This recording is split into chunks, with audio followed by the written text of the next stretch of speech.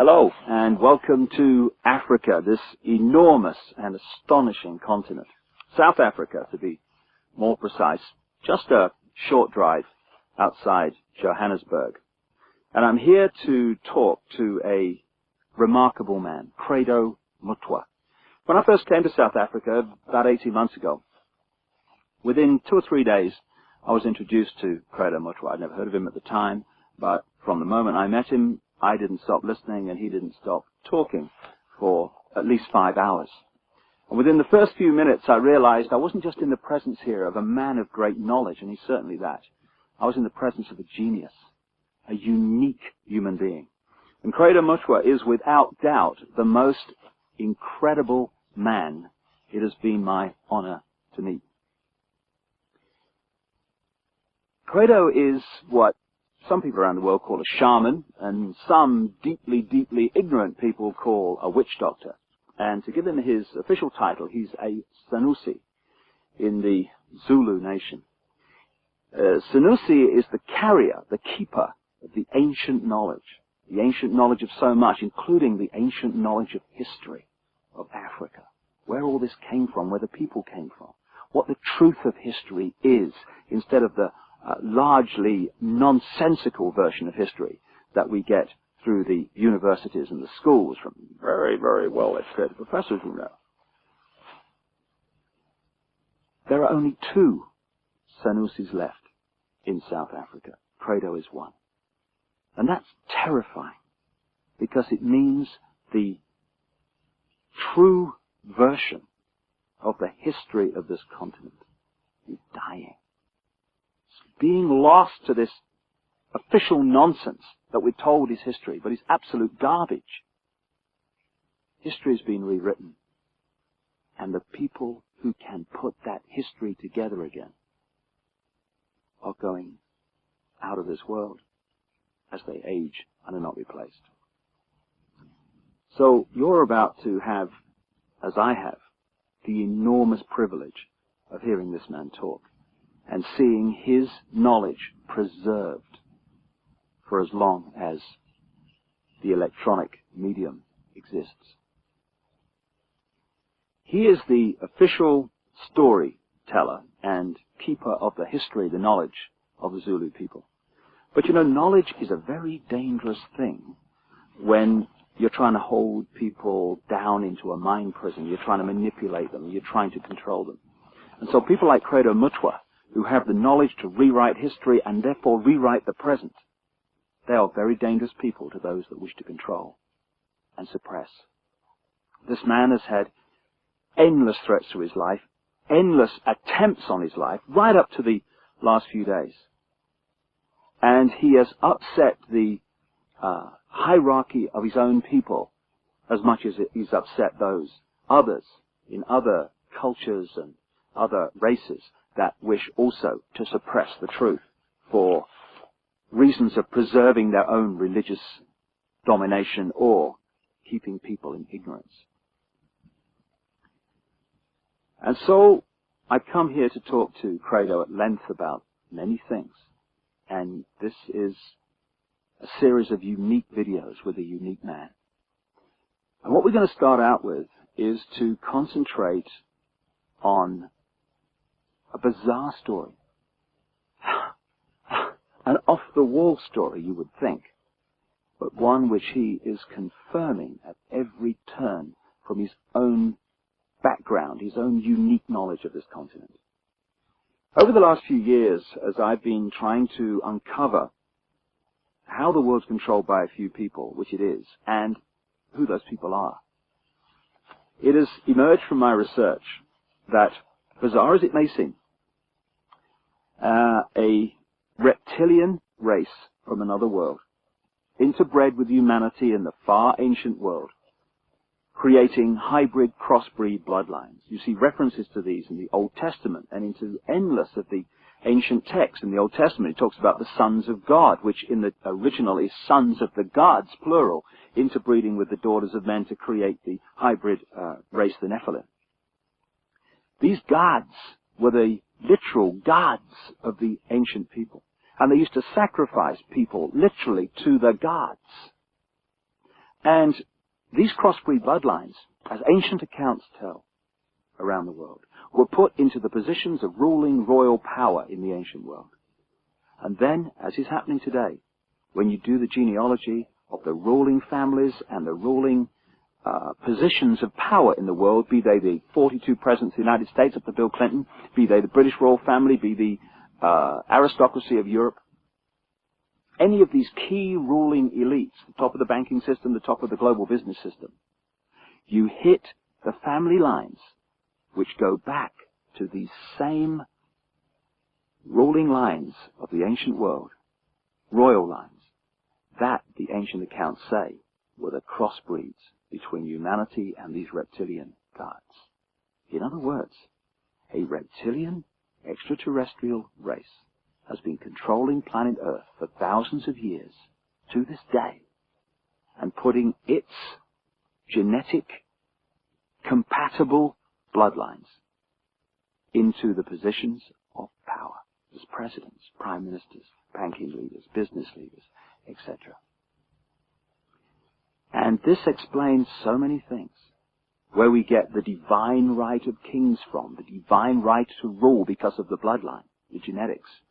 Why these ruling families of the aristocracy and the royal families have always incessantly interbred with each other, just as the Eastern establishment families of the United States do, that produce so many presidents and banking leaders and administrators of government in the United States. And astonishingly, bizarre as I keep saying, and seemingly ridiculous as this story may be from our conditioned perspective of life and reality, when I started talking to Credo Mutwa from his African experience and knowledge of the most staggering depths and variety, he tells exactly the same story that I have uncovered around the world, exactly in great detail. And if Africa and the world is ever going to be free, and we are, then they have to listen to this man. And they have to listen now. I started out by talking to Credo about the origin of the knowledge that he is about to share with us for the first time in so many cases. Because this is the knowledge that only initiates normally get. But as Credo says, the world needs to know this. And so, this is a unique video. And this is a unique man. And like I say, I asked him first about the origin of the knowledge that he's about to pass on. When the white man started destroying our religion, when he started demonizing our gods, when he started ridiculing what we believed in and actually using educated Africans to destroy that ancient African religion, in many parts of Africa, say, our ancient religion went underground. And there were, call them secret societies, all over South Africa and Central Africa and East Africa and West Africa, where this knowledge was stored and kept by aging guardians, many of whom did not know that in other parts of the land there were other guardians who were doing exactly as they were doing. Now, when I first became a Sangoma, I was already, say, a person of education. I had entered school as a child of 14 years. And when I became a Sangoma, I was a youth of 16 years. And what my aunt and my grandfather, as well as my maternal grandmother, taught me shook me to the core of my soul. I found that the mission schools had been teaching me lies about my people all along. Missionaries had told us as children that the only light came to Africa with white people, that before the white men came, we black people had no idea about God. We had no belief in a life after death, and that our people were just a race of savages who used to lie around in the sun, womanize, fight, and drink beer every day. I was suddenly awakened to the fact that Africans had in fact been far greater intellectually than the missionaries were willing to give them credit for. That, like the white man, we had astrology, astronomy, we had surgery. In fact, I found that Zulu surgeons in the early years of the 19th century and the 18th century and even beyond could perform operations which white surgeons were not capable of operating. And the more I learned about my peoples, the more I wanted to learn. And when my initiation under my aunt Mina and my grandfather Zigo had ended, I wanted to know more and more and more. And sometimes I had to pay a ghastly price in order to gain this knowledge. In one place, here in the northwestern Transvaal, my teachers found that I was really uncircumcised. And they told me bluntly that if I wanted to be a member of this secret society, I had to undergo circumcision. And I did, and it was screamingly painful, I assure you, because it was done with a clasp knife, which somebody must have blunted a little bit, just to make sure that I got the message. I had the same done, but I was asleep at the time, so we have that in common. And say, in some places in Southern Africa, if you wanted to learn the secrets of a certain secret society, you had to do dreadful things which I cannot repeat here. And at one time, in Barotse land, in the west of what is today Zambia,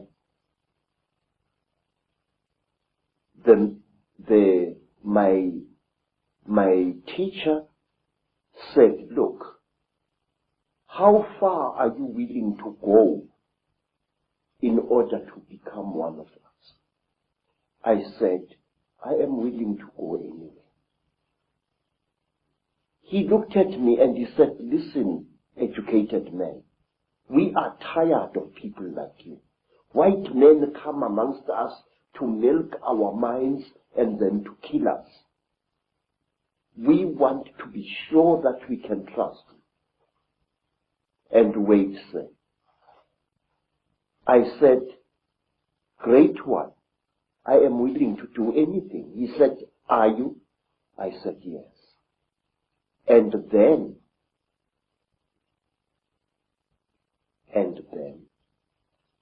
they went into a graveyard, and from there they removed the hand of a corpse, dead 2 days, and they brought it and they challenged me to cook it and eat it. I did so. And these were the peoples who first told me about a race of highly intelligent beings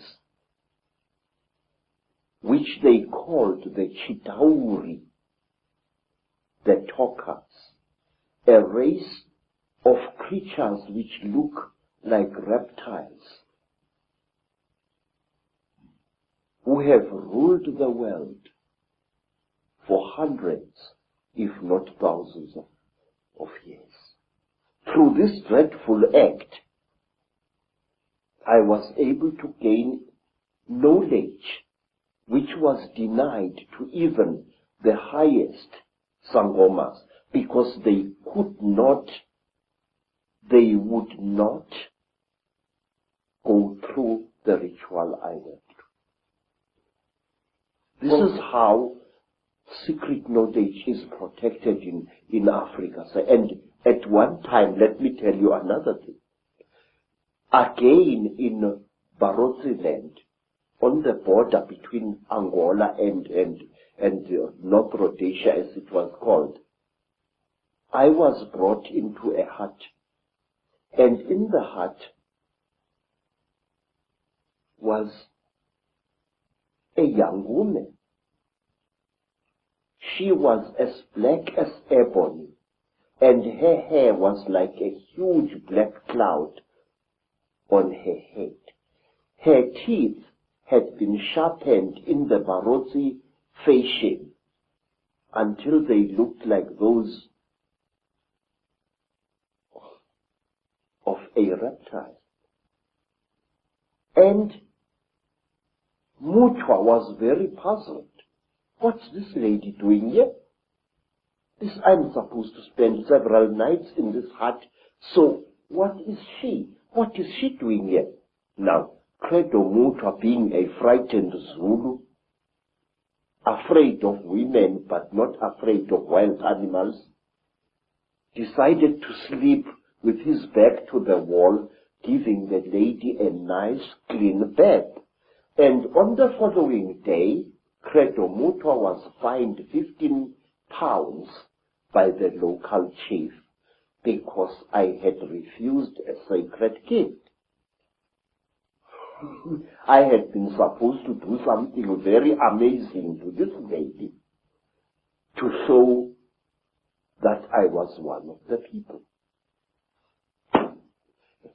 Bad luck, but why, Credo, have you chosen to reveal this knowledge now to a much, much wider audience? Mr. David, please, Africa is dying. Africa, is being murdered. And we are sitting like bloody fools. And we don't realize what's being done to our people. I have proof that can stand in any true court of law that the disease called AIDS is a man-made disease. And this disease is going to kill 3/4 of South Africa's black people within the next 10 years. There are wars in Africa which make no sense to me as a black man. Please, when people fight a war, Mr. David, why do they fight? People fight in order to get rid of something that is giving them pain. Whether that something is a tribal chief or a corrupt modern government. They want to fight to remove this burden or to be destroyed by it. That is the idea behind a rebellion. But in Africa we find wars where a group of rebels challenges a government and tries to fight against it. And then these wars end in the total destruction of that particular country where neither the rebels nor the government wins anymore. And why? Because you find this force of rebels facing the government, and all of a sudden the rebel army splits into little factions which start fighting each other and not the real enemy, and soon it becomes a situation where everybody is fighting everybody else and the whole thing is getting nowhere. I say that these wars which are destroying Africa this way are orchestrated by forces from outside Africa. Our people need development. Our people need peace in Africa. We are basically a peaceful people. We are not warlike. Don't let historians tell you a lot of rubbish. Africa is not perceived by the people outside her as she really is. One, my people are Zulus, as a tribe famous for warrior exploits for many, many years now. But wait, do you know, sir, that Zulu people actually hated war and didn't love it, as historians would have you believe? We Zulu people call war impi, I-M-P-I, and we call evil imbi or ububi. Now the word imbi and the word imbi come from exactly the same root, which means that which is evil. We call copper itusi, which means the helper, the frightener away of evil spirits. But we call iron insimbi, which means the evil metal, the metal of war. Now, when a Zulu went to battle, he spiritually prepared himself for fighting. But when he came back from battle, a Zulu would undergo a ceremony of purification, a very, very painful ritual, which lasted for some 7 days before he was even allowed to touch his wife. But wait for this. In England, we have got the Lady Sarah Churchill, Duchess of Marlborough, writing in her diary that her husband, Sir John Churchill, the Duke of Marlborough, after the terrible Battle of Blenheim, had made love to her 3 times while still wearing his top boots. Wait, sir. Listen to that. Here is a man coming into his tent or whatever it was, with his boots still stinking with the blood of horses and the blood of men, and probably with human flesh still attached to the soles of those boots. Here is this man making love to his wife. What kind of attitude is that? That a man would come smelling of death and destruction to desecrate his wife in 3 torrid sessions? We never did that in Africa. We hated war, and furthermore, our people, the black people of Southern Africa, are accused of having been a male-dominated society. Absolute bloody poppycocks. Zulus were a female-dominated society. And if you want proof of that, ask yourself, who killed King Shaka? who planned Shaka's murder, 2 women, twins, Mama and Mkabai, Shaka's aunts. Who was the greatest advisor of King Shaka? His mother Nandi. She used to plan every one of Shaka's military campaigns right down to the last detail. So, everywhere in South Africa, our word for great also means female, but that is something we shall discuss at another time. So, Africa is being murdered, and a race of people which once founded some of the world's greatest civilizations is being cruelly exterminated, and our politicians appear to be hypnotized as like a little antelope hypnotized by a python. Don't our leaders know what is going on in Africa? I'm going to talk, sir. I'm going to talk, and I'm going to reveal and damn the consequences. I am not a brave man, but it's high time somebody stood up and exposed the conspiracy around Africa and her people. So let's start looking then at the force that is the common theme through all this history to the present day that's been manipulating these highly malevolent, highly destructive situations. My own research around the world has certainly focused in on the fact that there is a force, not of this world, shall we say, that is the common theme. What is your experience and your knowledge of an extraterrestrial involvement in the history of Africa?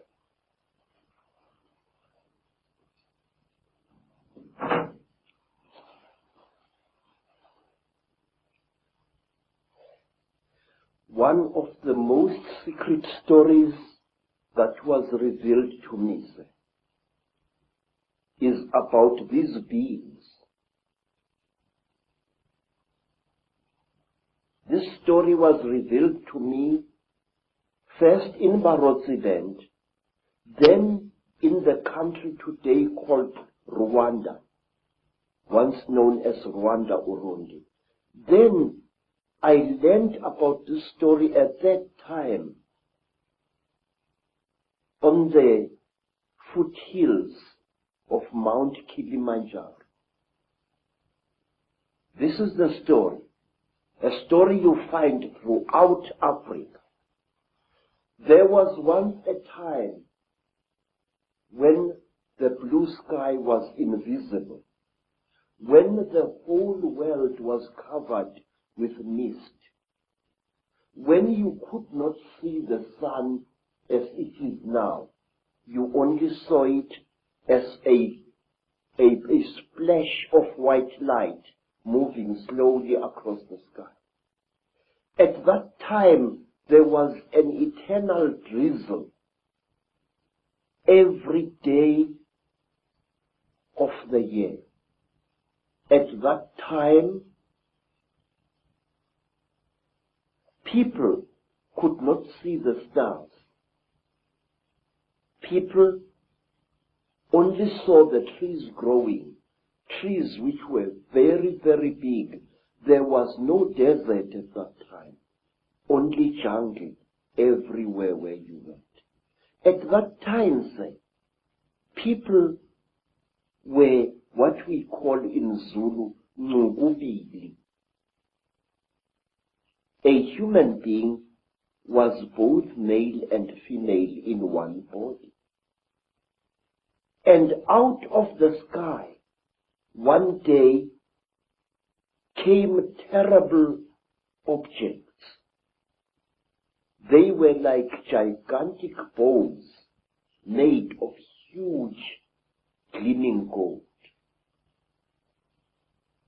They were shaped like bows without strings, and they were bigger than the biggest mountains.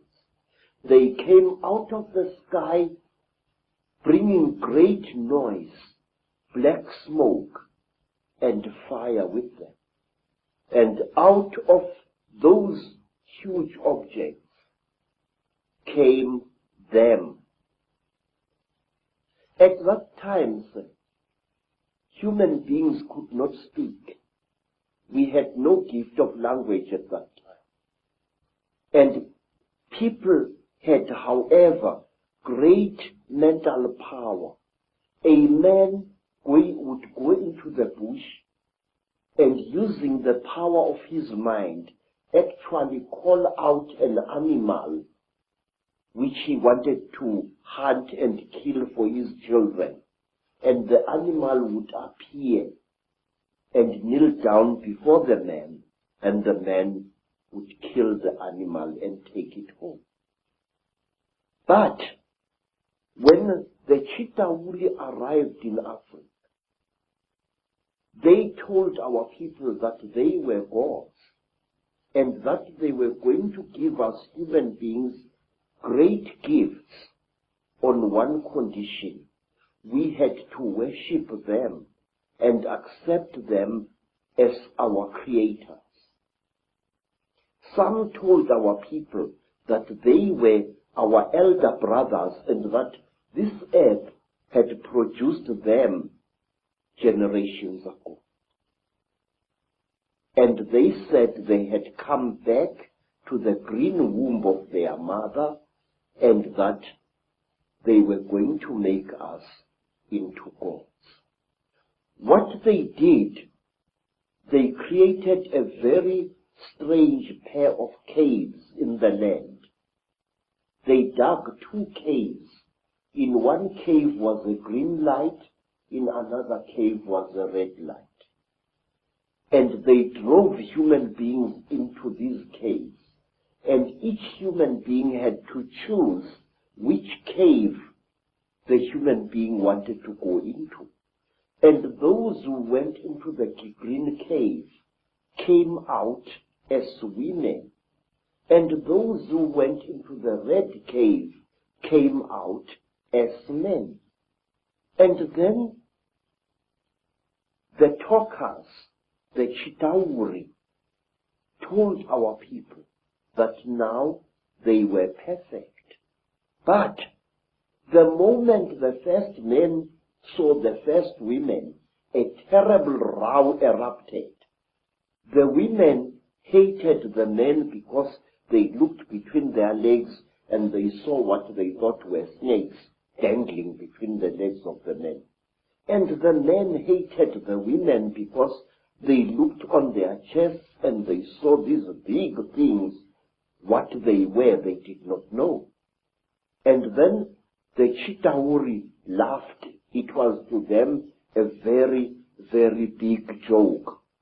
And then the Chitauri said, if you serve us, you wretched little human beings, we are going to make you into gods. And the human beings agreed to serve the Chitauri.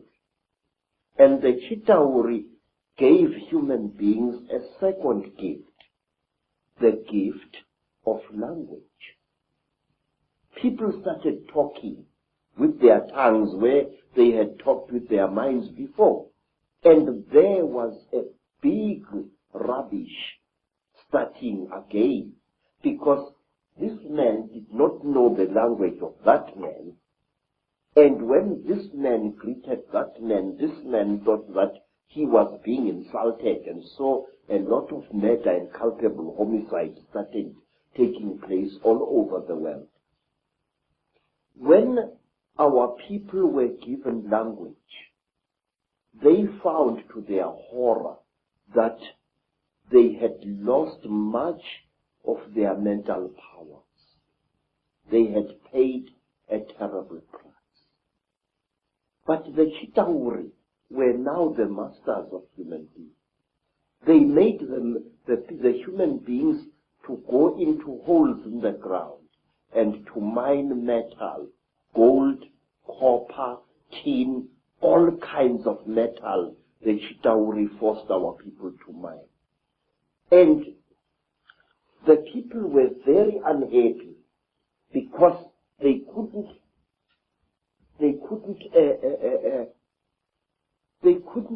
cope with the new sexual differences which were there now between men and women. And then, from amongst the Chitauri came a very good female Chitauri. Her name was Mai Nzarantwari Samahongo. Mai Nzarantwari Samahongo was the senior wife of the terrible chief of the Chitauri, Umbaba Gorontwari Samahongo. She was sorry for human beings, this great reptile lady. She said to the poor people, "Ow, you are unhappy." And the people said, "Yes, great one. We go into the holes every day, we dig the stones and we bring it to the gods, but we are not happy."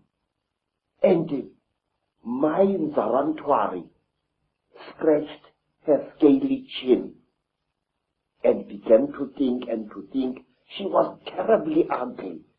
Her eyes were awful, like lights in the darkness. But she had mercy in her heart, and she taught the men and the women how to make love. And she said, "Look, we divided you into males and females. Now this action is going to bring you together." But it did not, because anyone who receives a gift from the Ntwari, the children of the python, is always in trouble. What happened was that when one guy slept with his wife, he didn't find her much, so he went to steal another guy's wife, and there was a big remorse, as we say in Afrikaans, starting.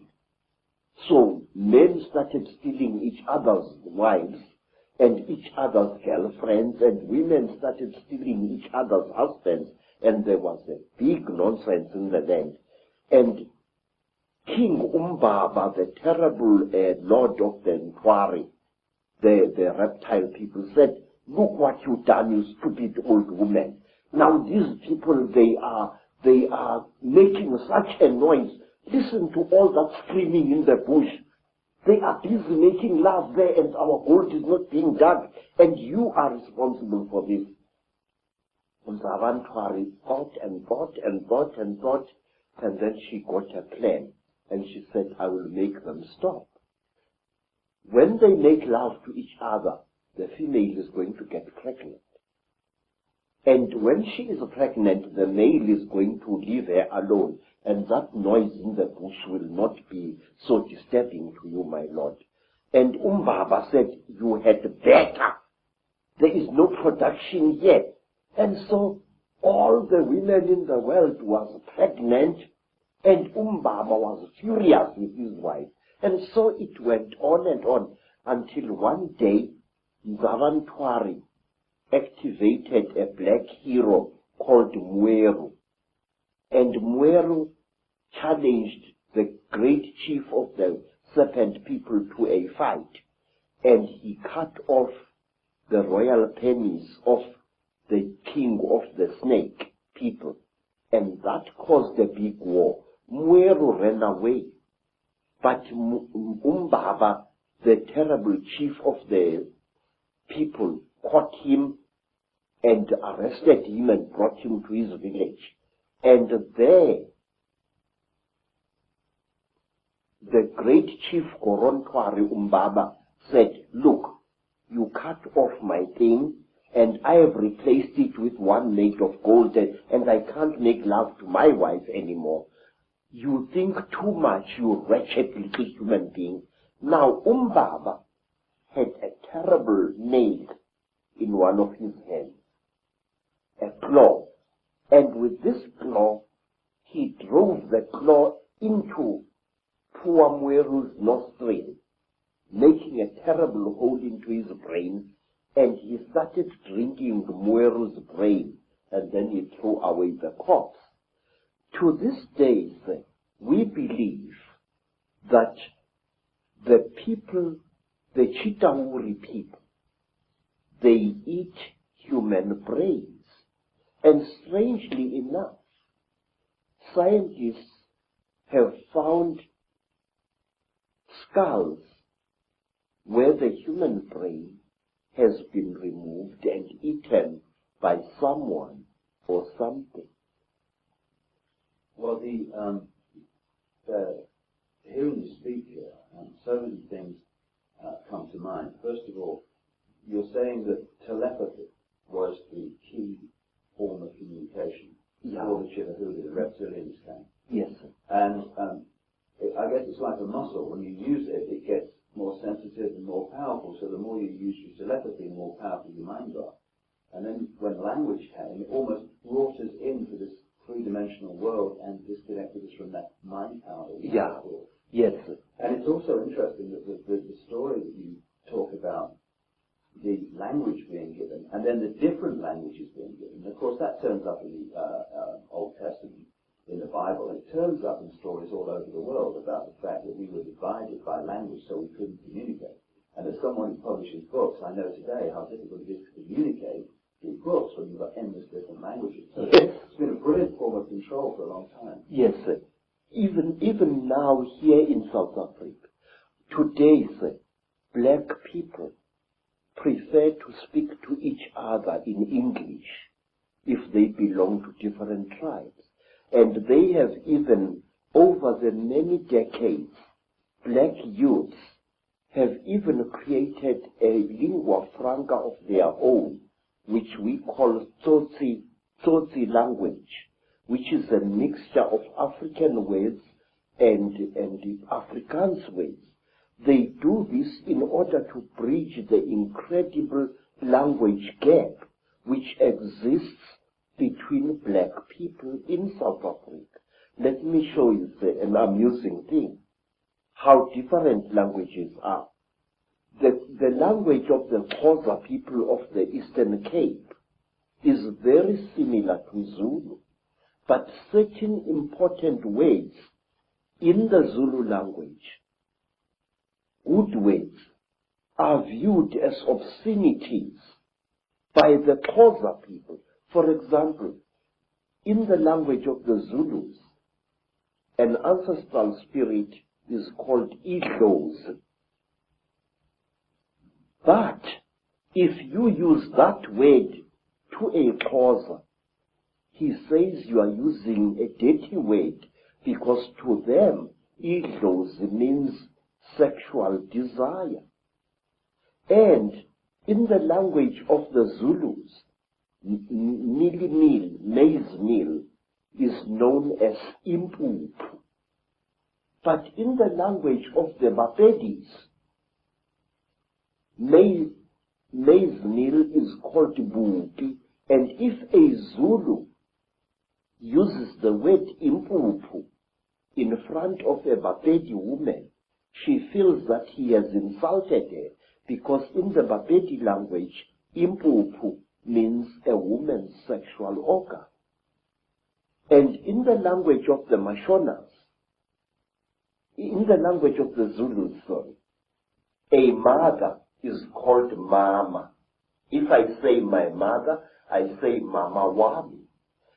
But in the language of the Mashona, the people of Eastern Zimbabwe, the word mama means to sit down and have a crack.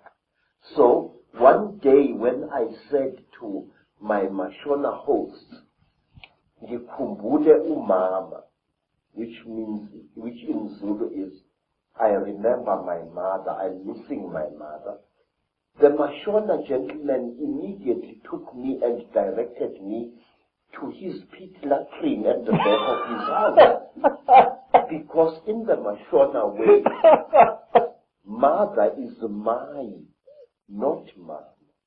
So you see this terrible difficulty, this subtle problem of language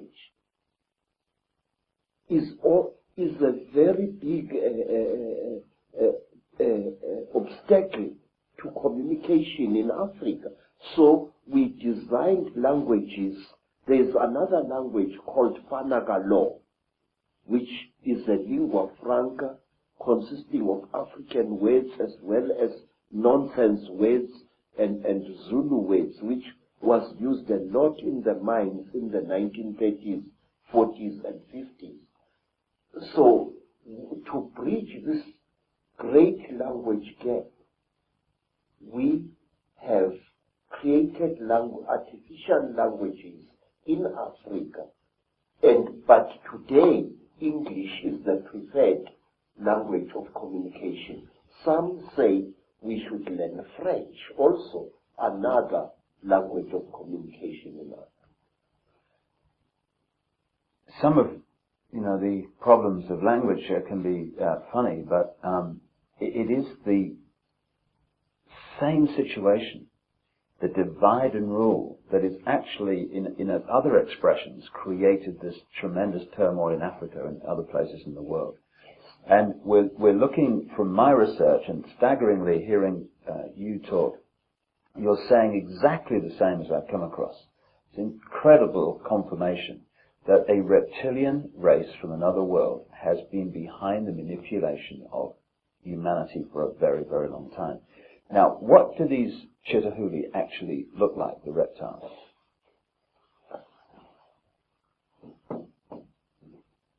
I'm not a good artist.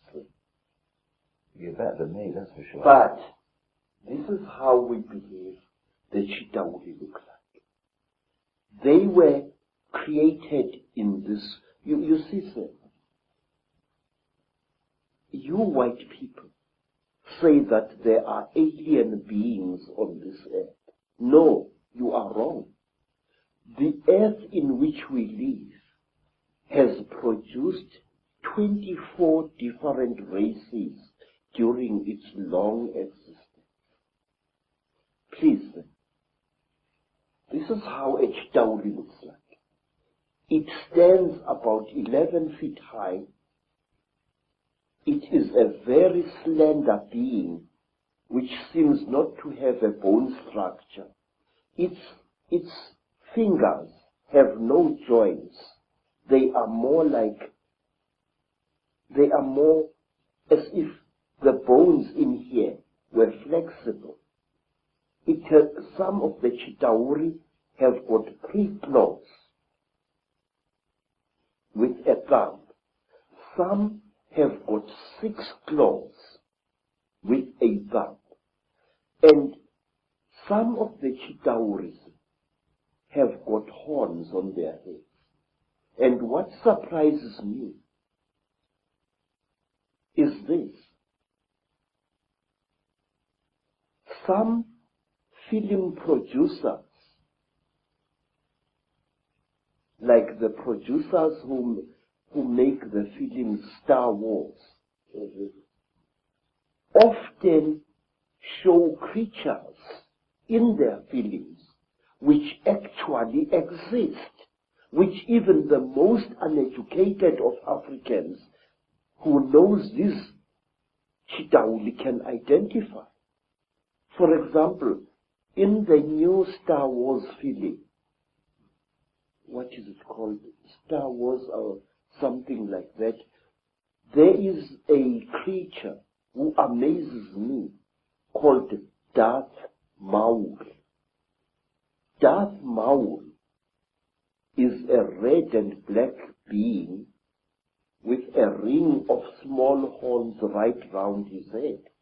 That is exactly what the Chitauri look like. Some have got ordinary heads without any horns on their heads. These are the lesser Chitauri. But the royal Chitauri have got a ring of sharp horns all around their heads.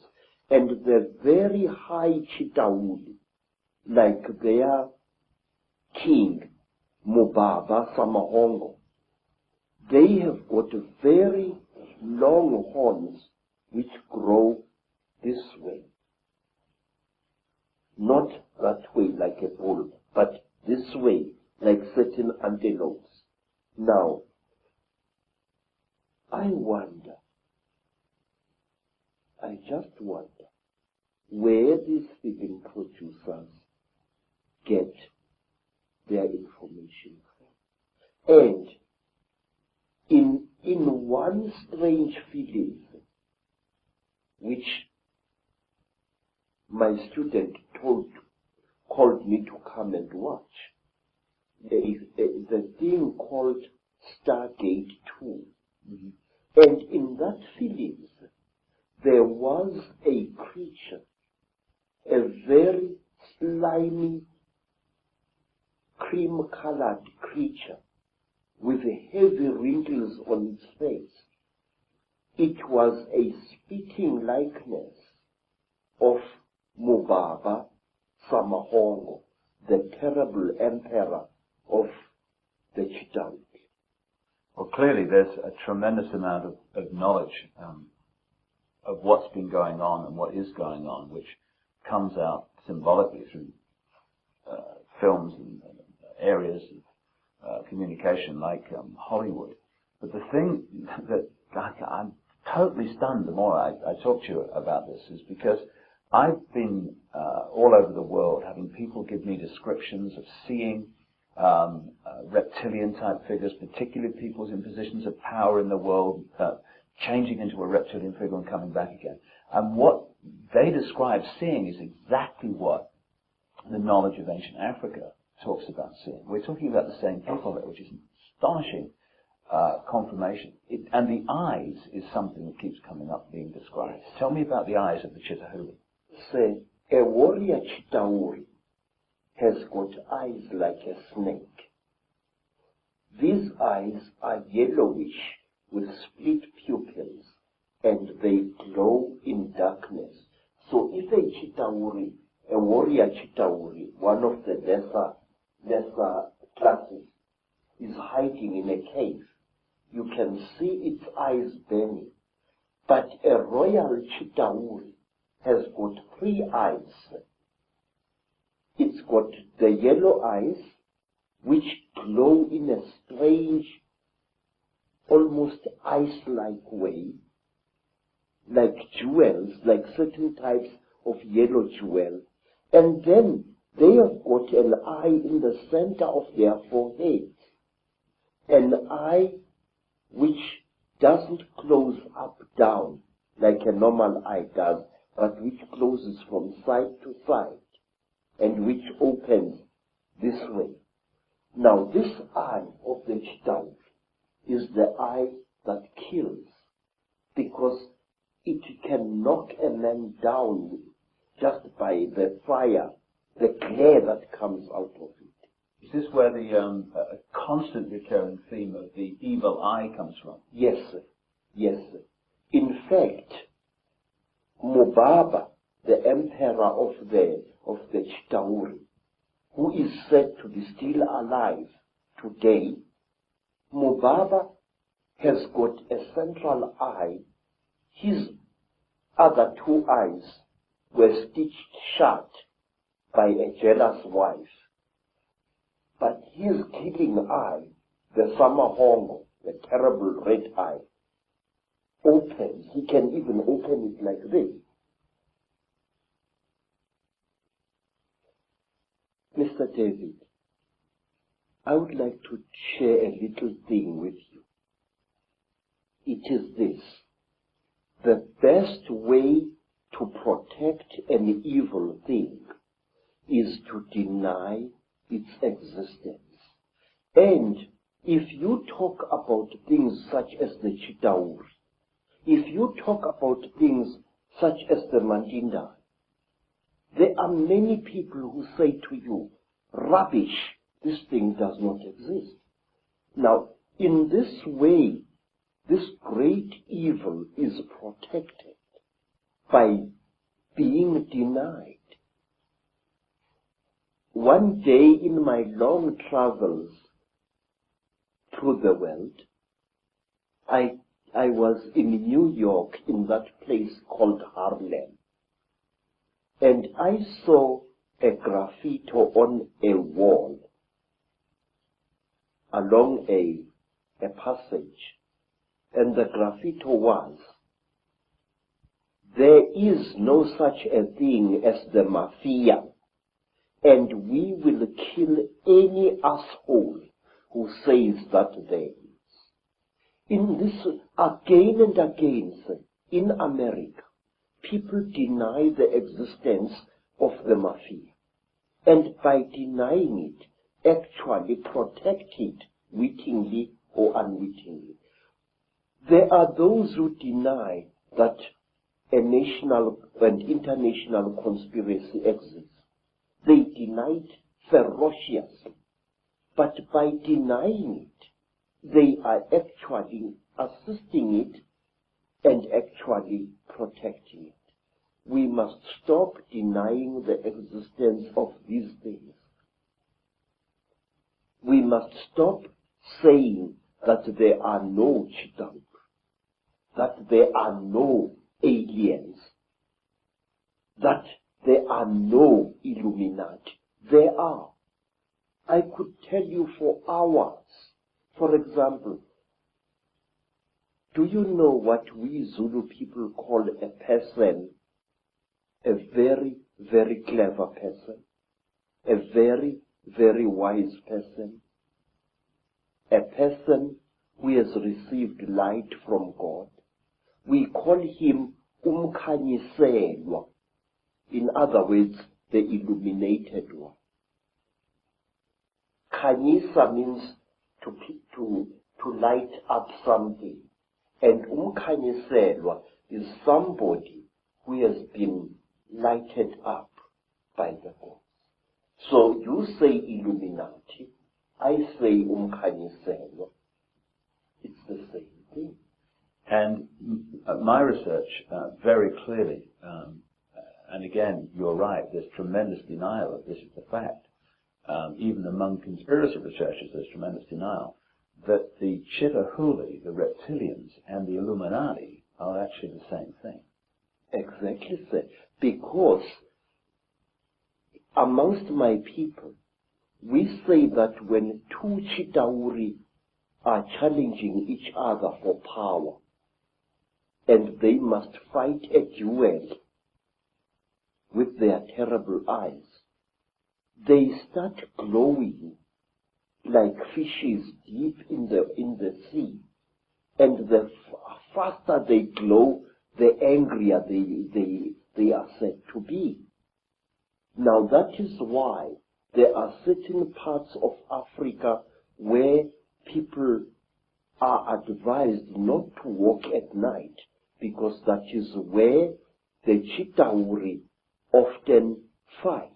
And one of these parts of Africa, sir, is a remarkable place called the Mountains of the Round Rocks, Matopo, wrongly pronounced Matopo, in Zimbabwe.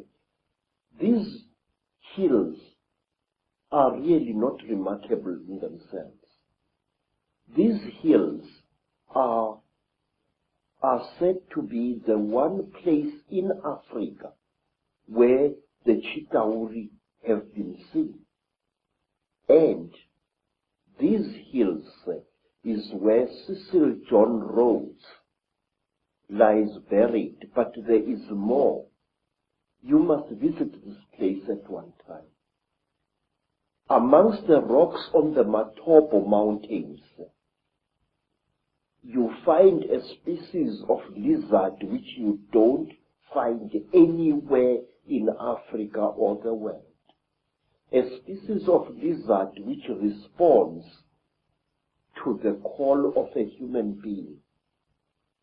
When I first arrived in 1958 in the land called Rhodesia, now known as Zimbabwe, I found an African there who was a tourist attraction.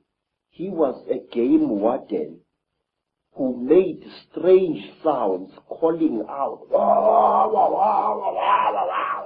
And as he called out, these strange lizards, the only type of lizard anywhere on earth which responds to the human voice, used to come out of cracks and out of holes in the ground and to gather around this African. And it was this African game warden who told me that the sounds he is making are not just noise. They are the speech of the Chitauri star gods.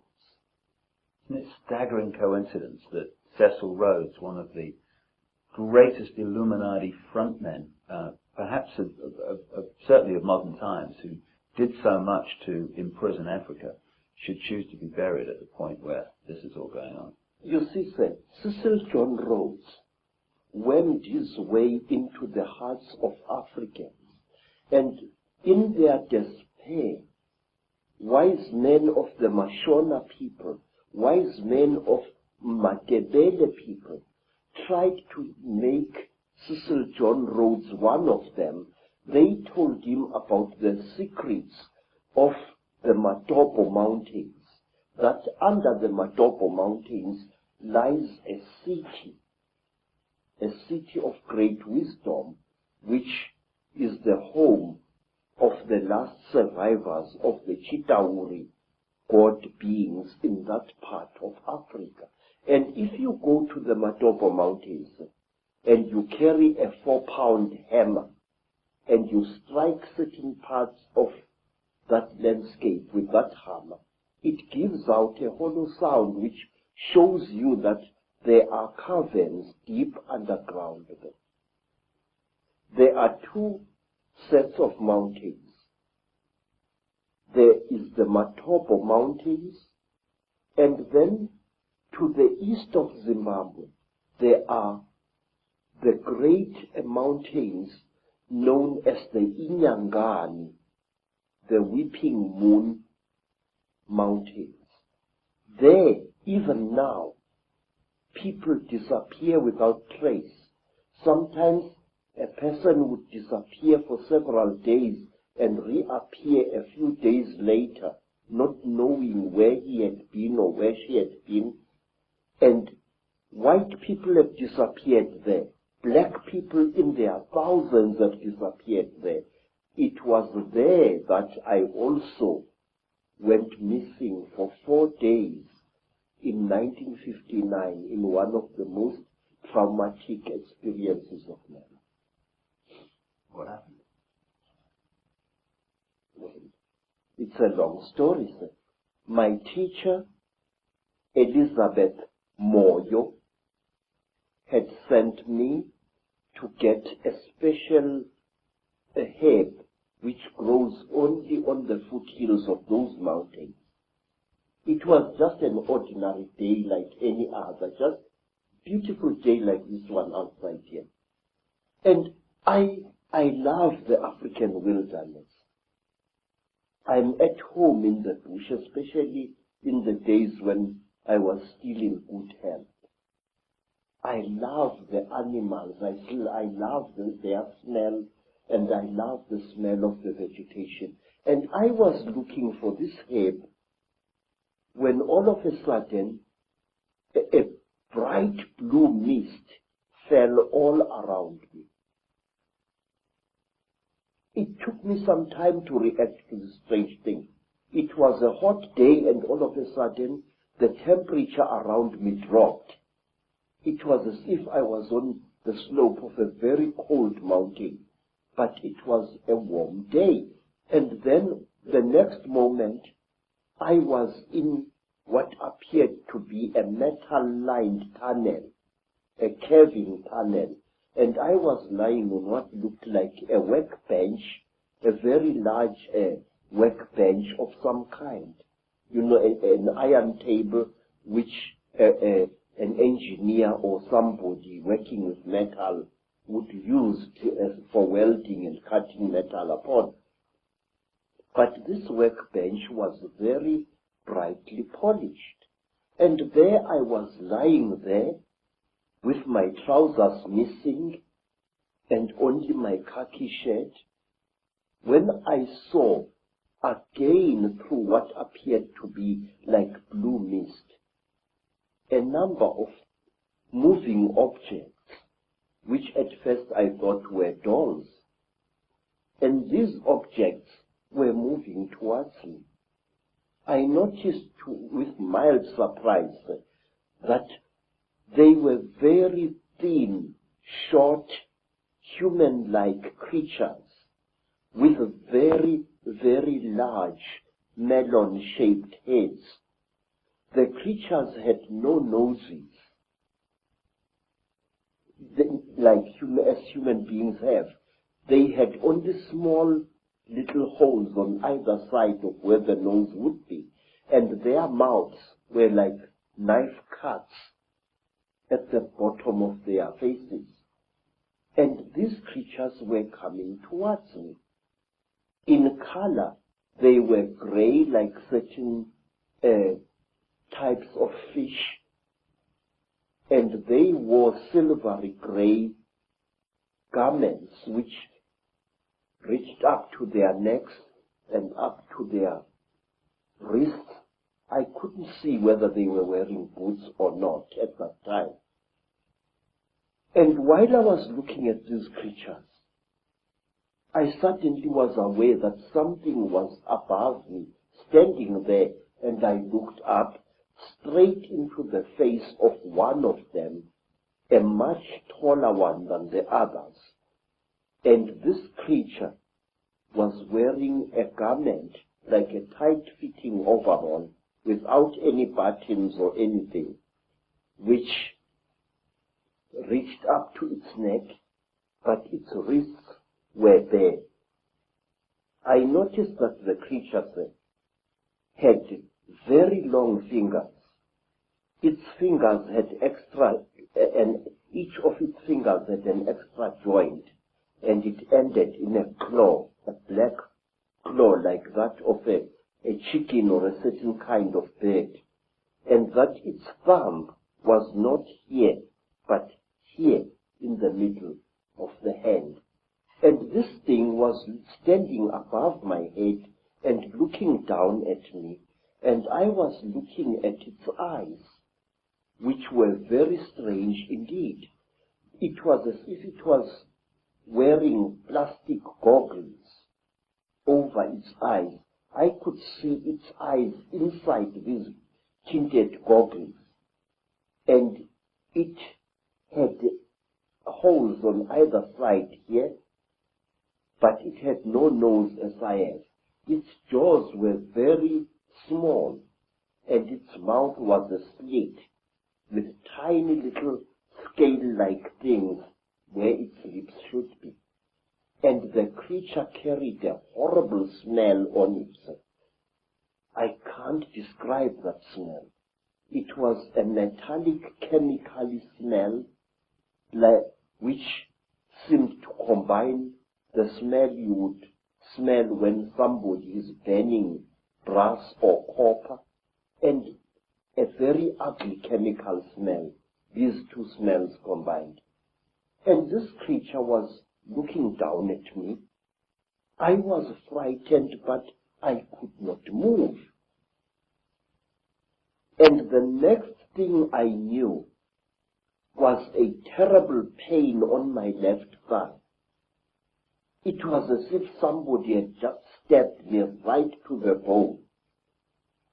I screamed and I tried to jump away, but my body was inactive. I could not move. I was not tied to any chain. I was not chained to the top of this table. There was no belt tying me, but I could not move my body. And when I looked down at what was happening, I found that one of the shorter creatures had driven something very painful into my left thigh. And then, while I watched, horrified, the creature pulled out this thing, and I saw that it was like a pencil made of shining metal with what appeared to be a flexible cable at the back. And before I could do anything, my head was seized by the creature above me. It caught me on either side of the head like this. And then a third creature drove something into my right nostril here. It was as if I had been shot. The pain was so terrible that I screamed and screamed. Blood filled my mouth. Blood spurted out of the nostril, and the creature did not seem to care. I was stupefied. The pain was so intense, so terrible. And then, quietly, brutally, the creature pulled out the thing that it had stabbed me in the nose with, and blood flowed into my mouth, out of my nostril, and I was choking. And then the big creature coldly turned my head this way, so that blood came out of the mouth, and which gave me some kind of relief. And after what seemed like an eternity of pain, the creature brought something out of somewhere, which looked like an old-fashioned tea strainer in appearance, and it put this thing close to my nose. And then I seemed to drift away, and the pain subsided. You know, sir, it was torture so intense that even now I can't describe it. And then something else happened. A fourth creature started rummaging between my legs, and it pulled out my organ of manhood and stuck something into that. It was very strange, but I wasn't feeling any pain now. But I could feel the flexible cable moving inside me, right into my body. And then, I can't describe it. It was as if my seed was being sucked out by this small, bright, flexible cable. And then the creature just pulled it out. I screamed and I cried and I screamed, but I could not move. And then something happened which to this day still amazes me. After the creature had pulled out the flexible cable from my organ, the creature just stood there looking at my organ. And I was so terrified that I urinated and accidentally urinated against the chest of the creature. It jumped away as if I had shot it, and it stumbled backwards. But its face didn't show any expression. Its mouth didn't even open, but the way the creature reacted, trembling all over, it was as if I had really hurt it, but it was wearing this kind of garment. And after that, I was left alone, except for the big creature, which stood to my right side this time, with its arms folded, looking down at me. And then, while I was looking at this creature, trying to appeal to it, no pain anymore, no pain, please, I was pleading. Pictures suddenly flooded my mind. Pictures of buildings sunk in a red lake of water. Buildings rotting away. Buildings that appeared as if they had been bombed. And cities sunk in terrible mud. Trees sticking out like rotten ghosts, trees without leaves, without branches, sticking out of the mud as if they had been poisoned. I saw visions of this. And then, through an entrance which I had not seen before, came a strange and terrible beings.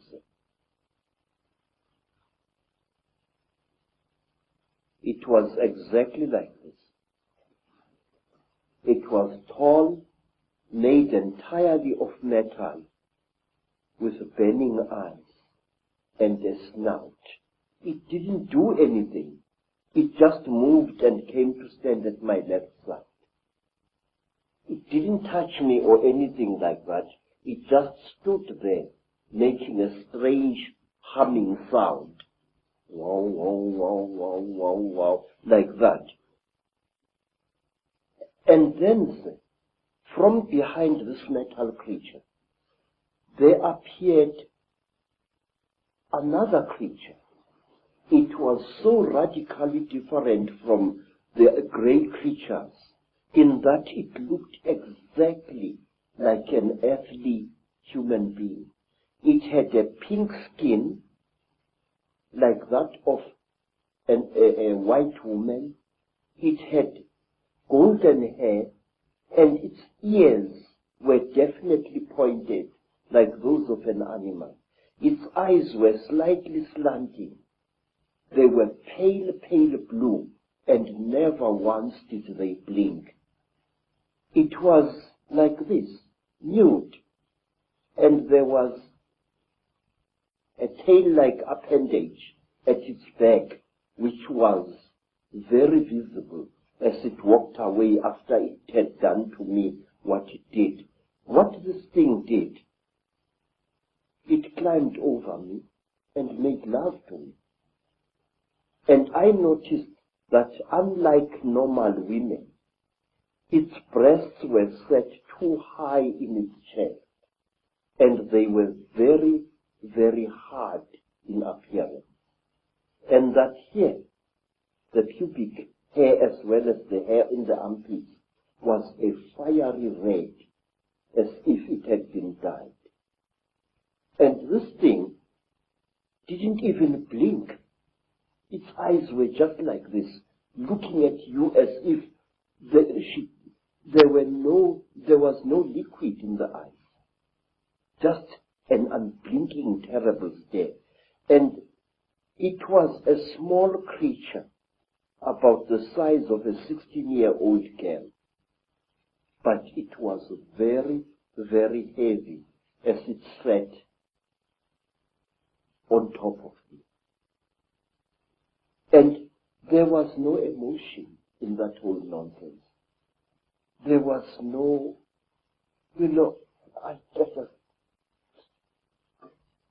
and then the creatures took me out of that room after the metal creature and this pink creature had gone. This creature took me out of that room, assisted by another one. And they pushed me along a corridor which curved slowly in that direction, towards my right. And there I was shown many things which even today I don't understand. I was shown little versions of this creature swimming in huge cylinders made out of what looked like glass, in a pinkish liquid, like ugly little frogs inside the liquid.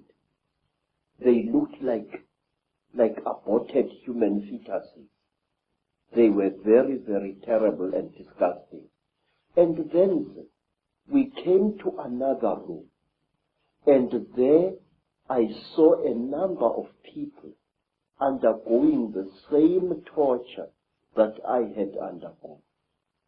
One particular person whom I passed very close to was a white man, definitely a European, with a yellowish beard and moustache and long, straggly blood-crusted hair. This man looked into my eyes and I looked into his eyes. And we were so close we were as I went past him. Then, to cut a long story short, I found myself in the bush again. But I was wearing only my shirt. My boots were gone, and so was my trousers. So I took off my shirt and wore it around my waist as a loincloth. And I started traveling, not knowing really in which direction I was going. Then I came to a track, and I walked along that. And some time later, I saw people coming towards me. It was a group of young men and young women, Mashona people, and they were going to a trading store, I later learned. I asked them where Elizabeth Moyo's homestead was, and they directed me to it. But they kept a safe distance away from me. And later I learned why. I was carrying a horrible, non-human smell upon me. When at long last I came to Mrs. Moyo's village, all the dogs in that place went hysterical. They came at me in a pack, wanting to tear me to pieces. And only the villagers managed to save my life there. Mrs. Moyo asked me where I had been, and I said I did not know. And then she said, I know you had been taken by the little ones. I said, yes. I cannot understand. She said, you must not try to understand. You were chosen by the gods as a living sacrifice. So don't even try to talk about this. But how could I not talk about it? I wanted to understand what had been done to me, by whom and why. Even now, sir, I still want to understand what it was all about. And many years later, I met a remarkable white woman, Elizabeth Clara, a famous South African woman who had worked for British intelligence during the war, and who, we are told, had been impregnated by a being from the stars, Icke. I asked Elizabeth, what was the meaning of the strange thing which was done to me? Because since that time, I had come across many black people, well over 200, who had been through the same torture as I. I had come across many black as well as Cape-colored women who had been mysteriously impregnated by the same creatures that I had gone through the hands of. And let me tell you one other interesting thing, sir, before I forget. About a year after I had underwent this terrible experience, I was walking along Jeppe Street in Johannesburg, delivering parcels, when a white man shouted at me to stop. I stopped. I thought he was a policeman wanting to arrest me for some reason. And when I tried to produce my identity document, the white man said, listen, I don't want your nasty word, passbook keeper. I said, then sir, what do you want, boss? He said, listen, where did I see you? Where did I see you? I said, I don't know that. But he looked very familiar to me. And then he said, listen, don't bullshit me, man. Where did I see you? Where did you and I meet? Then I said to him, I saw you in Rhodesia, in a certain place. You were lying on a table. If I had hit that white man with a fist, he would not have reacted the way he did. He went pale, almost dirty grey in appearance, and he turned away with a terrible, dirty word, and he walked away. His eyes were filled not with anger, sir, but with pure, naked terror. Astonishing story. Yes, but there is more, sir. There is more, because I still want to know what was done to me. Say, one day you and I must talk more, in greater depth than now. I would like to tell you that since that time, I have found that I know things that a man of my standard of education shouldn't know. These hands, and those who know me can confirm it, these hands not only have made these sculptures using ancient African metal casting secrets. These hands, believe it or not, can make guns and working jet engines. And one day I wish you to come back to South Africa and I will show you one of these things. I know things which I shouldn't know, and it started at that time. Now, you see, sir, I want to know, what am I? Since that terrible time, my life as a man was really messed up. And one day let me tell you, sir, since that time, I have become a very confused creature.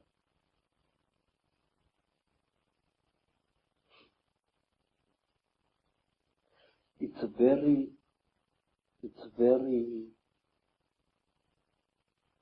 embarrassing, really. But since that terrible day, I became bisexual, which to me as an African is very, very disgusting. Since that time, my mind doesn't seem to be my own. I think about things that a man like me shouldn't bother himself about. I worry about people.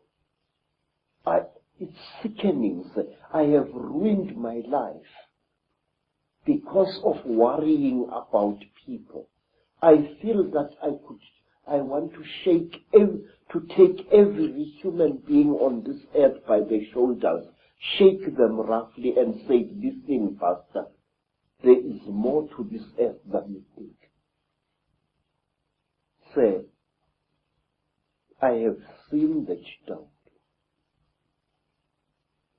I have smelt them.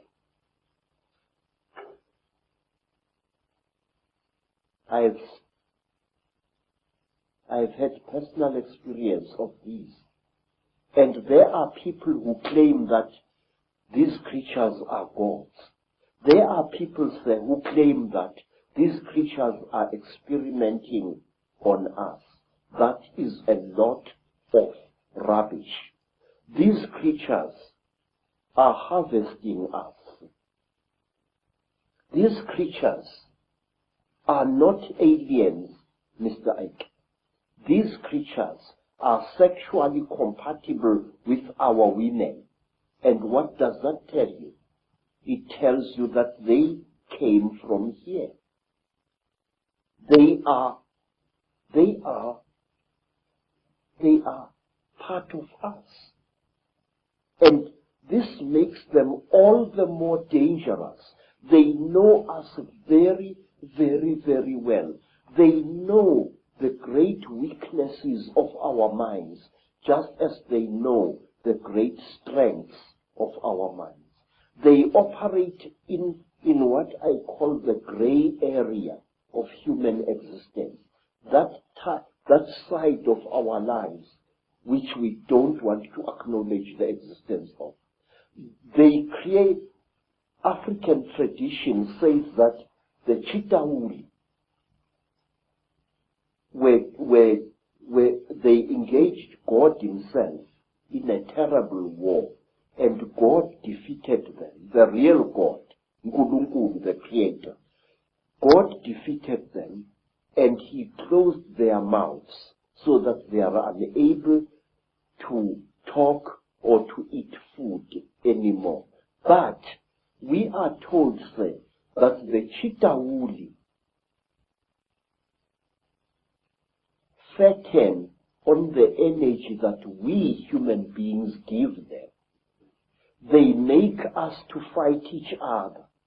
And when the whole land is drowning in death and fear and terror, when hundreds and hundreds of people are angry and afraid, the Chitauri get fat because they eat what we call the dark power, which is brought about when human beings destroy the planet on which they live. They feed off human emotion. Yes, sir. Very, very intense human emotion. We are told, for example, that if you see a Chitauri walking through the bush or just standing there and looking at you, and you are accompanied by your wife or your girlfriend, you must immediately make love to that girlfriend and release as much emotion as possible, and the Chitauri will be pleased and will walk away from you and not harm you. And another thing, sir, we are told that the Chitauri eat energy which is generated when hundreds of human minds or one human mind starts thinking at certain levels. We are told that the Chitauri want us to think at certain levels. Yes, sir. And they reward us with long life. May I ask you, sir, have you ever thought, as a thinking person, why is it that in the great universities of this world you find professors who think at certain levels and who live unnaturally long lives? Albert Einstein, Raymond Dart, Robert Broom, all these professors live a long, long time. And my Aunt Mina, the last Sanusi in South Africa other than myself, is as active as a young girl, and yet she's close to her 99th year of life. My stepmother, Rose, she has lost nearly all her children, and she is still alive. Extreme longevity is the reward with which the Chitauri reward you if you think at certain wavelengths. The description of your abduction clearly is describing what has become known as the Greys, what I think is also known by some as the Ant people, the grey figures with the big black eyes. How do you think they connect in with the openly reptilian? And do you think that the black covers of the eyes are covering some kind of reptilian truth? Say, the so-called grey aliens are actually the lackeys and the servants of the Chitauri. If you see a Chitauri and you see this, there is very little racial difference. In fact, I will even go so far as to say this, that these creatures are actually the offspring of the Chitauri. The way they gather substances from human beings and from animals, the way they are the forerunners of the Chitauri in any place. And if you are very close to one of these creatures and you look into its goggle-like eyes, you will see round eyes, Mr. Icke, beyond this black goggle-like stuff. And these eyes are the real creature's eyes. Now let me tell you, there is in Lesotho a very strange mountain, a mountain called Leribe, Leribe. On this mountain, very amazing things happen after every 10-year or 20-year period. Now, not so long ago, an African farmer found an object near that mountain, an object which had crashed. And he was driving his tractor, and he saw this strange object lying in the ground with tiny little bolts of lightning racing all around its edge. And the African walked up to the object, and when he wanted to touch it, a strange power struck him and sent him sprawling on his back to the ground. The African got onto his tractor and got out of there. What the African had seen had been a crashed UFO, a flying saucer. He described it very amazingly. And he said that after a few days, there appeared what he said was a huge removal van, very big, accompanied by soldiers wearing black uniforms, goggles and berets. And these soldiers lifted the object into the van, and the van drove away. But when people came to the site, they saw that something had fallen there, but they saw no heavy tire tracks of the vehicle that the man had described. Something had crashed there, had been removed, but there were no wheel marks of the heavy vehicle he had described. Now, let me tell you something else.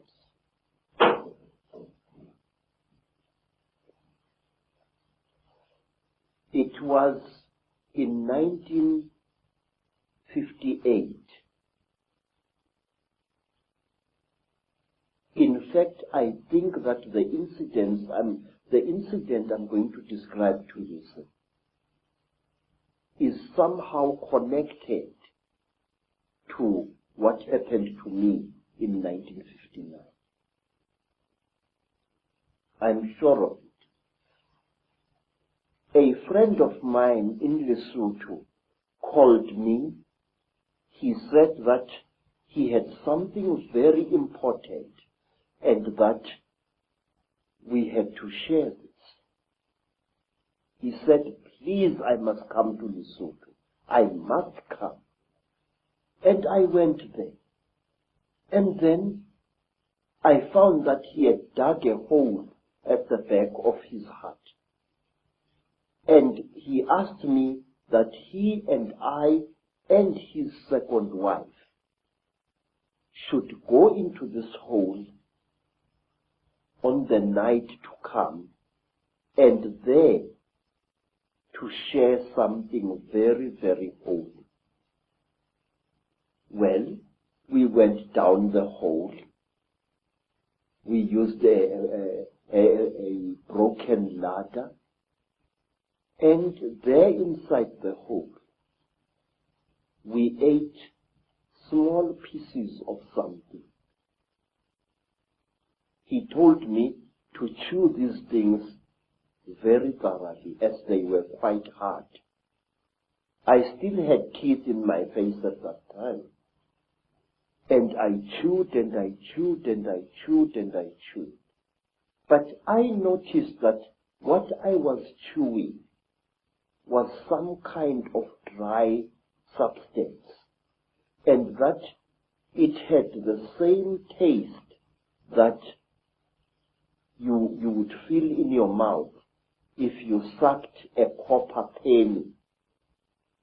It had that coppery taste, like as if you were sucking an old copper coin. And then we left the hole and we went into his house. And on the following day, we all became terribly ill, very, very ill. Our skins erupted into a rash. It was very, very painful. It was very, very itchy. We bathed with urine trying to take the itching away, but it failed. We bathed with sheep dip, and it failed. And in the end, I could no longer breathe at all. My tongue appeared to swell many times its size. And then I got so sick I could barely open my eyelids. The skin was itching like mad, and I could barely breathe. And as the days went by, it was about a week, but it seemed like 100 years, slowly the rash subsided. And my skin began to peel, as did my friend's skin and the skin of his wife. We were very, very, very sick. And when I could speak, I asked him, what was the thing that you gave me to eat? This is the thing that has made us so sick. Why did you do this, my friend? He said, look, what we shared was something that can only be eaten while you are hiding in a hole. And that thing is the flesh of a god. I said, God? He said, yes. I said, but I am sick now. He said, wait, you'll recover. You either die within 2 days or you recover. Now we are going to recover because we are still alive after 2 days. Mr. Icke, I can't describe to you what happened next. I wish you to imagine that you are sick, weak, and feverish. Suddenly, you get stuck, staring, raving, laughing mad. We started laughing. It was utterly incredible. What had made us what had caused the laughter we did not know, but we laughed for hours, all three of us.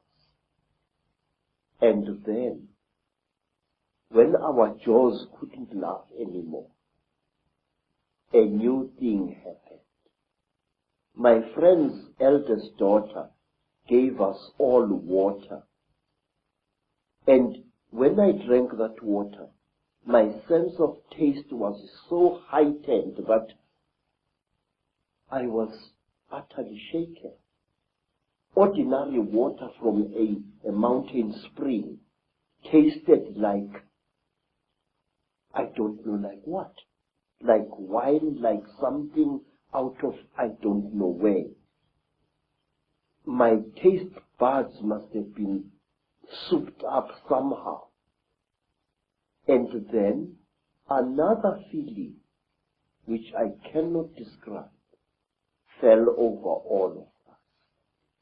It was a feeling as if we were one with the entire universe.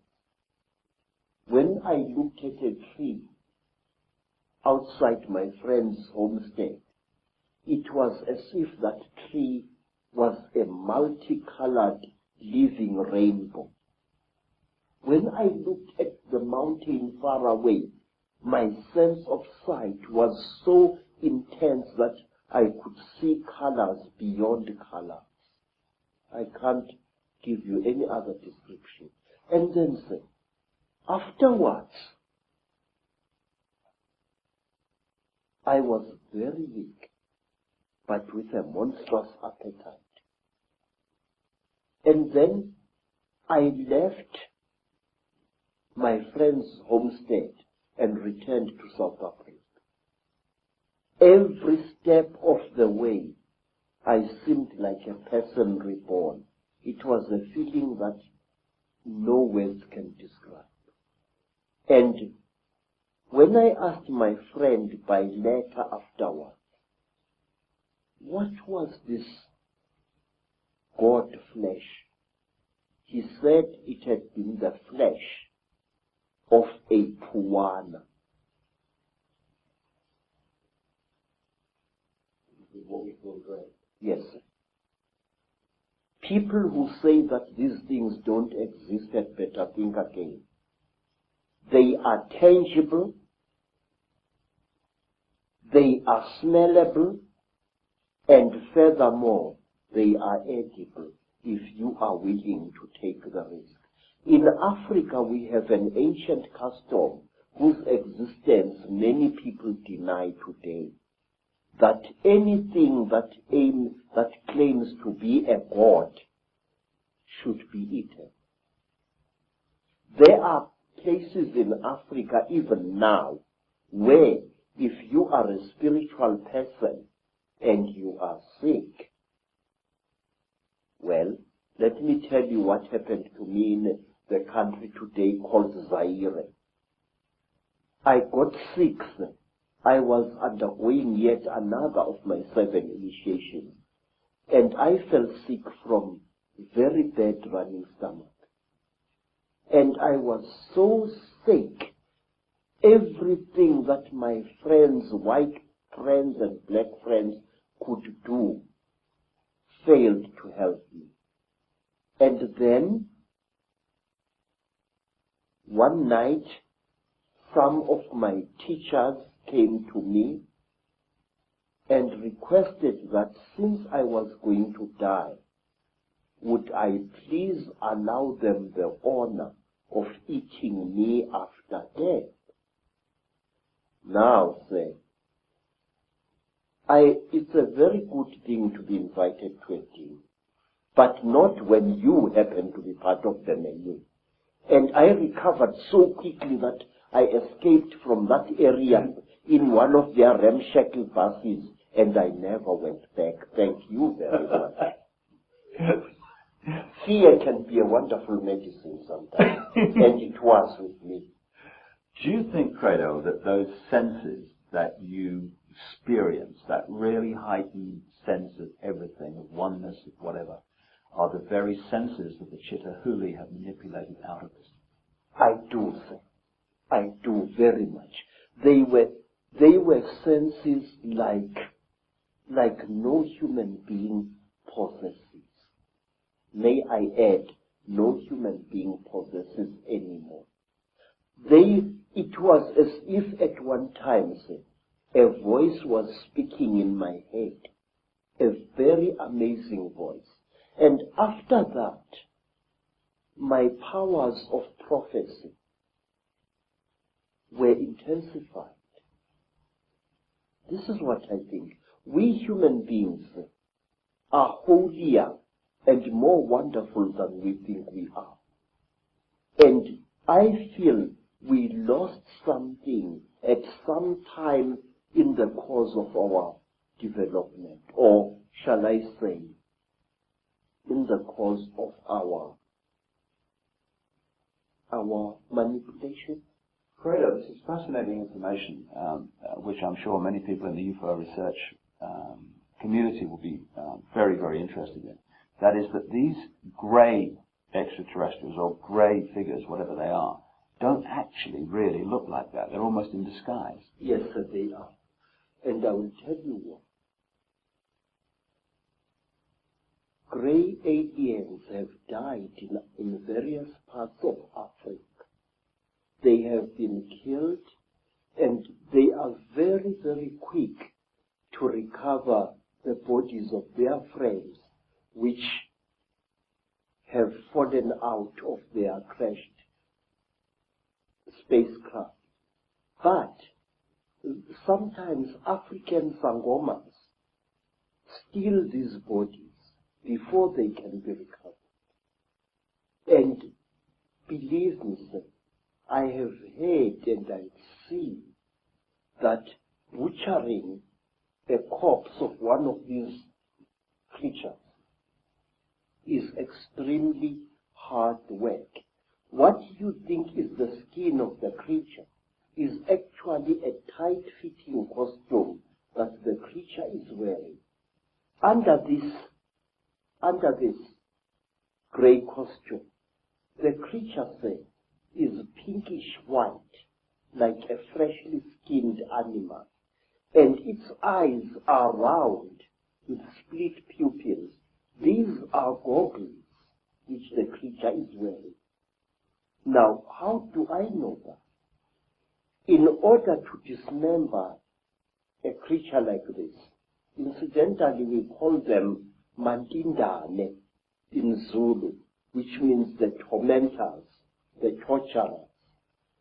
In order to dismember a creature like this, you need a brand new axe from the trading store, a heavy axe sharpened to a razor's edge in order to cut through the creature's skin. The creature's skin is not adhering to the flesh. You know, my skin is clinging to my flesh, yes? But the creature, there is a gap between the creature's flesh and its supposed skin. This is a material and not a skin. So the creature is actually wearing two garments. It's wearing a completely skin-tight garment which covers its entire body. And it is wearing an overall along these lines. Very often there are no gloves. And here, to cut up a mandindane, you need very, very sharp iron. And you have got to be a strong person even to reach its flesh. But once you have cut through the cover, the close-fitting covering, you can just open the whole thing and see the dead creature's flesh underneath it. Is that Reptilian? Yes, sir. It is. I will tell you how the creature looks like without its grey skin. It is like certain types of tropical fish. It's like the belly of that type of fish that is fried in South Africa to make fish and chips. That grey fish, that long grey fish. The texture of its real skin is like that. But the blood vessels are very close to the surface. In fact, not so long ago, Mr. Icke, right here in South Africa, several hundred school children, some black, some colored, were terrorized by a creature they called Pinky Pinky, a creature which looked as if it had been skinned alive. That was a Mantindam without its skin or costume. It's interesting when you're talking about the black eyes of these greys being a cover for something, and then you have the stories of the men in black who seem to interact not very positively, to say the least, with people involved in UFO and UFO investigation stuff. And these men in black have these black goggle-like sunglasses, which are almost a mirror of the same. Exactly so. But let me tell you that over the last 100 years or so, the men in black have become westernized, in Africa at least. In old Africa, if you killed a Mantindam, one of these, you were visited by terrible beings who wore long black robes made of animal skin and deep hoods over their heads.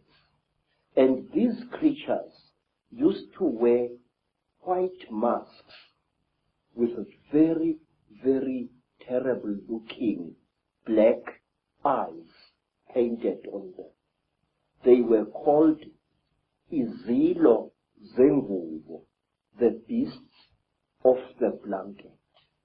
And may I tell you that these terrible beings, our African version of the men in black, used to play an important part in the choosing of certain kings in South Africa. That is one of the stories that I wish to tell you in greater detail one day. Whenever you have harmed a Mantindam, you received a visit from men in black. And one of my uncles was a night watchman just after the Second World War.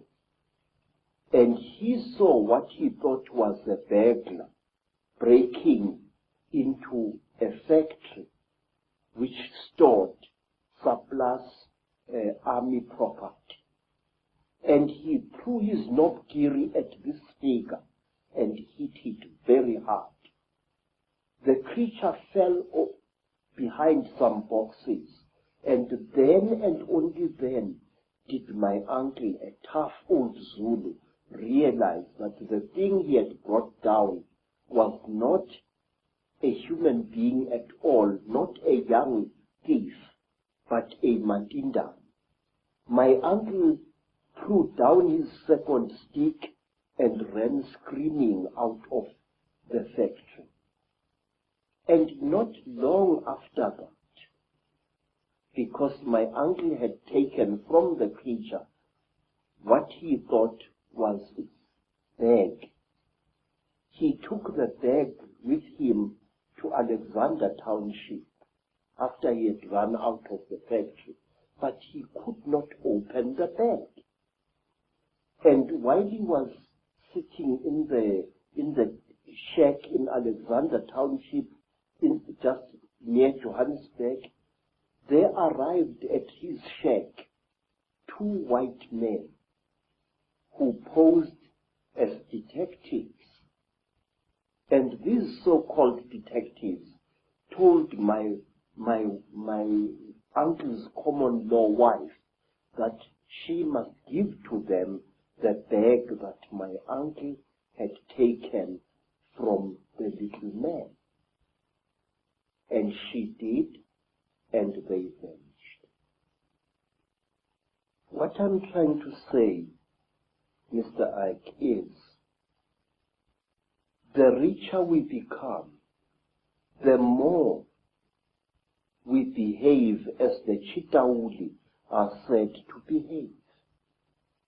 Some of us, when they acquire a lot of wealth, start consuming metals and other minerals that they really do not need, which, however, if you study the story of the Chitauri, you are told that the Chitauri use these minerals and metals as medicine. We are told, say, that the Chitauri, when they get sick, smear their bodies with gold dust, which gets absorbed into their skins and they become all right.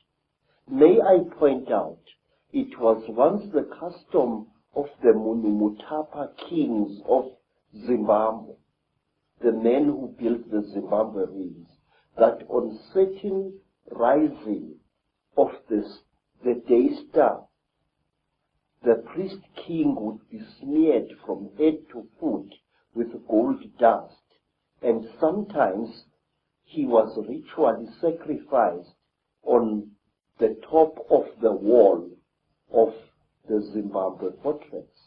And to my amazement, when I visited South America, I found that the ancient Mayans had exactly the same custom where a god king was smeared with a mixture of fat and gold dust. And I know from my own research that the Maya people and the Central and South American people have massive accounts and legends of the same reptilian god. Yes. The thing is, if you read the ancient stories of our people, or you listen to them spoken by the storytellers, you find that we human beings are somehow programmed to alter the world in which we live and render it uninhabitable to ourselves. We are told, say, by the griots of Nigeria, by the griots of the Dogon people, that at one time, a few thousand years ago almost, the entire Sahara Desert was not a desert at all. In fact, photographs have been taken of the certain parts of the Sahara from high up, which show ancient irrigation systems where there is now wind-blown desert. Questions: are we being used as instruments for the destruction of our own species? I say yes. The wealthier a person is, the more like a Chitauri he or she behaves. Some wealthy people even go to the extent of throwing away their old spouses and acquiring new ones, exactly as King Samahongo of the Chitauri does. He kills and eats all his wives when they can no longer make love to him properly, and he acquires new ones. He killed and ate 36 of his wives over a long reign, and only one wife was cunning enough to keep out of his clutches. You see millionaires divorcing their wives and acquiring new wives. And the Chitauri, unlike traditional Africans, believe that a female is inferior to the male.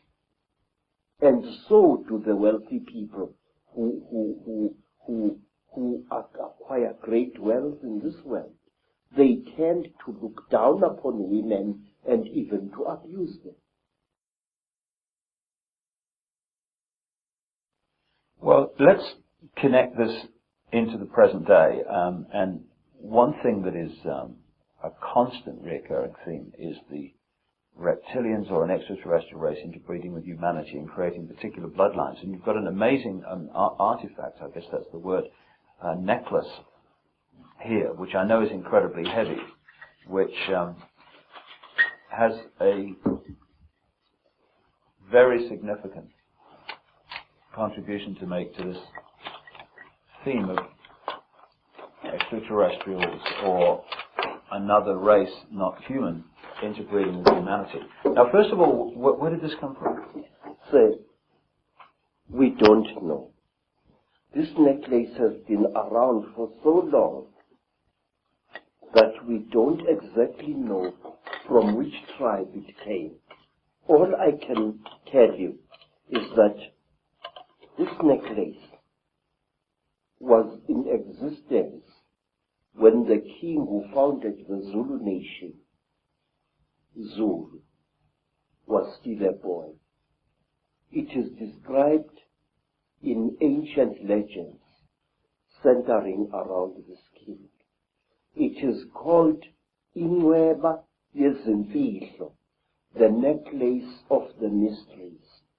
It is really a book which tells 12 different stories. And how old do you think it is? How old do you know this history? I don't know, sir. All I do know is that...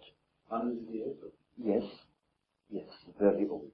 But it's not as old as the green face that I've just shown you. The Chitauri face is said to be over 7,000 years old, this thing here. Now, this necklace enshrines several mysteries in it. Inside here are stones which are not from this earth. It is a very amazing story. There are 3 pebbles in here which stories say were brought to this earth by an alien baby which played with a human baby in the northern Transvaal. This, first of all, that looks so much, well, it obviously looks very much like a spacecraft. Yes. This half-molten object here used to be a serpent-like necklace worn by a Mashona chief. He went to investigate something which had landed in the bush and which was killing his people. And he went with his battle axe to attack this object. And the object blew a jet of very terrible fire at the chief. And he became just smoke. And this was all that was left of him. Now, this necklace enshrines one of the oldest and the greatest mysteries in our country. That the god beings which we call by the name Chitauri and which are called Zishwezi or Imanugela in the languages of other tribes throughout Africa.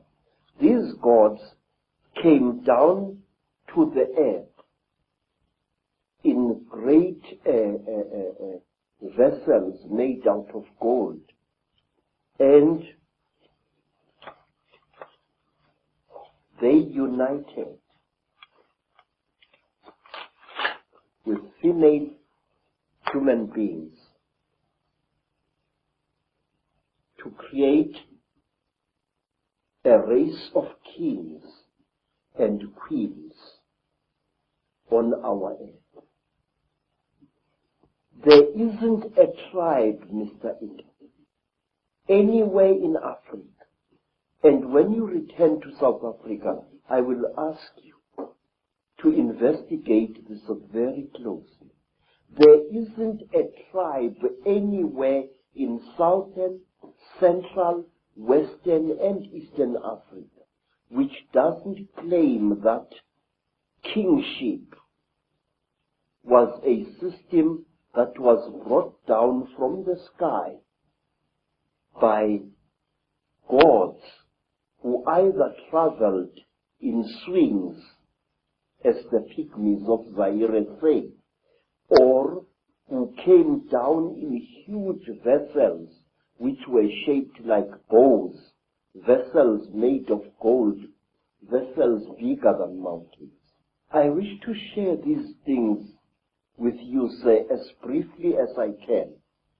The Zulu people believed that they originated from space, and their name Zulu does not mean sky, but rather interplanetary space. And the word Zulu also has to do with traveling. For example, if I say to a child, you are getting about, you are moving from village to village lazily, I say, uyazula wena. Now the word Zula, which is used to refer to Zulus, sometimes contemptuously, in Zula, means really a traveler, a voyager, somebody moving from place to place. Where? In the Izu. Now I ask you, how did a land-bound people like the Zulus know that you could travel in space? Uyazula, ezulwini. You can travel in the great place of traveling. For that matter, Zulu people knew that the earth was a sphere and that it was the sun that was still in space and the various planets orbited around it. I will show you on the other necklace of knowledge. And when a Zulu refers to the earth, he says, umhlaba jikelele. Now, the word jikelele implies a spherical or a hemispherical object. But a Musutu or a Mutswana from Lesotho or from Botswana will refer to the world as Lefatshe, which means that which is down here. And he will say, when he refers to the earth's shape, Lefatshe ka bophara.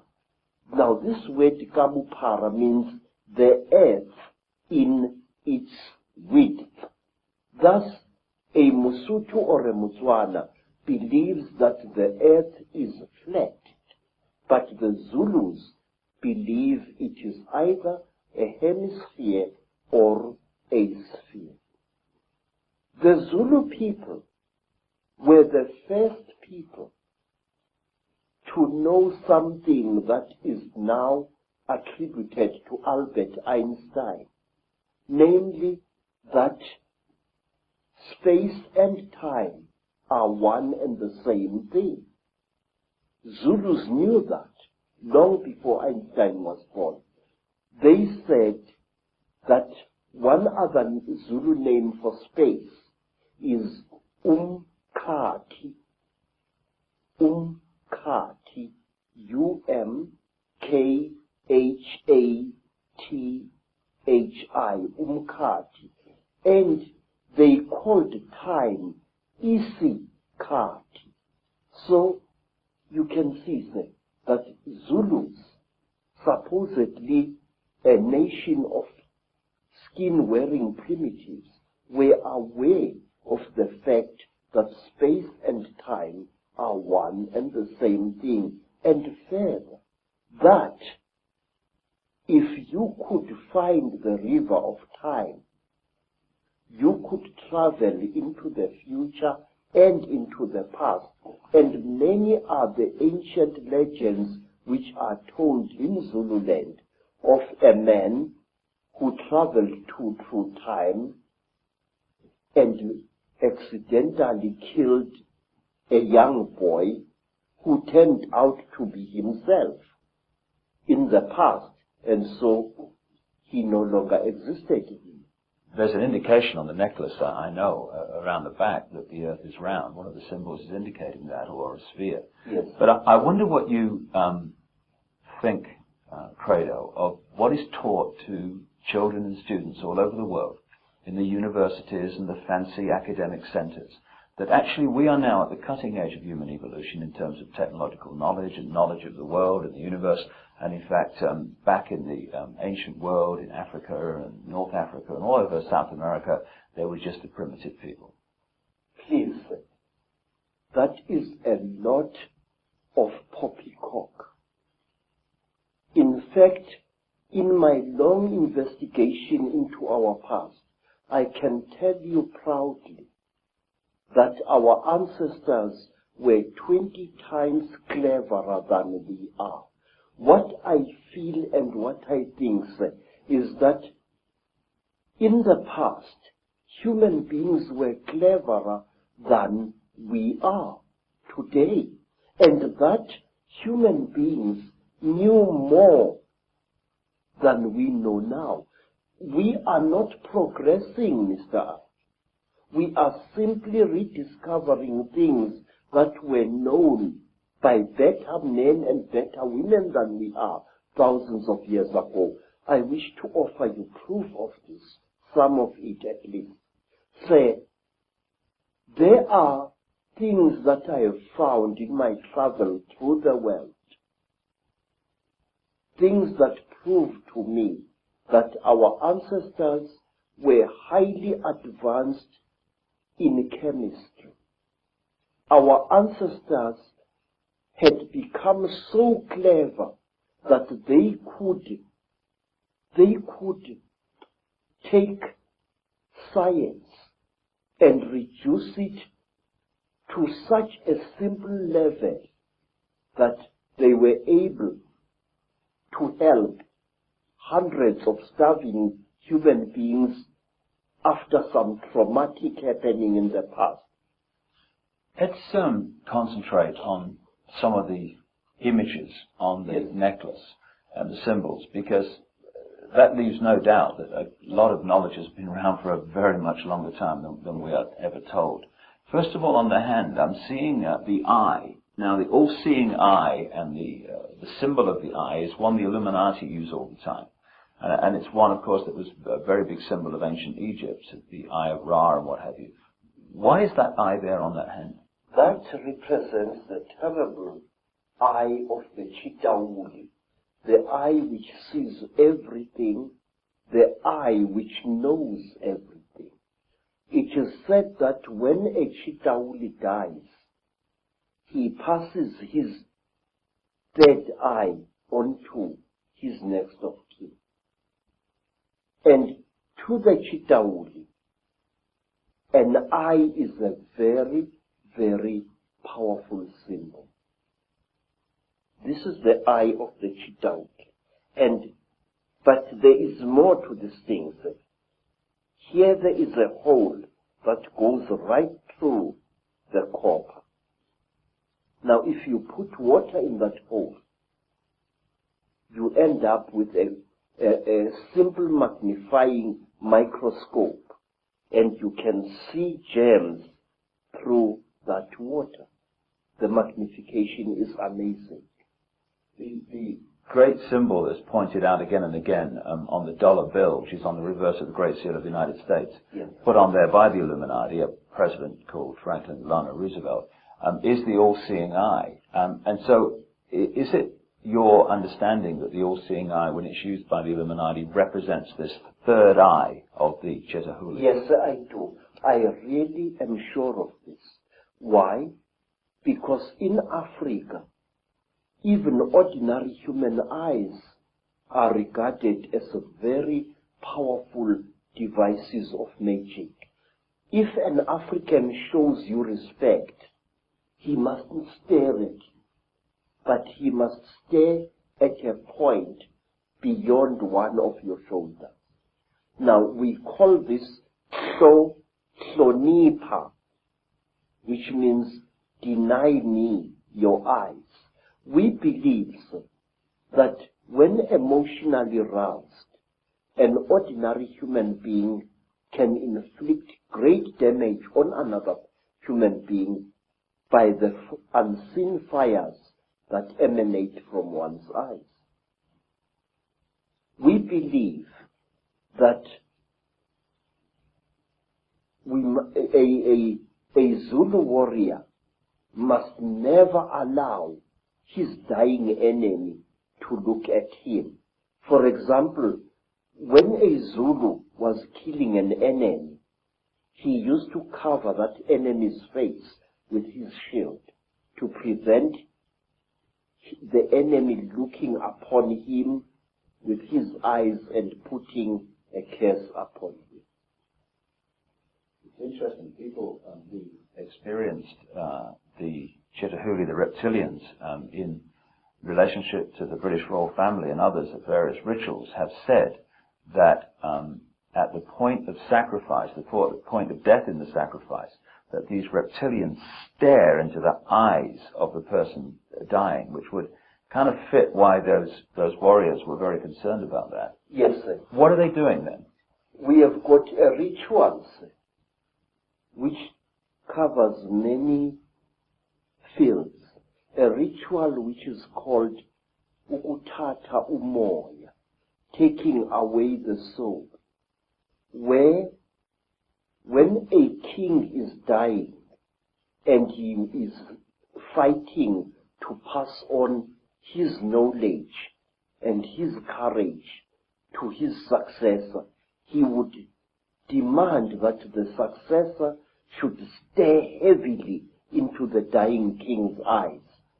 And also, when a creature is being sacrificed in Africa, whether it's a human being or an animal, that creature must be stared at by the sacrificer so that its spiritual characteristics are drunk in by the one sacrificing it.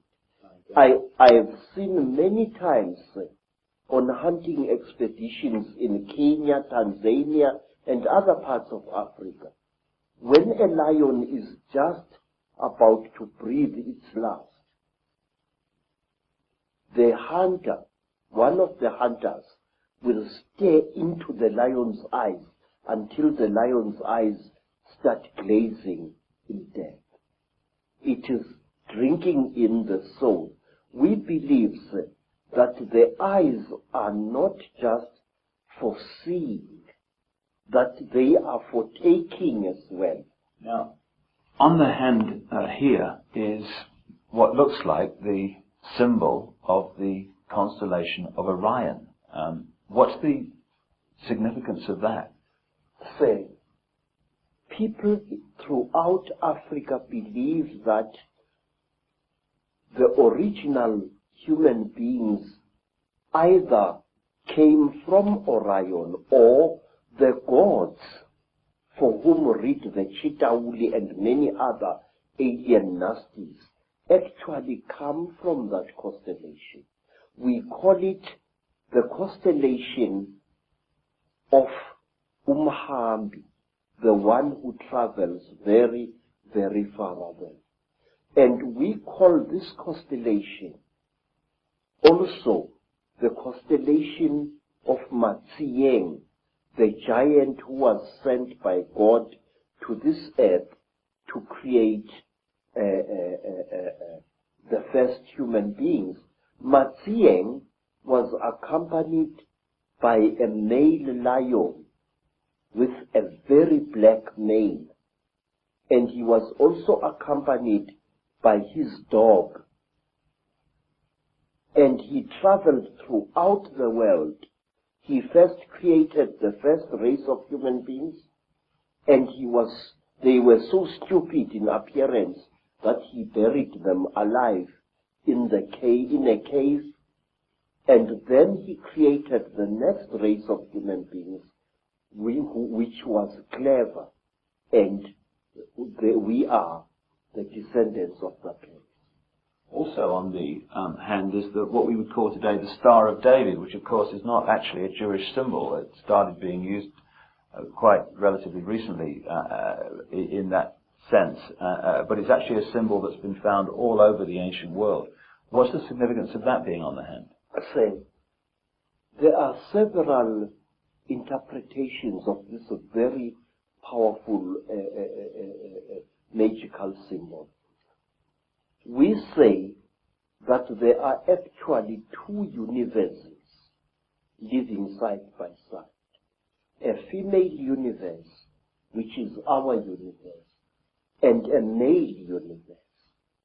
And to Sanusis, these two triangles, a triangle facing downwards represents the descending female principle, and a triangle going upwards represents the rising male principle.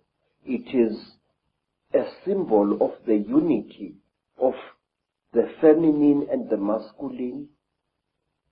It is in fact the symbol, a very important symbol of duality.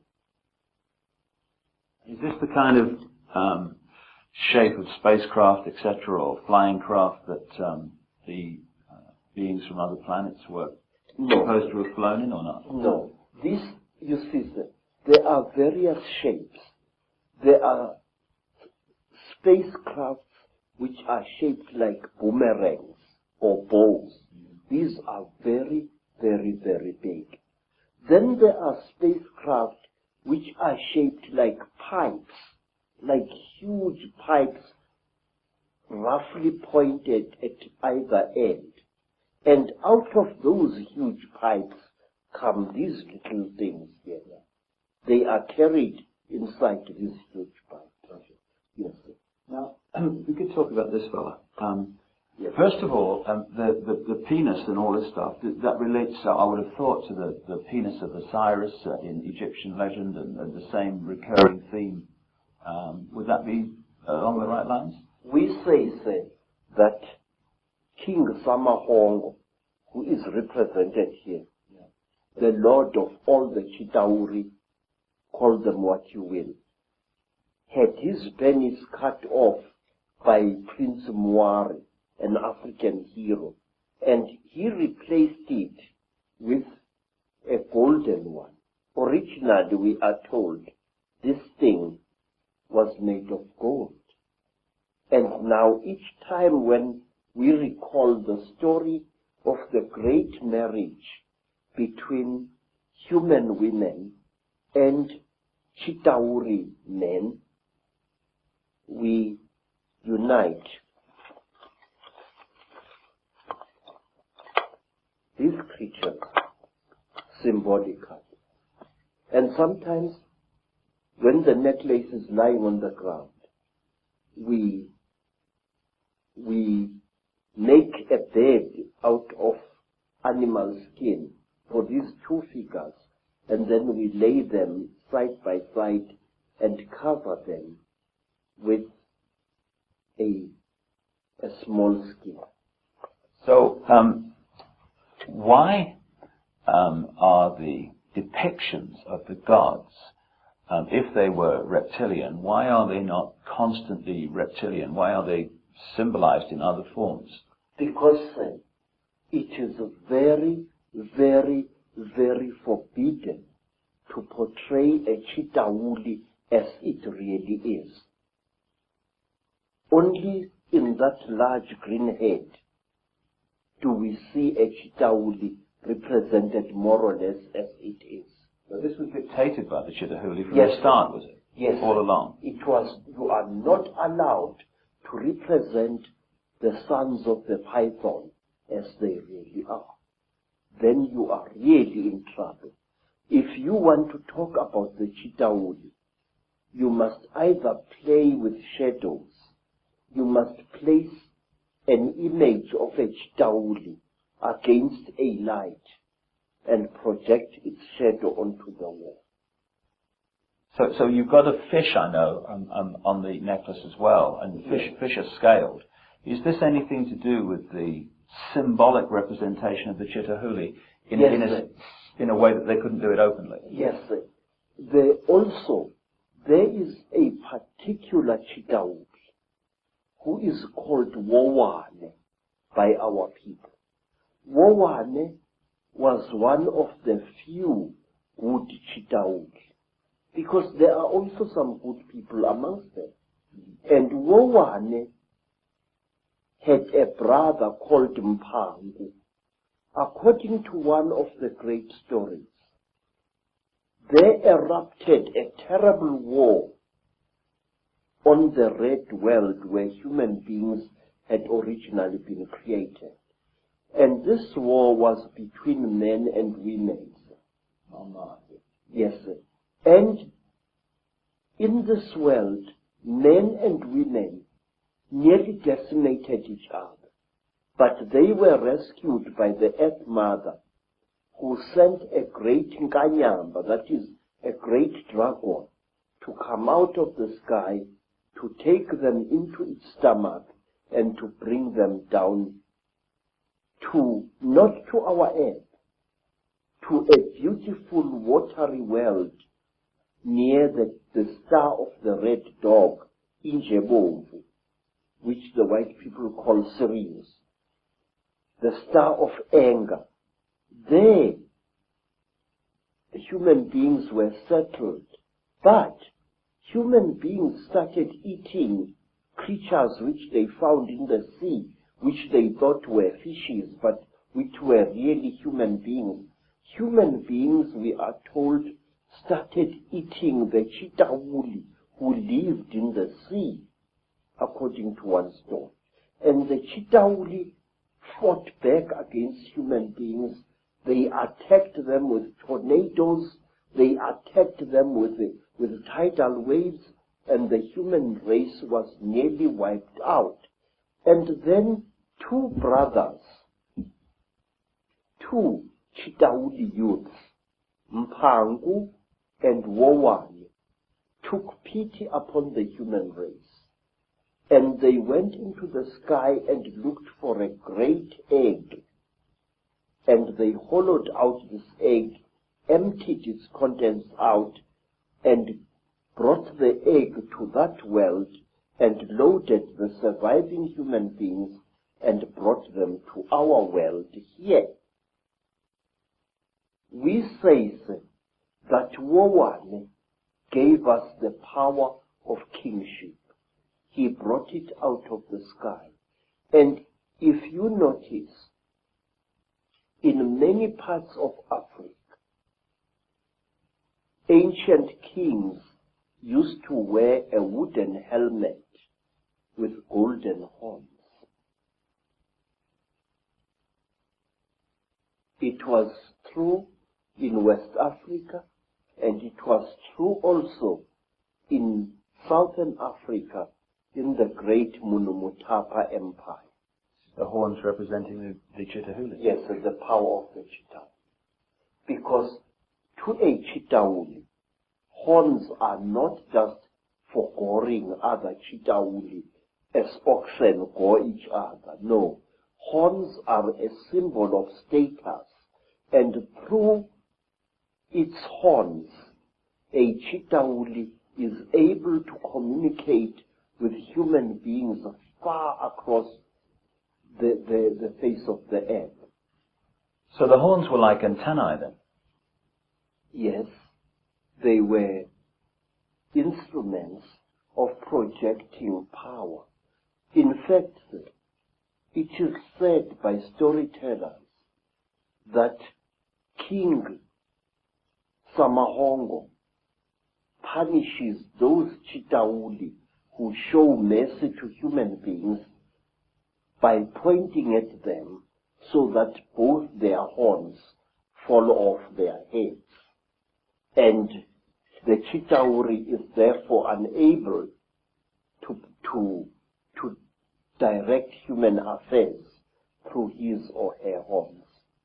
It's also interesting that the descriptions of the Chitauri, with the horns and sometimes the tail and stuff, is very, very close to how Christians and those sort of stories have depicted the devil. Yes, sir. And one thing that interests me is this, that depictions of the devil have subtly changed over the centuries. But there is a difference now. First, originally, the devil was depicted as a hook-nosed creature, like a caricature of a North African Moor. That was at the time when the Europeans were fighting the Moors as well as the other Arabs during the Crusades.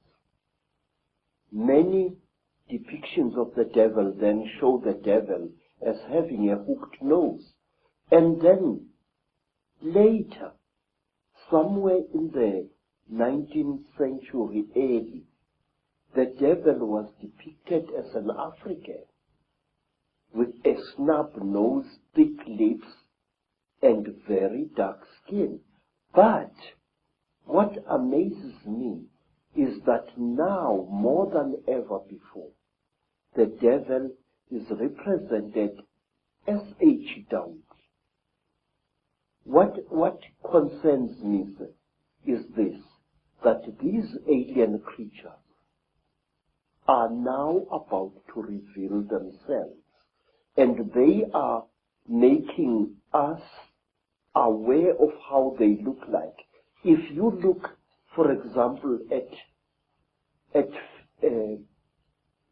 bioscope films which were made in the 1950s, the 30s, and so on, depictions of space aliens of that time are ridiculous, very laughable, but not anymore. Today, we are having films that depict the grey aliens exactly as they really are, and the Chitauri exactly as they really are. My question is why? Are we being prepared for a major event? And let me share this with you. The group of American people who came to visit me a week or so ago and who left a rather unveiled threat about me shutting up or else my wife will die, who warned me about a certain creature called Eleazar or Melchizedek, that this creature is watching me. These people said this, that on Lake Titicaca there is a hidden beam of light coming from the sky onto the surface of that South American lake, and that on the 9th of September 1999, something very interesting is going to happen at Titicaca. Now, I'm interested to know what this is. Well, I know from my own travels to that area that there are endless sightings of craft and beings in that area. I've been there twice myself, and I do think, from my own research, Credo, that we are being prepared for these beings to openly be seen.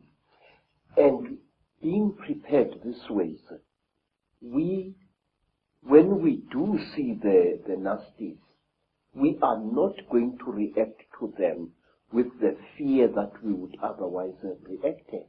Because now what game is someone playing?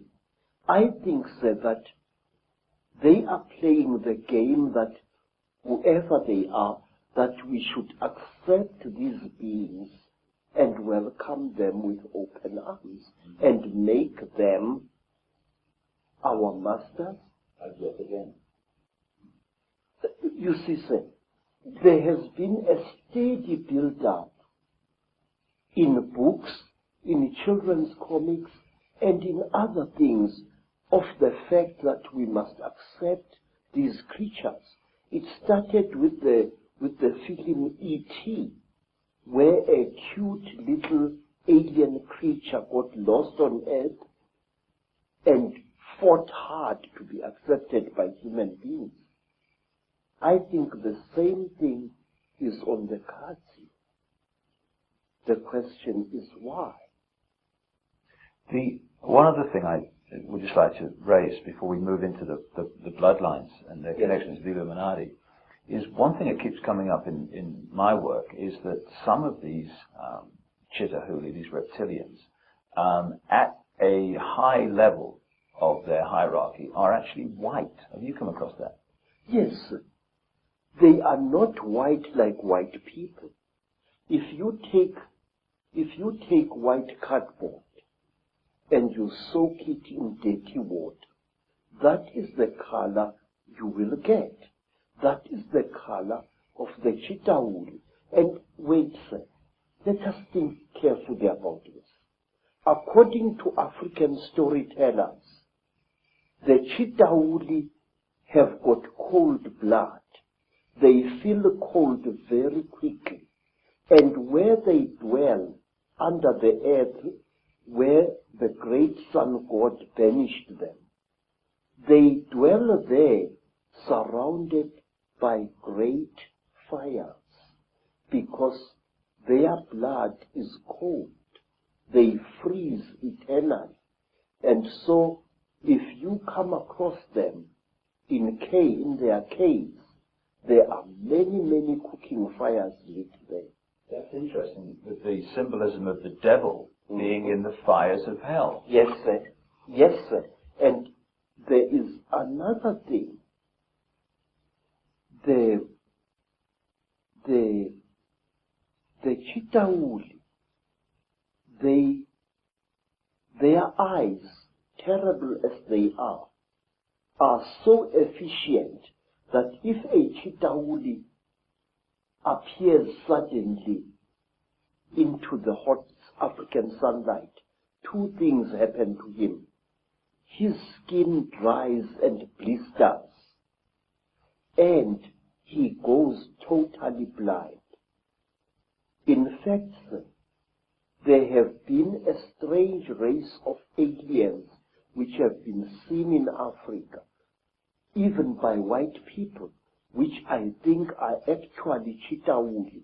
When you run and the thing chases you, it stops immediately when a car's headlights hit it and it becomes blind. Another thing, we are told amongst our people that a Sangoma must always have a bogo. This is a sharpened wooden stick, which he or she must carry at night. We are told that a sharpened stick is the only weapon by which you can kill a Chitauri. Well, of course, again and again as you speak, what comes to mind is the story of Dracula. Count Dracula, the stake in the heart, the blood drinking, which is precisely what this Chitauri and their crossbreeds seem to be into. But it is not just any wood that you must use against a Chitauri.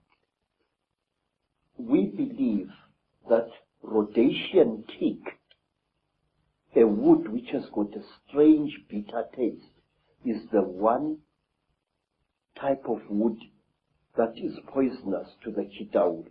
And down there, you see a long stick that I am carving in preparation for the year 2000. I might not be alive to see the year 2012.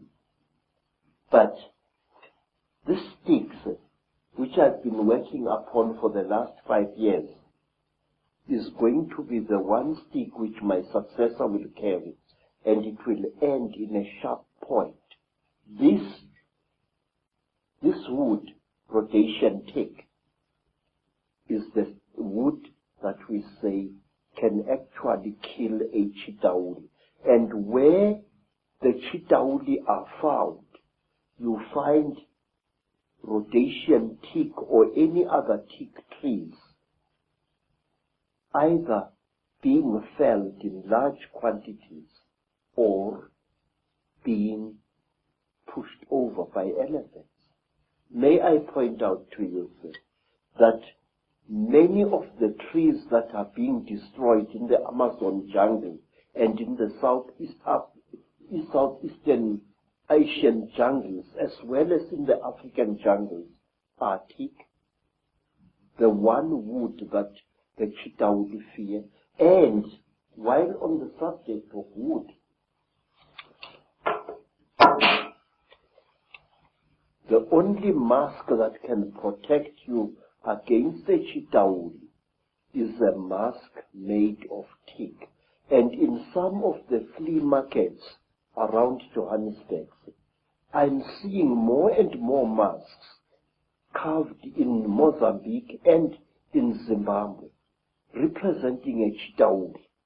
The eyes are huge, round, with slits through which a person can see, and the lips are non-existent, and so is the nose. I've seen hundreds of such masks being sold by curio sellers in the streets. One of the other things that comes up in terms of the way they look is the domed head. Now, I was in Egypt recently and saw depictions of Nefertiti and the Akhenaten family, and they had big domed heads. Is this a connection? Yes. Yes, sir. You see, we human beings tend to imitate those creatures that we call gods. It's going on even now. When African women saw white people, they named them Abelul, which literally means the gods. And today, in America and in Africa, black women and some black men are going out of their way to give themselves hair which is European and not African in color. Now this thing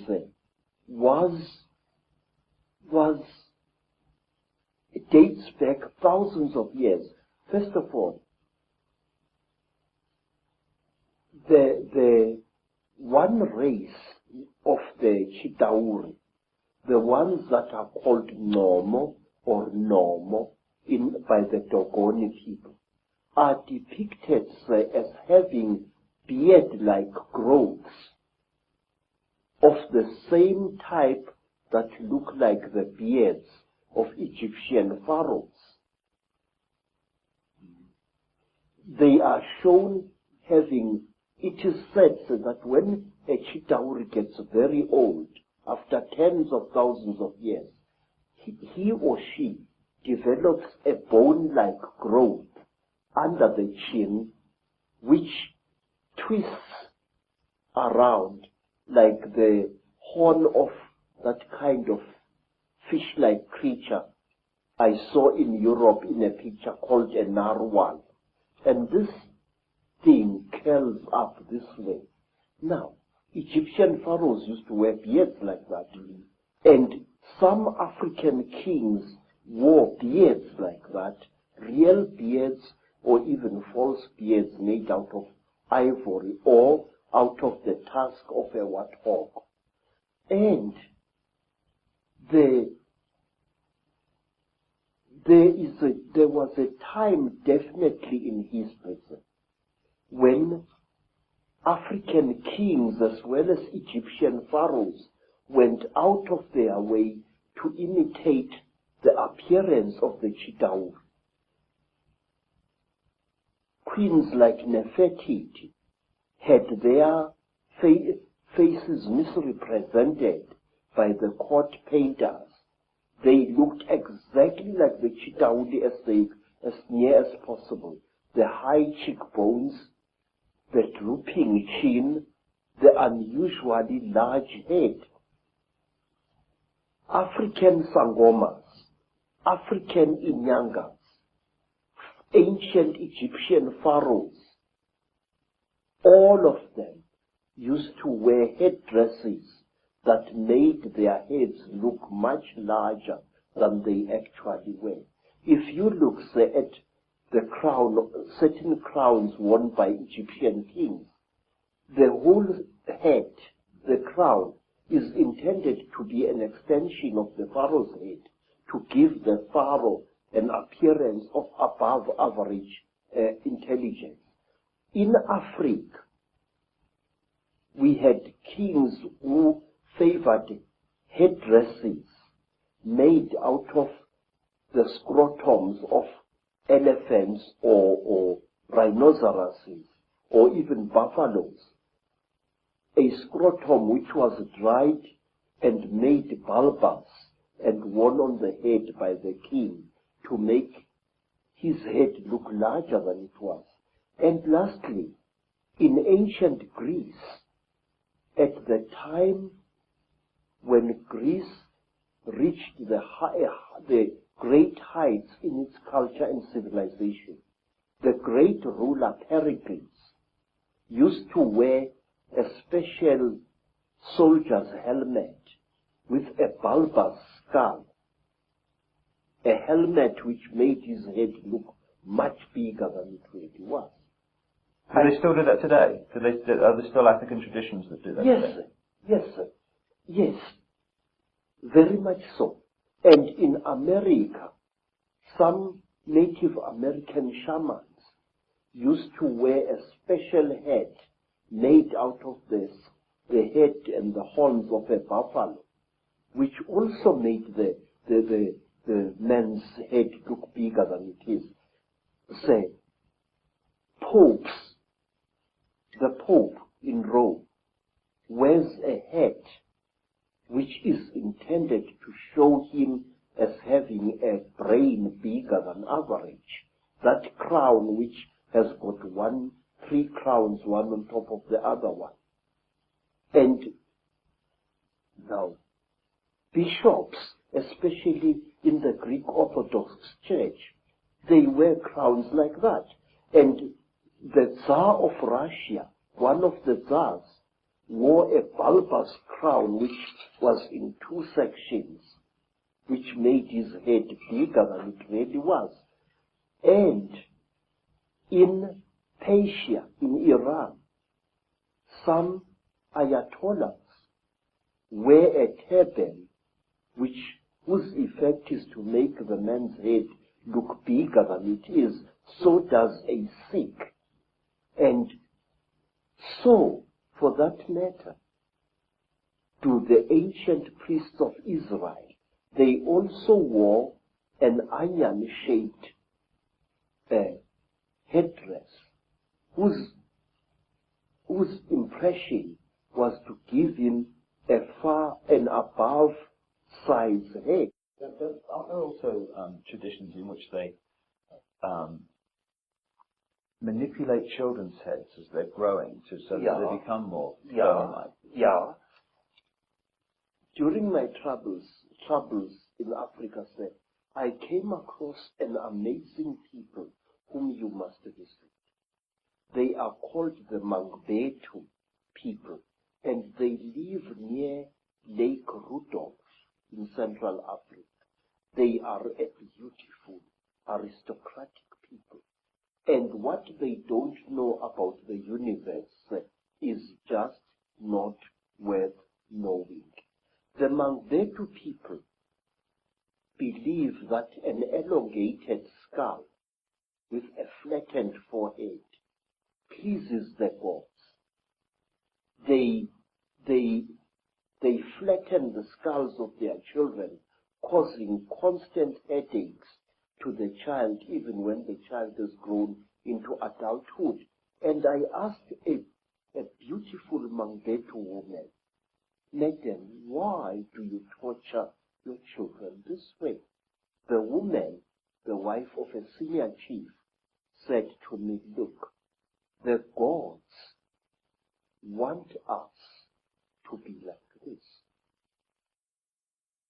story that you're telling, Credo, from the African perspective, is it in effect the same story as told in the tens of thousands of clay tablets found in what we now call Iraq, become known as the Sumerian tablets, that talk about a race of gods called the Anunnaki, who came in and brought knowledge, ruled the people, and interbred them?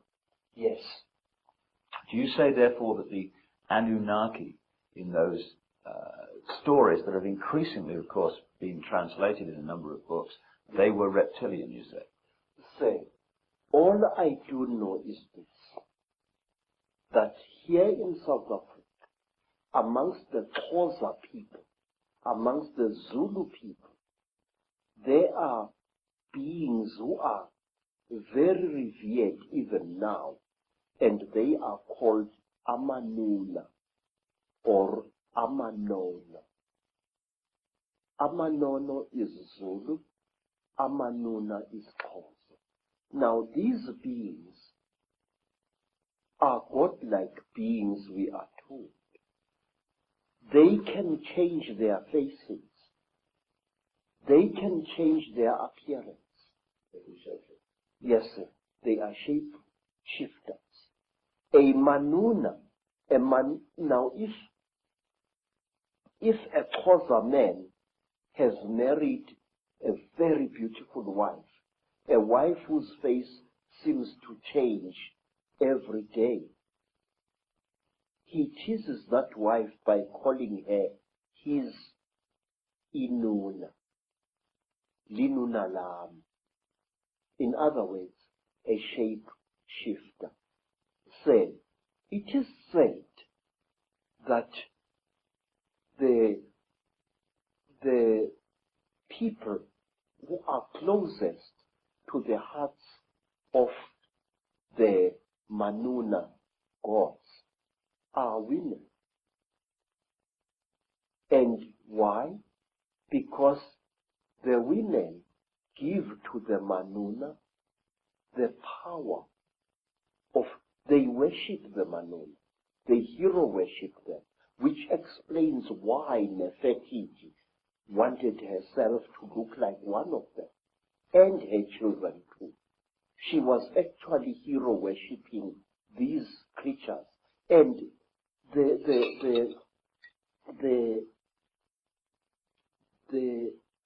how you say, women are copycats, and I'm not being sexist when I say this.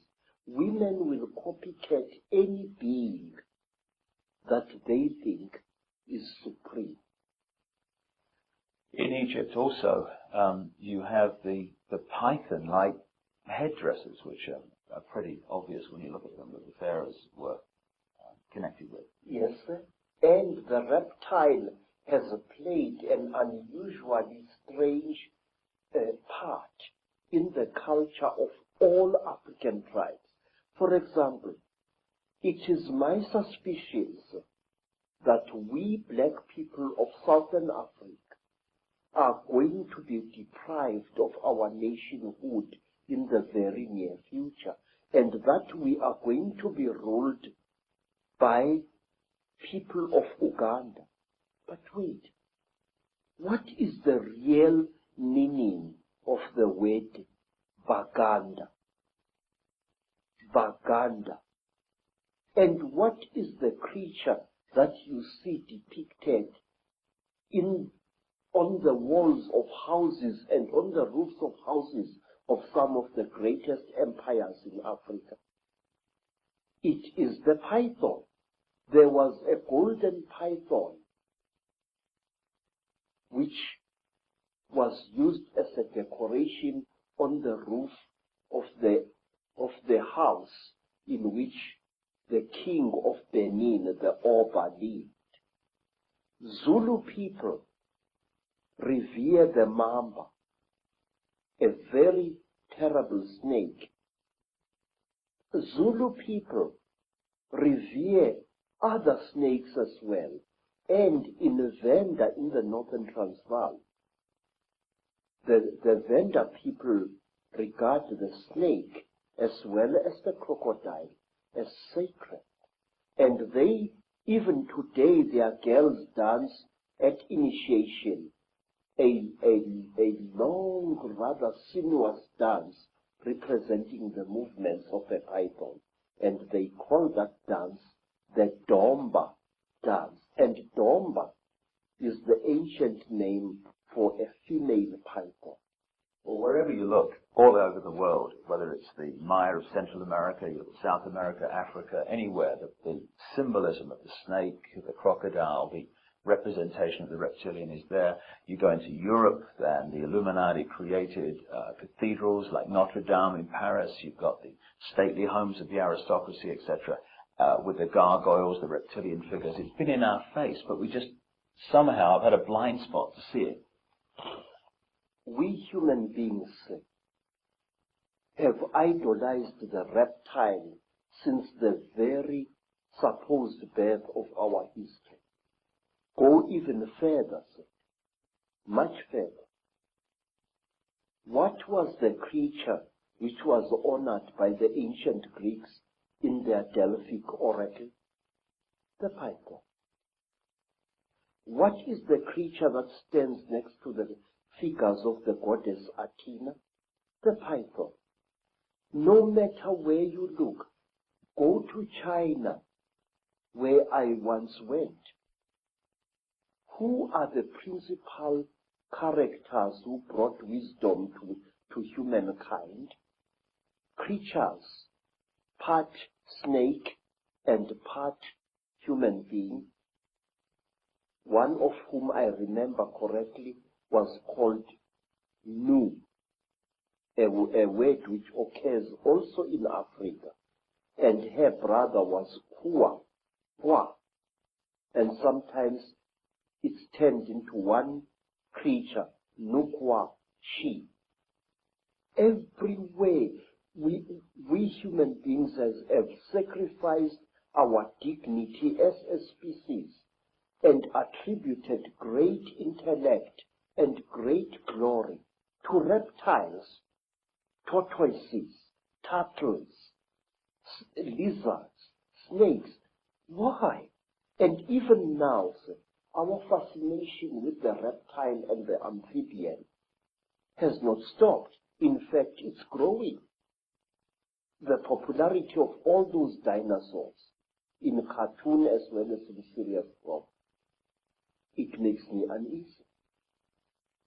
If we could just pick up this line of bloodlines, which the Sumerian tablets talk about, which you talk about, the interbreeding of humanity, and how the accounts explain that these crossbreeds were put into the positions of royal ruling power, almost as like demigods, middlemen between the gods, the Chitauri, the reptiles, and the people.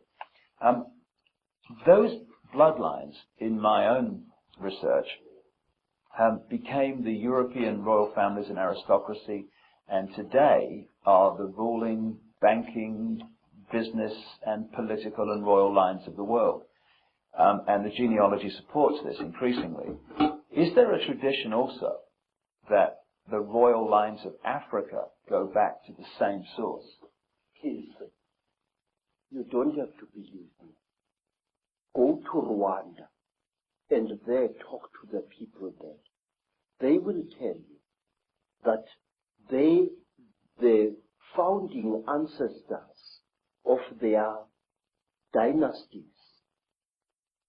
were the first kings who came from the sky, and they were called Imanugela, the ascending ones.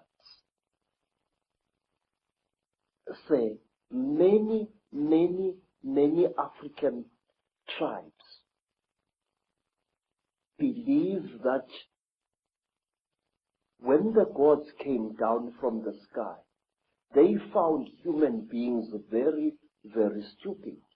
And the human beings could not come before the gods in order to be taught. So what the gods did, and this is a story that you also find amongst the Dogoni people in West Africa, because the human beings were afraid of approaching these reptile gods. The reptile gods cold-bloodedly slaughtered one of their number and shed out its flesh with a specially gathered crowd of human beings. And these human beings then became the ancestors of our first great kings. Now say, African kings jealously guarded their blood. If the royal lines of Africa claim descendants from the same source, basically, have those lines interbred as obsessively as the European aristocracy and royal family, and not bred outside of those lines? Yes, sir. Royalty had to marry royalty. That was one of the strictest laws in ancient times. Which is obviously where we get the term the divine right of kings from. It's not actually God, it's actually the gods. Yes, sir, yes. Royalty intermarried with royalty. You were not allowed to take a commoner as your senior wife if you were a king. You could take commoners after your senior wife. What the genetics has been achieved. Yes, sir. Now, another thing, it is like the Sangomas. Very, very strictly speaking, a Sangoma who was sometimes viewed as a king or a queen was not allowed to marry outside her caste or his caste. Sangoma had to marry Sangoma, otherwise the non-Sangoma blood would pollute the god blood inside the Sangoma. The lady that I've quoted in my books, Kathy O'Brien, who wrote her own book, Transformation of America, about being a mind-controlled slave of the American elite, she talks in there about seeing George Bush as president and vice president shapeshift into a reptile. And so many other people have told me this story of world leaders today changing into reptiles in front of their eyes and then changing back again. And Miguel de la Madrid, the president of Mexico at the time of George Bush, said to Kathy O'Brien, as she quotes in her book, that a reptilian extraterrestrial race interbred with the ancient Central American people because they needed to create bloodlines through which they could operate. Yes. And he said that these bloodlines were, in effect, today's world leaders.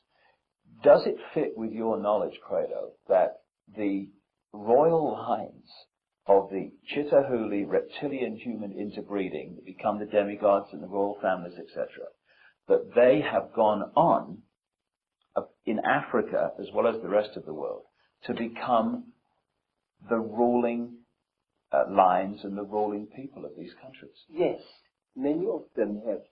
In fact, some of Africa's most terrible warmongers, men who have drenched large areas of Africa in unnecessary blood and suffering, are directly descended from some of our greatest emperors of 600, 500, or even 1,000 years ago. This is the American president. Say, I would like to tell you about a man called Jonas Savimbi. Jonas Savimbi is a descendant of some of the greatest Angola kings. In fact, the entire land called Angola was a breeding place of kingship in Africa. The word Ngola means a king, and Angola means land of many kings. I must say, the way that the evidence that I'm uncovering is going, and it's going there very fast, and it syncs so much with what you're saying, is that a race from the stars, a reptilian race, interbred with humanity, they created crossbreed bloodlines, which became the middlemen, the demigods, the royal kings and lines and ruling power in the ancient world, and through interbreeding has become the presidents, the ruling people at the top of the power structures of banking, of politics, of the military, of all areas of our lives, of business, all of it. Is that the way that you have seen it yourself? Yes, sir. You know, Mr. Icke, I wish for one moment I could contradict you. But for the last 40 years, I have observed an extremely disconcerting phenomenon in South Africa and in other parts of Africa as well. And this is the phenomenon. You find a rising black leader, a real leader amongst men, a ferocious activist for the rights of his people. This man starts something, whether it's a revolution or whatever, he starts it. And you look at his ancestry, because in Africa we look very closely at a man's ancestry. And you find that this man is nothing. Although he is doing such great deeds, he is actually a descendant of very peasant people. And you are worried. And all of a sudden, this black man will come to a sudden violent end, and a person who is totally new will take his place. And when you look at the ancestors of these people, this man, you find that he, or even she, is a person of very, very ancient African royalty. Now, let me show you. There was this war in Rhodesia, and many people got killed there. And there was a very fierce and dedicated general.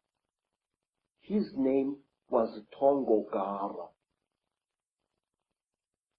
And Tongogara fought in Rhodesia.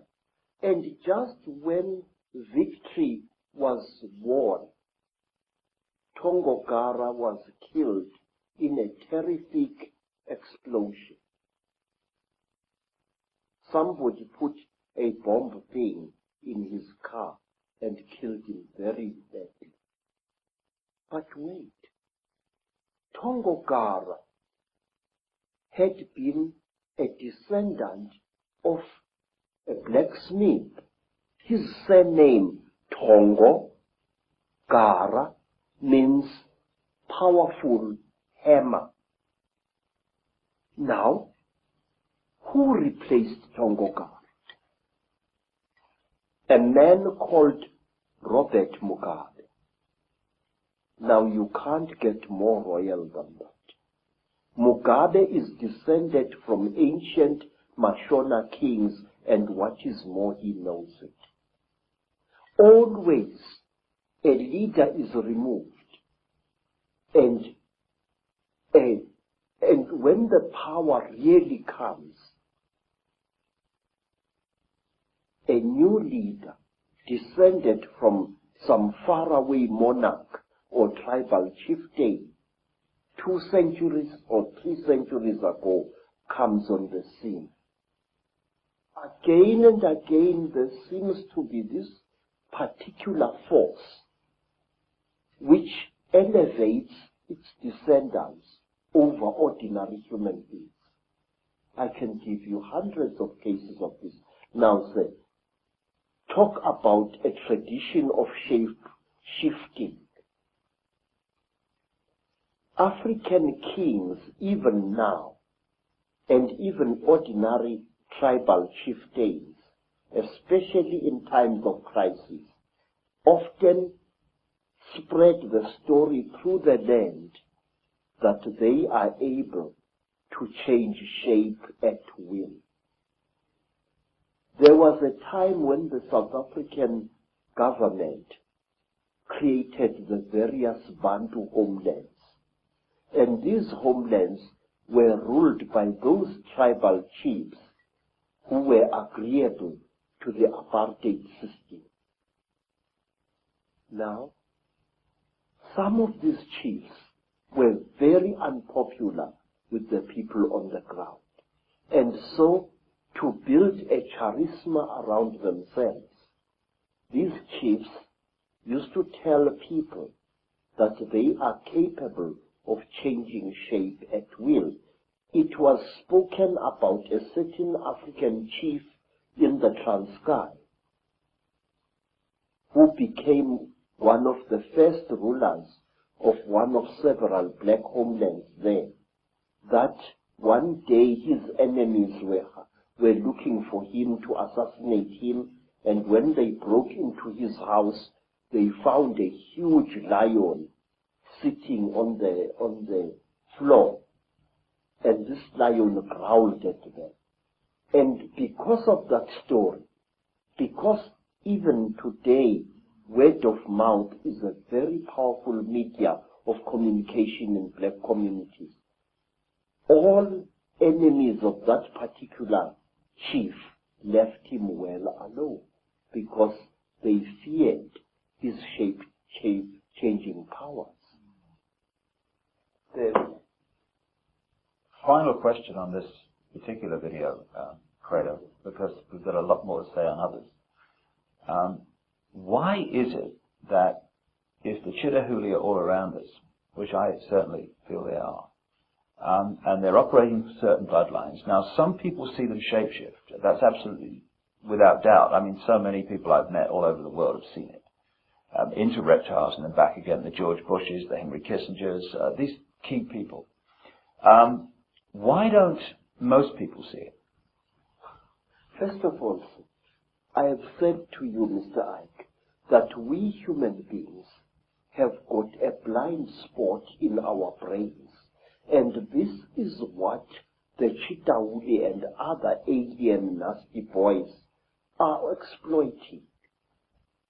Look, sir, if we are a crowd and we are standing on a city street, we will see a man suddenly grow an extra arm. And many of us will see that, but will refuse to accept what they see.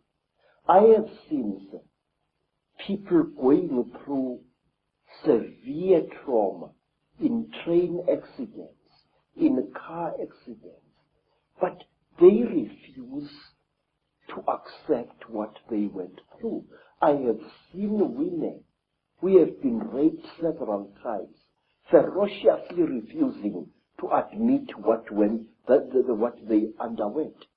I've seen it many times. And these alien creatures know our weakness. They know that very often we human beings tend to censor what we see. If you are an educated professor and you see a spook, your educated mind will refuse to accept what it is seen. You will reject it and throw it to the back burner of your brain, and it will stay there. Hundreds of us see very strange things every day, but we refuse to accept what we see. Say, one of the things that a trainee Sangoma has got to learn, it is the ability to see. If I am standing here and looking at that bush over there, and I see something odd there, I must know what I've seen. But wait, sir, there is something else, something very, very, very, very important, which I and many other thinkers in Africa have found. Mr. Icke, whenever you talk about such things, people call you paranoid. But no, you are really more sane than they really are. Say, there are certain vaccination things that are done to our children which rob them of the ability of seeing spiritual entities. Believe me, I can prove this. In Zululand, we were sometimes called before our chiefs, our Inkos, and we were told that there is a great smallpox coming to the land, and that all children must be vaccinated. Do you know that my mother's father, my grandfather, used to dodge that? He said that the white man's mjovo, the white man's vaccination, makes you blind. And if you are to look after my cattle, you must not go to the trading store to get your vaccination. But wait, the school inspectors used to come into the land and check each child for signs of vaccination or lack of it. Now, do you know what we used to do, Mr. David? Our grandmothers used to give us great pain in order to save our spiritual eyes. They used to heat grains of maize, and then they would heat this grain of maize, and using a piece of wood as tweezers, place it firmly against the skin of the child. So when the school inspector came, he saw these blisters and assumed that the child had been vaccinated. But in fact, it had not. And this was done to us many, many times. And I noticed that school children in mission schools who had been vaccinated for smallpox or for measles could not see spiritual entities at all. A ndondo, that is a flying saucer, a spuputeka, would fly through the sky at great speed and be seen by many men and women. But the child who had been vaccinated would see nothing. And I noticed this hundreds of times. Well, what you just said about the vaccines and their effect, shutting us down spiritually and multidimensionally, is fantastic, given that no matter what your background, creed, culture, parents on every inch of the planet almost are being pressurized to have their children vaccinated more and more and more. And to summarize what you've been saying, and indeed it's so much in line with what I've come to the conclusion about as well, an extraterrestrial race, reptilian race, disconnected us from our true magnificent senses in a long, long ancient world. They've been manipulating us ever since, and the more that time has passed, the less we've realized this is going on. And now we're at a point where we are in a prison without bars, a massive prison, and we don't even know we're in prison. We don't even know the jailers are. Indeed, when the jailers are exposed, people just laugh and ridicule and all that stuff. So we're in an unbelievable situation. And we're in a jail we deny we're in. And there are jailers we deny exist. And we call it freedom. Yes, sir. Yes. You know, Mr. David, one of the reasons why I've joined forces with you is because I have serious reason to believe, and I will repeat these words until somebody shuts my mouth in death.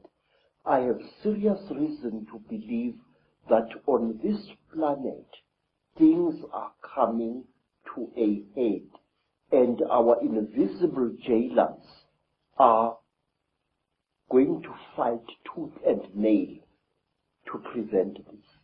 Say, our people say that the blackest night often heralds the brightest dawn.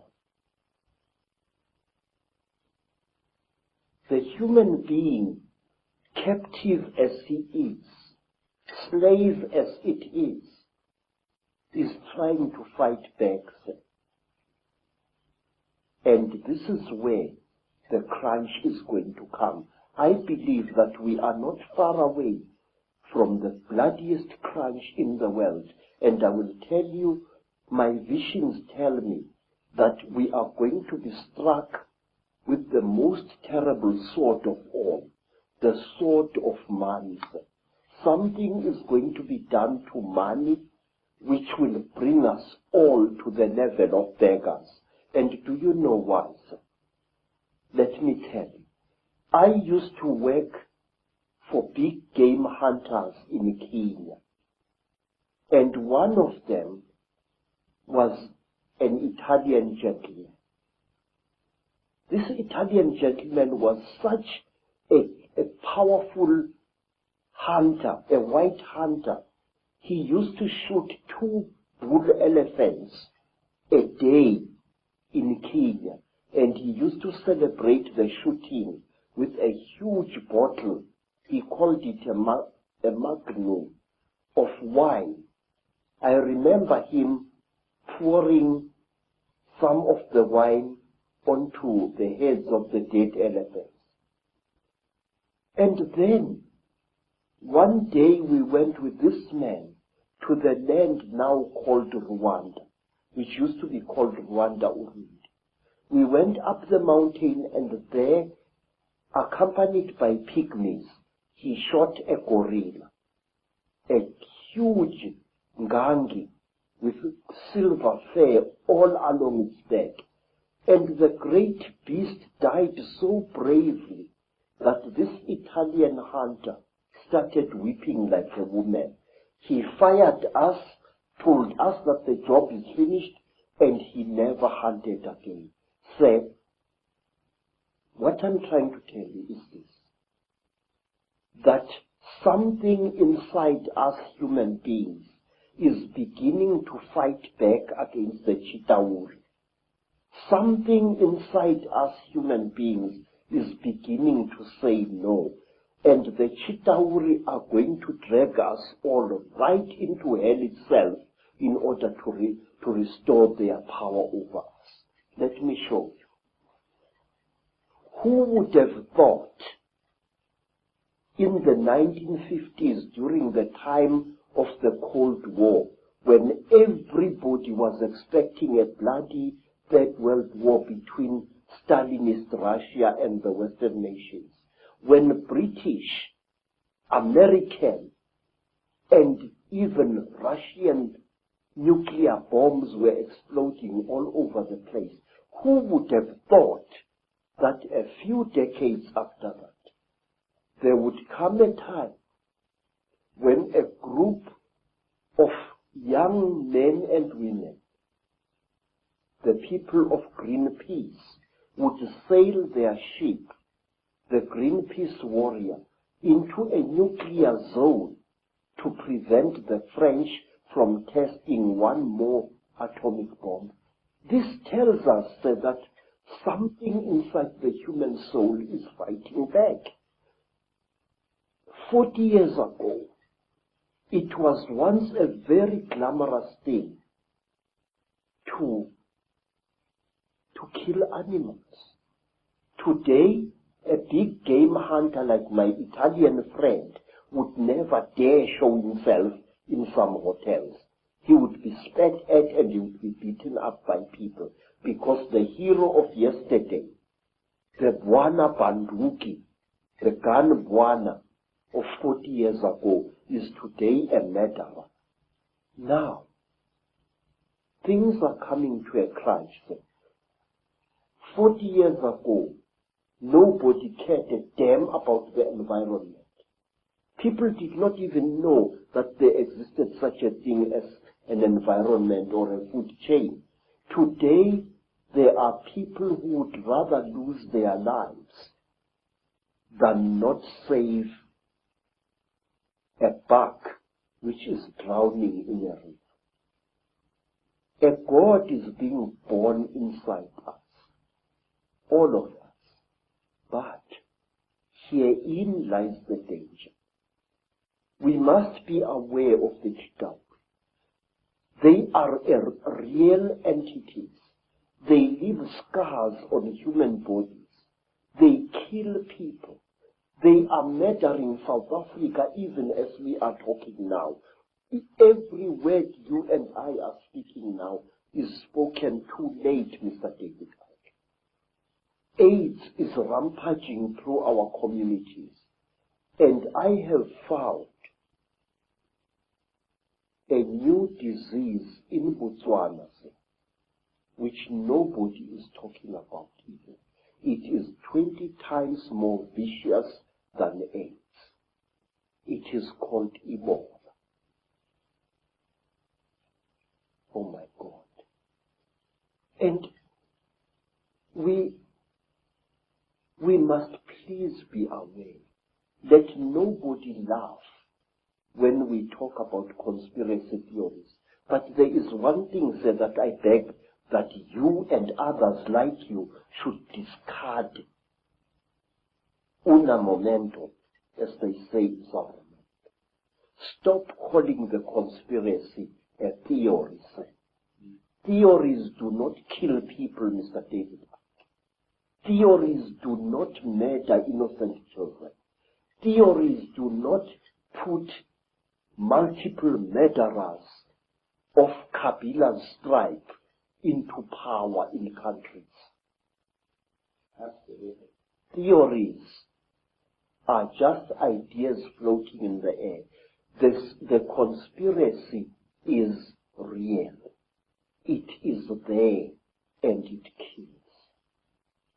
The staggeringly intelligent, the staggeringly wise, and the staggeringly knowledgeable Credo Mutwa. And his knowledge the world needs to know.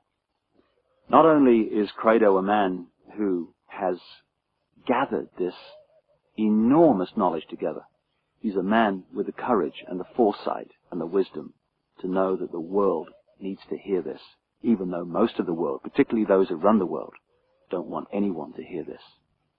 But if we're going to be free, and we are, then we need to know all there is to know, and not just that which the few want us to think is the world, when a very different world is unfolding all around us every day. In the next video, we're going to be taking the story on with Credo and showing how these reptilian bloodlines and this Chitauri, this reptilian group, expanded their power across the world, took over Africa and other great continents, and today are the ruling elite that controls planet Earth. And by knowing that, and by knowing how it's done and how it works, we can take control and power back into our lives from those who have controlled us and this planet for thousands of years. It's a great time to be alive. From Africa for now. Thank you, and thanks for listening to a remarkable man.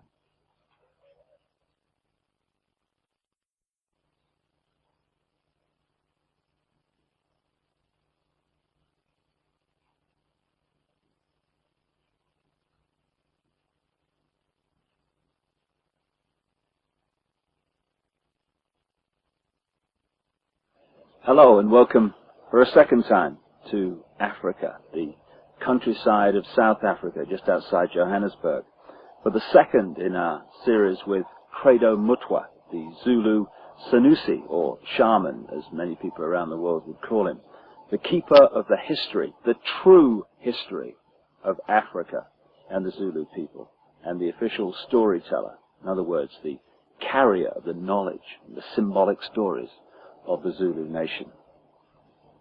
He is, without any question in my mind whatsoever, the most remarkable, astonishing man it's been my honor to meet. and to share his incredible knowledge has been a time I personally will never forget. In the first of these videos, we discussed with Credo the story of the Chitauri, the reptilian extraterrestrial race from another world that came to the earth in the far ancient world, that brought advanced knowledge which built many of the, according to conventional history, unexplainable, magnificent structures all across the world, thousands and thousands of years old, and also interbred with humanity, creating hybrid crossbreed bloodlines. These bloodlines, as my own research for books like The Biggest Secret and Credo's immense knowledge of the African history, which he's gathered in his nearly 80 years of traveling this vast and amazing continent, both correlate the same story, remarkably, that this Chitauri, this reptilian race, interbred with humanity, and the bloodlines became the almost demigods, the royal ruling lines of the ancient world, particularly in the ancient Near and Middle East, which were the middlemen, if you like, between the extraterrestrial gods to which people were literally sacrificed and the people in general. And as the genealogical research is showing, these crossbreed bloodlines, the Nephilim, as the Old Testament of the Bible calls them, the result of the interbreeding between the sons of God, as the Bible calls them, the sons of the gods in the true translation, and earth women, the marriage, the bringing together of the sons of God and the daughters of men. This Nephilim crossbreed race, as the genealogy has shown, came out of that area and into Europe to become the aristocracy and the royal families of Europe, and then through the British Empire became the ruling bloodlines of most of the world. In fact, today, almost all of the world. Like the 42 presidents out of the hundreds of millions of people who have been Americans since the Declaration of Independence in 1776, 42 have become president. They're all related. What? And they go back to these ruling aristocratic families, which eventually go back to the crossbreed, interrelationship, intercourse between the Chitauri, the Anunnaki, as some accounts call them, and human beings. And it's the British Empire that we're going to talk about now in its relationship to taking over the planet in a way that today is now global. The British Empire became the British Empire because this network of bloodlines, which had become known as the Illuminati, centered itself in London at operational level, particularly after the arrival from Holland of William of Orange, who became King of England in 1689. And from that time, he signed the charter that created the Bank of England, and the banking system as we know it started to expand and emerge. But from that time, the British Empire and the other European empires came into being, and they took the planet over. Now, one immensely important area that they completely controlled and raped was the fantastic continent of Africa. And to look at how Africa was taken over by this Illuminati, Chitauri, reptilian crossbreeds, and indeed the reptilian race itself that's behind it all, is to see how the world has been taken over, the methods used, the way it was done, the manipulations. And what we're going to talk to Credo about now, among many other things, is the way that the continent of Africa was hijacked by the Illuminati. And I asked him first to tell me the story of how this great continent was taken over. So, there are mysteries in this world that we as thinking human beings must look into. And one of these mysteries is this. There is overwhelming evidence of the fact that before Africa was actually colonized by the white people from Europe. It was first prepared by strange people for this colonization. When the first Portuguese ships started sailing around the Cape of Good Hope, strange beings appeared amongst our people, strange human-like creatures, usually creatures of great height, abnormally tall, human-like beings, some of them with only 1 foot, appeared amongst our people, and they started doing things there which made it easier for the colonialists to invade us and to conquer us. What were they like in terms of their color and skin, Credo? Say, we do not know, but there are those who described them as very, very white, chalk white in appearance. This went on for so often that it became traditional to our people to represent these beings with white chalk. You found masks amongst our mask makers which were smeared entirely in white chalk to represent these creatures.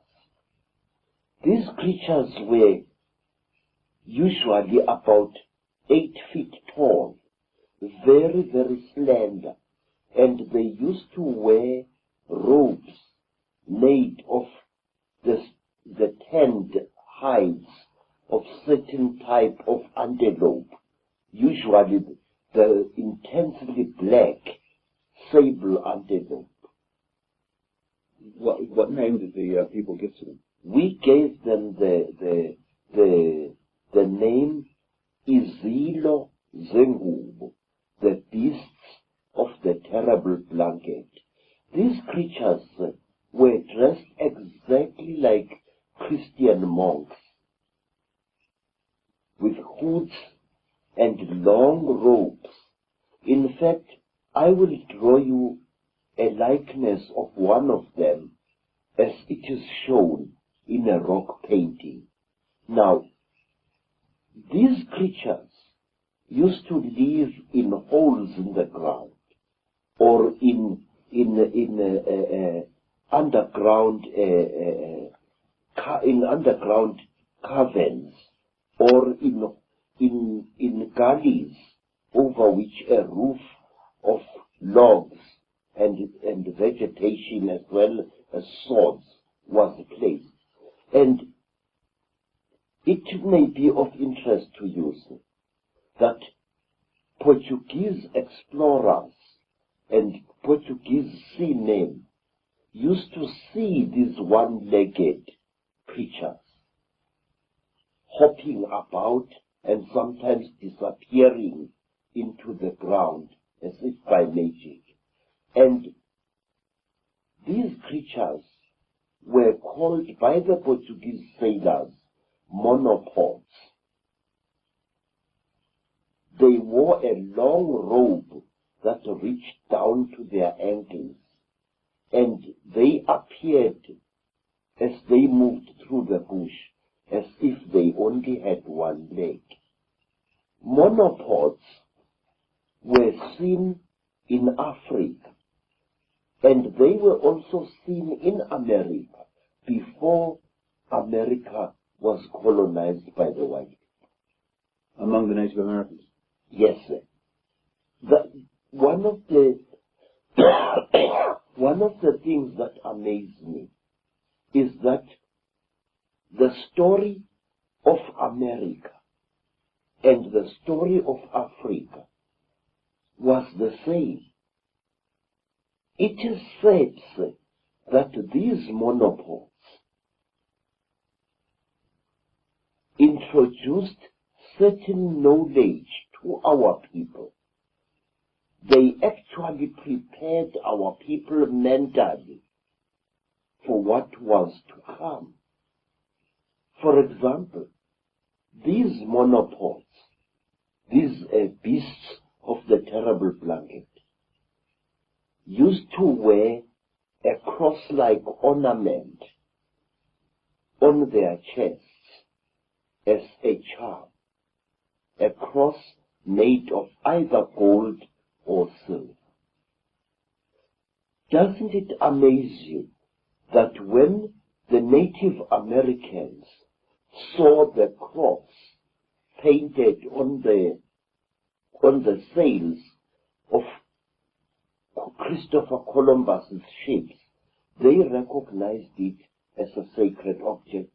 Let me tell you, sir, exactly the same happened in South Africa, where our people were made familiar with the cross long before the white man set foot in Africa. And when our people saw this cross, this time brought by missionaries, they recognized it as a sacred object. In other words, now, I don't know how to put this there, but can you put it for me? Our people were prepared long beforehand to recognize certain Christian symbols and Judaic symbols. And when they saw them in the hands of the colonists later, they saw them for what they were. This is one of the reasons why, Mr. Icke, Africans accepted and protected Christian missionaries, even while fighting a life and death struggle against white colonialism. How is it that a man would accept the religion of an invader while at the same time fighting a life and death battle against the encroachments that this invader was making into his native land? This happened in America, and this happened in Africa, and the sources of this acceptance were the same. I wish I could put this in much better English than I'm using now, because I feel it is important. I think you're putting it very clearly, that it seems that this Chitauri were going around the world preparing for the occupation from the Illuminati center in London and Europe of these various areas like Native America and Africa. Yes, sir. The story, you see, a great fraud is being committed in educational circles, in that the educationists in their ivory towers force our young people to look at the colonization of Africa and America as if they were two separate incidents. But certain factors in this colonization were the same in Africa and the same in America, and they achieved exactly the same results. This is why I always argue that the conspiracy, the international conspiracy, began long before colonial times in Africa and in the America. And the results were the same. Look at this. Here is the great Zulu king, Shaka. Shaka is a warrior second to none. Shaka is also a prophet second to none. Shaka welcomes white people to his empire of Natal. Shaka allows missionaries to operate freely through his country. And when Shaka dies, before Shaka died, he warned his half-brother Dinga that he must under no circumstances attack the white people, and that he must allow missionaries to operate freely amongst the Zulu people. In fact, during the reign of King Dinga and Shaka's half-brother, two missionaries, Reverend Halstead and Reverend Owen, had a mission station within sight of King Dinga's great village. But wait, sir, let me point out one thing. These missionaries were converting our people to Christianity, and they often went out of their way to criticize and undermine the king's authority in the eyes of their converts. In other words, we have an amazing phenomena here where a great king is being undermined by the very people he has allowed to preach freely in his country. Why? Not a single South African scholar has ever asked himself, why? Why were our people so seemingly stupid as to allow a foreign religion into their country? Now, let me show you two horrendous tragedies. When the Belgians colonized the Congo, which is today the Democratic Republic of the Congo, King Leopold declared that the Congo was to be his personal property. And King Leopold and his men tortured and murdered several million black Congolese people in an act of genocide equal only to what the Nazis were later to do to the Jews. But under savage ill treatment, under savage torture and humiliation, the Congolese, virtual slaves in their country, still respected Christian missionaries and followed them and gained hope from them. And in 1907, this time in the country today known as Namibia, the Germans embarked on a policy of genocide against the warrior people known as the Hereros. They murdered so many Hereros. They tortured and slaughtered so many men and women of that nation that until as recently as the 1940s, Herero women were still so traumatized by what had happened that they were not producing any young at all. But in spite of the hideous genocide committed by General Van Trotter, in spite of the multiple murders,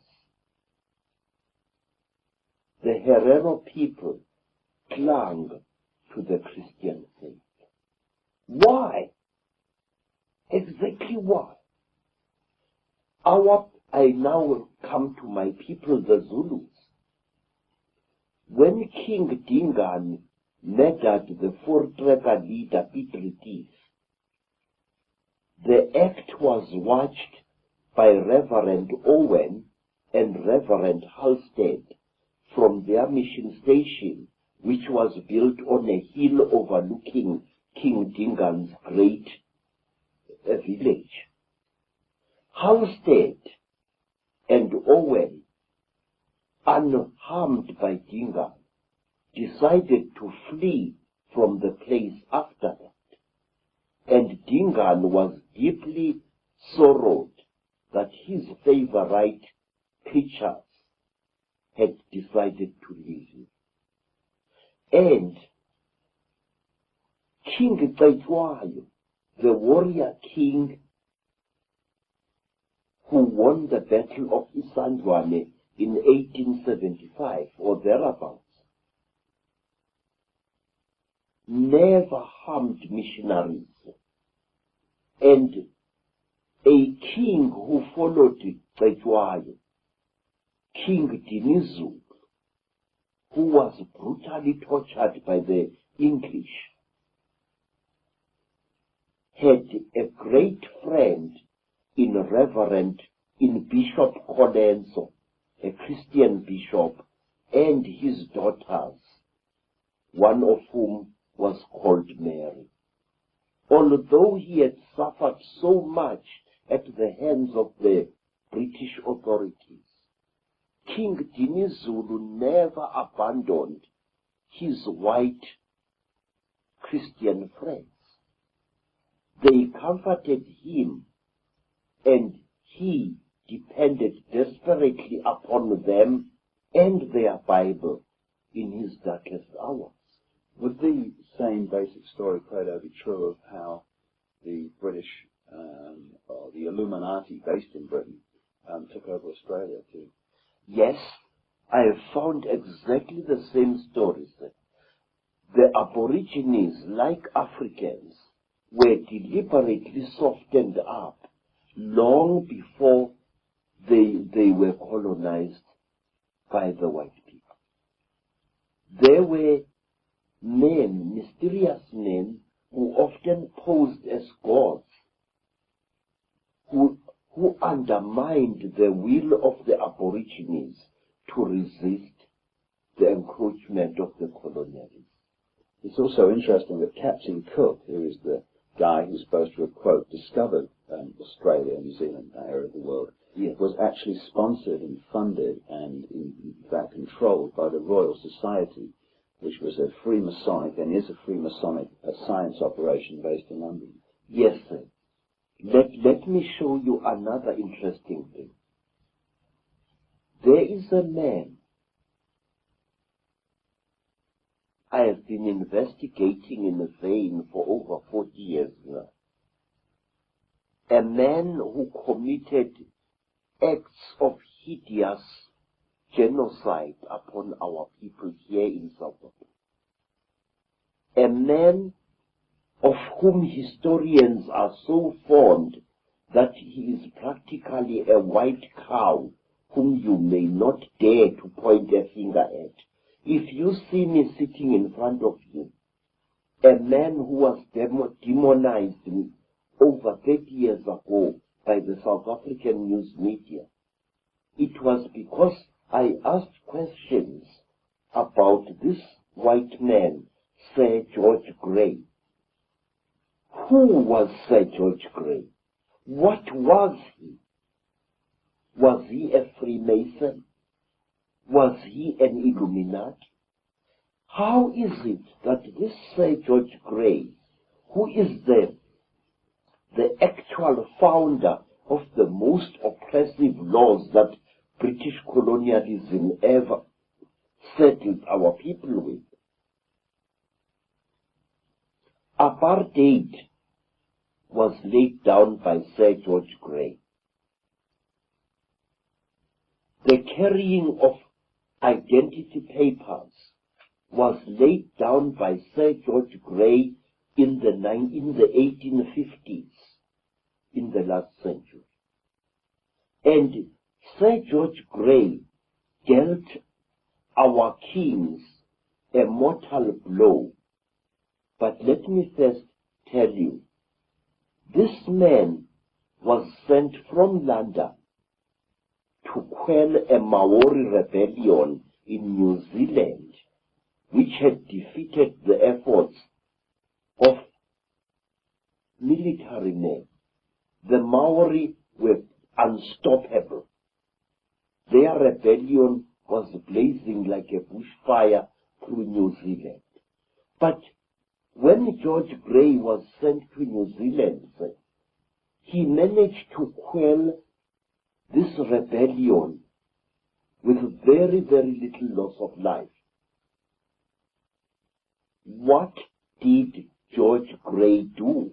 I have never been able to find a book which tells me exactly what did George Grey do in New Zealand in order to pacify the Maoris who had beaten the efforts of the British soldiers.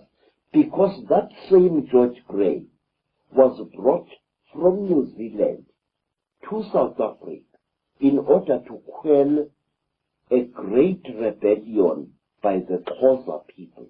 And George Grey used outright trickery in order to force the Xhosa people to actually destroy themselves. George Grey deliberately and cold-bloodedly tricked the Xhosa people into slaughtering their own cattle, burning their own crops. It is one of the saddest stories of our country's blood-drenched history. And almost overnight, George Grey reduced the Xhosa people of the Eastern Cape into a nation of dying skeletal starvelings.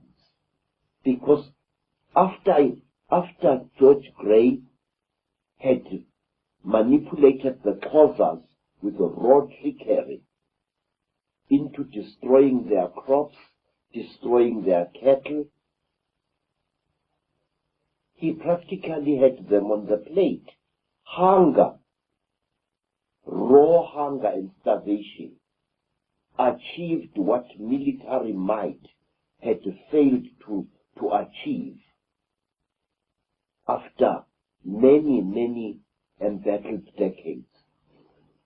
George Grey was a psychologist par excellence. George Grey was a trickster who knew the native races and he knew how to exploit their beliefs to bring about their own destruction. Let me show you what Grey did. One day,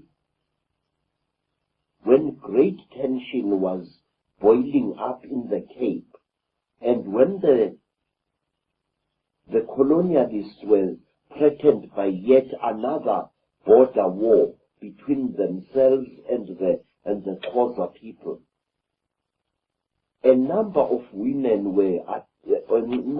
Xhosa women, amongst them a Sangoma, a priestess diviner called Nongawuse, were tending crops when they heard voices calling out to them in the bush. Nongawuse, because she was a spiritual person and a healer, responded to these voices. She went together with her sister Nonteto to investigate, and they found a deep hollow in the ground, and from this hollow they heard the voices coming. And as the women knelt next to the hollow, the three amazing figures emerged from the grass. Tall men wearing long black robes made of animal skin, with very big hoods on their heads, appeared out of the hollow, and one of their faces were painted white, or so it seemed to the terrified Xhosa women. And these men were unusually tall. And they told the woman, Nongawuse, whom they distinguished by her attire as a traditional healer, that she must go to the Xhosa people and tell them to start killing their cattle and start destroying their crops. Mr. Icke, I want to show you this book, a book which was published many years ago, a book written by me, and which made me one of the most hated black men in South Africa by the white establishment. In this book, I write, amongst other things, about a man called Sir George Grey.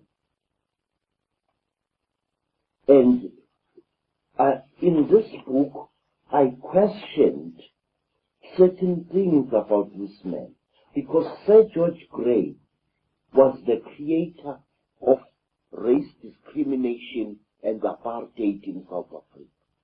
Apartheid was not really created by the Afrikaners. It was created by this man many, many years ago. Well, Sir George Grey was Illuminati, a black magician, and fits the bill exactly with what happened in all these other countries you're talking about. Say, when I questioned, when I raised questions in this book about Sir George Grey, I was savagely attacked by nearly every professor in various universities of South Africa.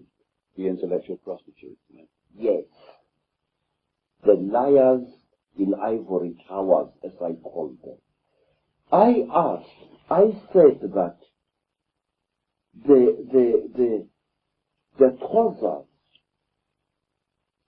did not commit suicide in 1857. They were murdered.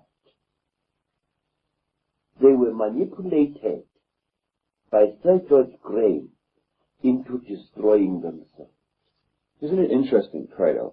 I've noticed this myself, that the story you've just told about how those people were manipulated to kill their cattle and what have you, is mirrored again and again in the story that has spawned religion after religion. I mean, whether it's Mohammed or whether it's Joseph Smith with the Mormons, again and again, the initiator has a vision or an interaction with some guard figure or angel, and bingo, they get told to do certain things, and the rest is history. Yes, sir. And what is most interesting is that these interesting angels have suddenly disappeared in recent times. You no longer hear of an angel coming to tell some prophet to establish a new religion. No. Where have they gone? They carefully choose certain times. Now, Sir George Grey, so let me go back to him. He manipulated the Xhosa people into killing themselves. And a poor woman, Nongawuse, became the scapegoat, because in every evil thing that has been done in Africa by the white colonialists, as well as by the Arab colonialists, there are always black scapegoats who are left holding the blame.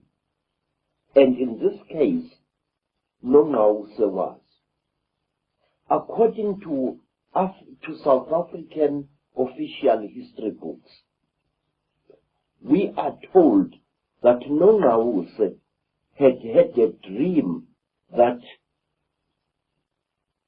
her people must kill their cattle, her people must destroy their crops.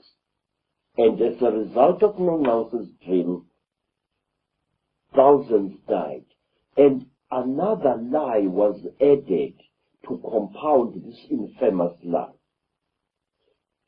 We were told that Nongause had been a child when she had this dream. But that's a lie, sir. Photographs of Nongause taken after the terrible disaster show her as a mature woman who is wearing a beaded blanket, and on that beaded blanket it is shown clearly in beaded patterns that she was a Sangoma who had undergone several initiations. She was not a girl, but a spinster woman in her 25th year. And Nongause had not had a dream whatsoever. She had seen apparitions. She had seen men who posed as gods, who were disguised as supernatural beings, and she had not been alone. And another thing, the Xhosa people would never have listened to the word of any mature child on a serious matter like this, because to all African people, cattle and crops were not regarded as their property, but rather as the property of the ancestral spirit. Now, Nongause became a scapegoat. For a long, long time, our people hated Nongause for the dream she had supposedly had. And after I had brought questions about this story, after I had been torn apart by newspaper men, Nongause's story was suddenly changed and totally omitted in South African history books.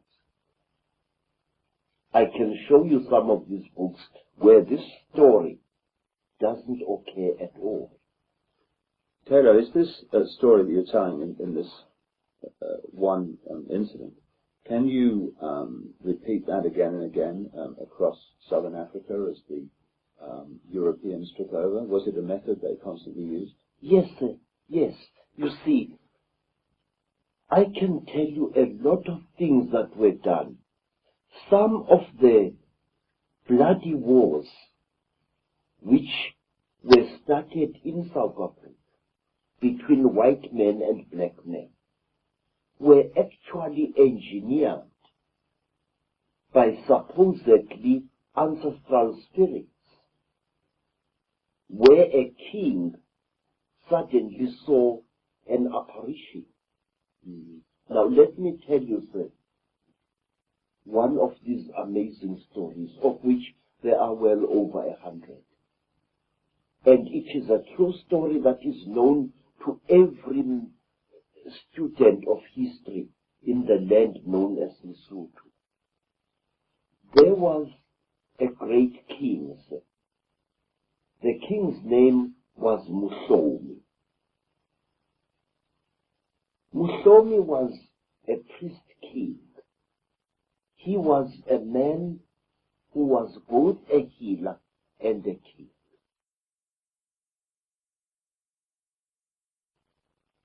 Muhlomi was getting old, and he had received many wounds in battle, fighting to protect his people against invaders. One day, Muhlomi was in his house when somebody knocked on the door frame of the house. And Muhlomi asked the intruder to come in.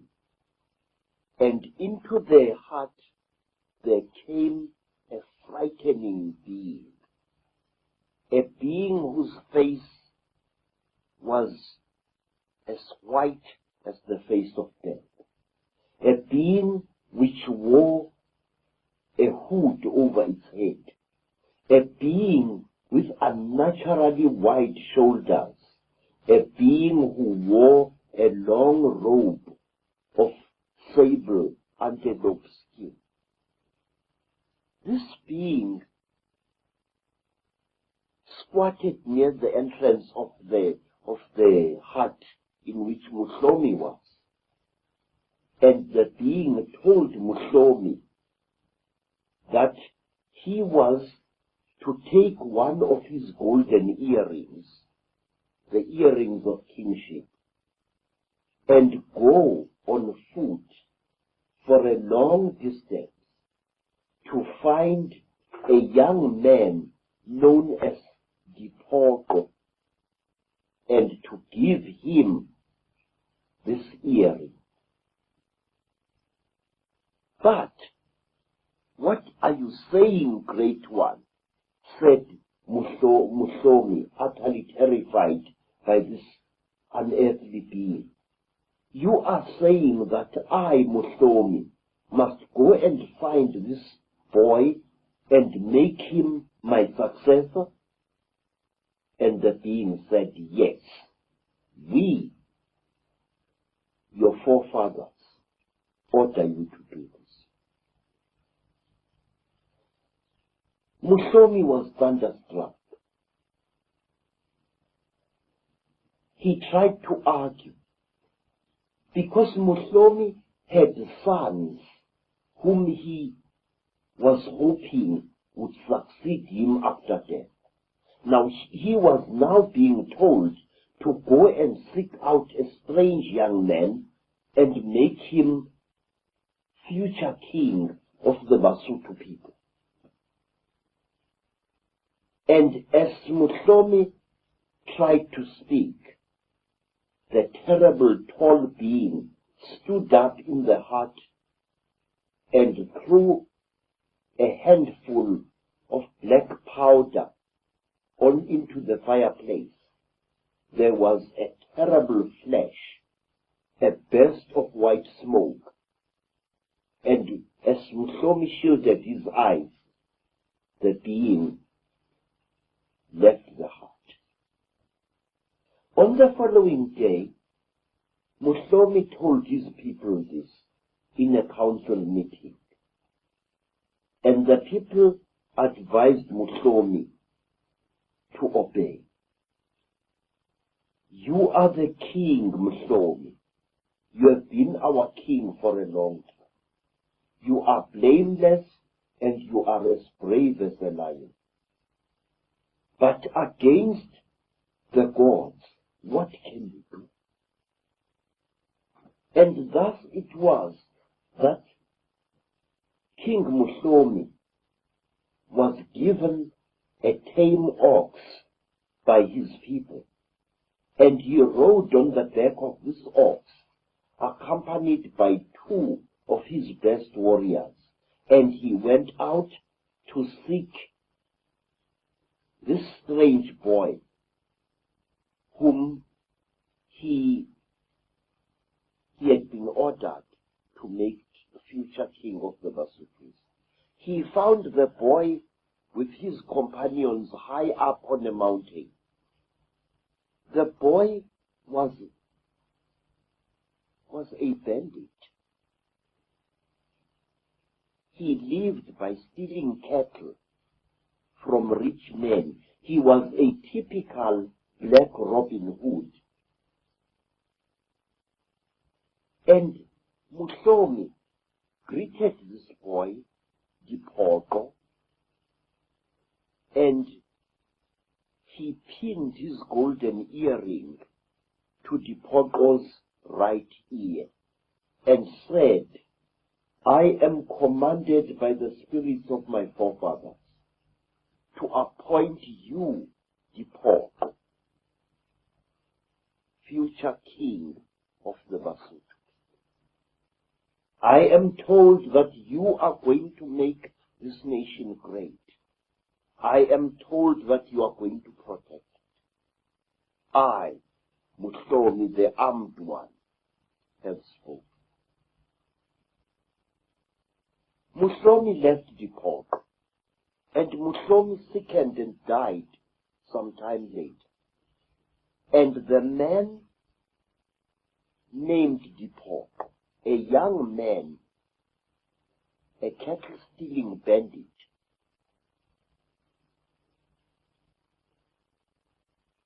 became known as King Mushweshwe, the first of the Basotho. As the so-called God had spoken, it so did happen. Mushweshwe, who had now discarded the name of Dipogo, which means disappointment, and assumed the name Mushweshwe, which means the barber or the beard shaver. Mushweshwe himself started seeing visions, and he started obeying the instructions of these visions that he should build a great nation out of the Basotho nation. He collected together all the fugitives who had fled from the wars in the Cape. He collected together all the refugees who had fled from the wars by Shaka in Natal, and he molded them into the nation known as the Basotho nation, which today inhabits the land called Lesotho. But wait, there is more to the story of Mushweshwe.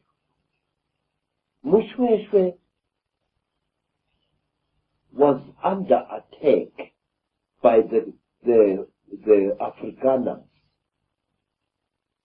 and one day he received another vision, a vision that told him that if his people were to be saved, he had to place himself and his people under the protection of Queen Victoria. And he did just that. When I was a child, when I was a young scholar, the land today known as Lesotho was known as the Basotho Land Protectorate. Here was a king actually destroying his sovereignty as a ruler. Mushweshwe enjoyed the loyalty of his people. Mushweshwe was greatly loved by the nation that he had formed. Mushweshwe had not really needed to make himself the subordinate of the British Empire, but he did on advice of visions that he had. My God, you can see how it was done. But there is more, Mr. David Icke. Say, I think these men were secretly manipulated. I think these men had their fears and secret beliefs played against them. It is the easiest thing, sir, to manipulate a man who rules a country and who suddenly feels himself unsecure. For example, the British appear to have pursued a double-edged strategy in South Africa. They did it in Natal They did it in Lesotho, and they did it in Swaziland and in Botswana. What did they do? They used to manipulate the white Afrikaner settlers, the Boers, into fighting the native people. And then they used to send agents to the embattled black kings to tell these black kings that the best thing that they could do is to place their people and themselves under the protection of the British Empire. Problem, reaction, solution. Yes, sir. Now, let me ask you, how did a black king know that the English were the most militarily powerful people at that time? The Africans only saw their immediate enemy, the Afrikaners. The black people only saw the Boers traveling in their ox wagons. They only saw the muskets of the Boers. But here we have a situation where a black king learns from someone about the powerful ships, sea-going ships, and the huge guns that the British have got. And this king is then advised to place himself and his people under the protection of the British. It was a strategy that the British pursued in different forms deep into Africa. They often won huge swaths of mineral-rich territory without even firing a shot. They had gun runners who smuggled bundles of muskets, tower muskets, and even Sniper rifles to black tribes. And wars between the Afrikaners and the blacks came into being in Lesotho. One of the reasons that forced Mutwa to make Lesotho a protectorate under Great Britain was because he feared the repeated attacks which the angry Boers were launching against him, because some of his people were attacking the Boer farmers and stealing their cattle. Can we talk about people like David Livingstone and those that charted the interior of Africa, etc.? Because it seems, Credo, without question, we're looking at an unbroken string here, with one element of the takeover following another. So surely those quote heroes of Britain that charted the interior of Africa must have been involved in the story. They were. They were. In fact, I can say to you now, sir, that the man in whose home Livingstone stayed, named Reverend Moffat, was the one man who was grinding down King Khammer's mine. He was the one man who used to send books and newspapers to Khama. They were living in the land of the Botswana, and they lived alone, a missionary and his wife. Reverend Moffat had a family of children at Kuruman in the Northern Cape. And Reverend Moffat received Livingstone. Reverend Moffat, because he was viewed by the Botswana as a man of God, could do what he liked in the land of the Batswana. He carved himself a huge stretch of land. He planted any vegetables or fruits there that he chose. Early in his arrival, he found that area teeming with buffaloes, which is why it is called Kuruma. It's really a corruption of the Batswana word Udumane, the gathering place of the buffalo. Moffat used to welcome explorers and hunters, many of whom traveled alone through South Africa. And these hunters and adventurers, people like Reverend Campbell and others, were going through South Africa, exploring. Some of them wrote books about the local customs and the local tribes that they encountered. And I think these explorers were much more than what they seemed.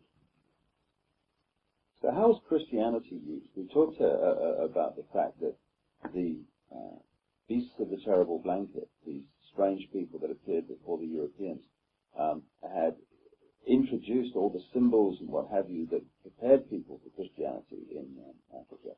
How was it used once the Christianity people, the Christian religion, arrived? I will tell you, sir, from what I saw as a young child. The Christian religion, or rather the missionaries that brought it, behaved like dictators. They ill-treated our people. They humiliated them. And they stole huge tracts of land from our people using the name of Jesus Christ. I want to give you this historical fact. If you go to Natal, near Durban, and you come to a place called Marian Hill, near Durban, you will find one of the biggest and one of the oldest mission schools in South Africa.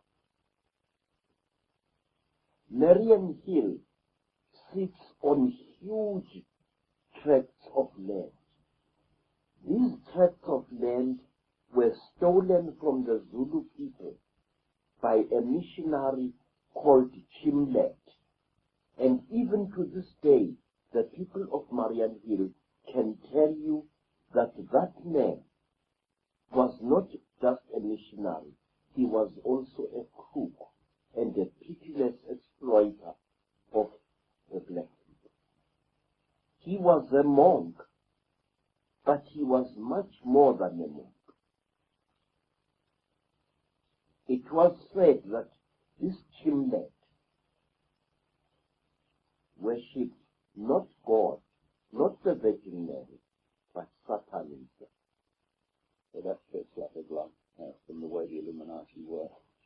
And the other thing that must have happened, fundamentally in so many ways, is that the original knowledge, the knowledge that you carry and people like you carry, must have been destroyed, pushed underground, and basically the true story of history lost. Yes, sir. Let me tell you what the missionaries did. The missionaries used to employ the tactic of preaching the so-called gospel to our people. And at the same time, they used to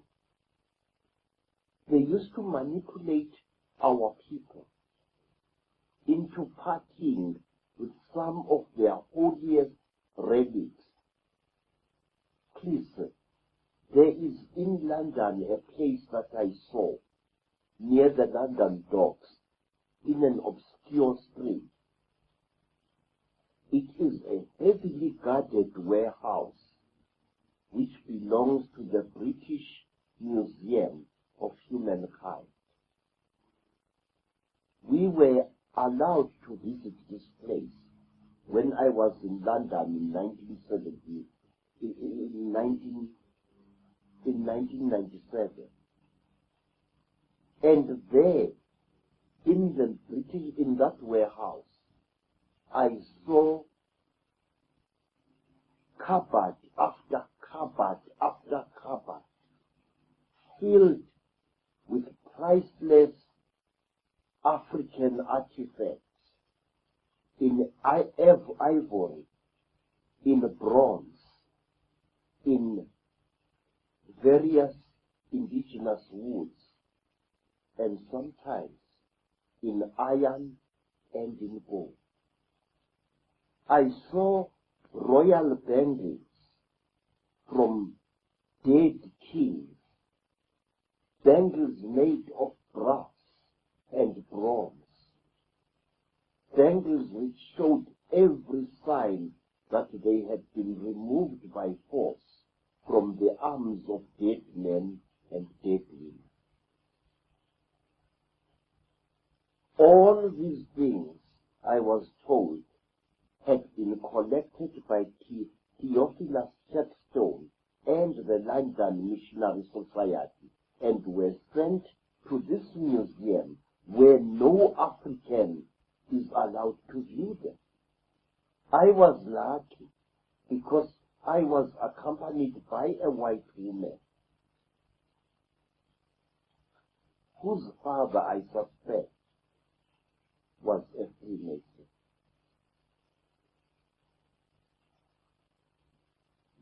Now, let me tell you, sir, what the missionaries did also. The missionaries established hospitals in their mission station. Reverend Moffat had a hospital in that mission station. And when an African was brought there, sick unto death, the missionary used to tell this African that as a condition to his entering the hospital, he first had to be baptized as a Christian. And also as another condition for entering the hospital and receiving missionary treatment, the sick African had to surrender all artifacts from his ancestors that he had in his possession. One day, sir, my grandfather, Zigo, had an accident. He had bought himself an ox wagon, but he did not know how to control it. And one day the ox wagon plunged off a cliff, and my grandfather was badly injured.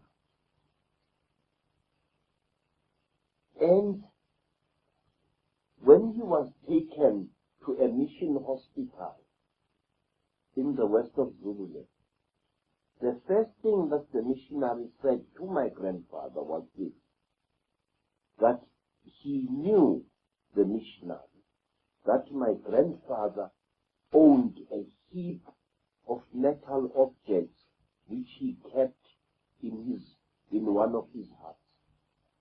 And that as a condition for receiving treatment for his broken bones, he had to surrender all that metal property to the missionary. Those things you have got in your home are full of evil spirits, said the missionary Reverend Lee. You must let me have them so that I can take them to a holy place in England where they would be destroyed. My grandfather stood up shakingly and walked out of the mission hospital. He walked, and somewhere along the road he collapsed. And tribespeople who knew him took him to their village. And there when a passing Afrikaner doctor rode by in his ox wagon, the black people asked this doctor, who was not a missionary, to please take care of my grandfather. The doctor took my grandfather aboard his ox wagon and took him to his farm far away. And there, the Afrikaner doctor, a herbalist really, as he was called, a Genees Jere, he treated my grandfather free of charge, and he didn't place any conditions for his treatment. And my grandfather, out of gratitude, returned to his village a healthy man and took 3 fat cows and led them with his sons to the faraway home of the Afrikaner. Again and again, our people were robbed of their heritage. Our people were robbed of scientific equipment. Our people were robbed of irreplaceable artifacts, some of them dating back hundreds of years into the past, by the missionaries, especially the London Missionary Society. And if you go into that museum, near the docks in London, you will find what I saw, and it will make you. What's your own experience in your life, Credo, of the use of Christianity in Africa to divide, rule, and suppress the people? Now, let me tell you. When missionaries came to South Africa, they deliberately created a huge wave of enmity between those blacks that they converted and those blacks who resisted Christian conversion. They created such a divide that they actually broke up huge families. And it got worse when Catholics, Anglicans, Methodists, and Presbyterians spread through South Africa. There was developed deliberately in Africans of different religious denominations the same enmity that exists now between the Catholics and the Protestants in England. Black Protestants were forbidden from talking to black Catholics. Black Wesleyans did not even ask the time of day from black Presbyterians. It was such a total chaos, and the only beneficiaries were the missionaries themselves. But let me tell you more what used to be done. Missionaries used to forbid any converted Christian black from having anything whatsoever to do with an unconverted black. Love relationships between so-called heathen blacks and Catholic blacks were forbidden by the missionaries. That was how my father and my mother parted, traumatizing my life even before I was born. My father had been a confessing Catholic, and he fell in love with what was called a heathen Zulu woman. Now, the condition for such a love was that the woman had to submit herself into the Christian faith.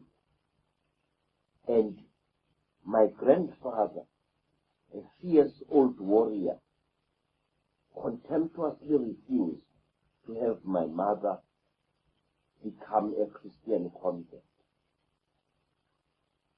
I used to kill white men at Islandwa, and I am not going to allow a daughter of mine to follow the religion of spear food. And so, if in a mission station a church-going black paid court to a heathen black, the church-going black was brutally punished by the missionary, and he was punished in a way which to Africans was horrible. Inside the mission church, there were the pews, the benches on which the congregation sat. But next to the door, just as you entered the door of the church, there were special benches for those Christian blacks who had broken the law.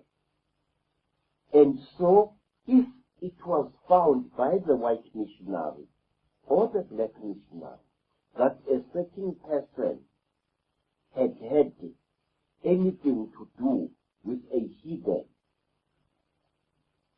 that person was punished in a very terrible way. He or she was made to sit next to the door of the church inside, so that all who entered the church would look at this one and know that here is a lawbreaker who had broken the laws of Jesus Christ. Were you pushed into the Christian religion to start with, Credo, before the penny dropped? Yes, sir, I was. You see, after my mother and my father had separated, my mother gave birth to me. And for a long time, I suffered as a child because I was born illegitimate. I was called a bastard. I had no rights as a human being. The law of the Zulus at that time was very, very strict regarding illegitimate children. My mother suffered. She was often beaten up by other girls in the village. And I suffered too. Other children were forbidden from playing with me. And I herded cattle in the bush alone.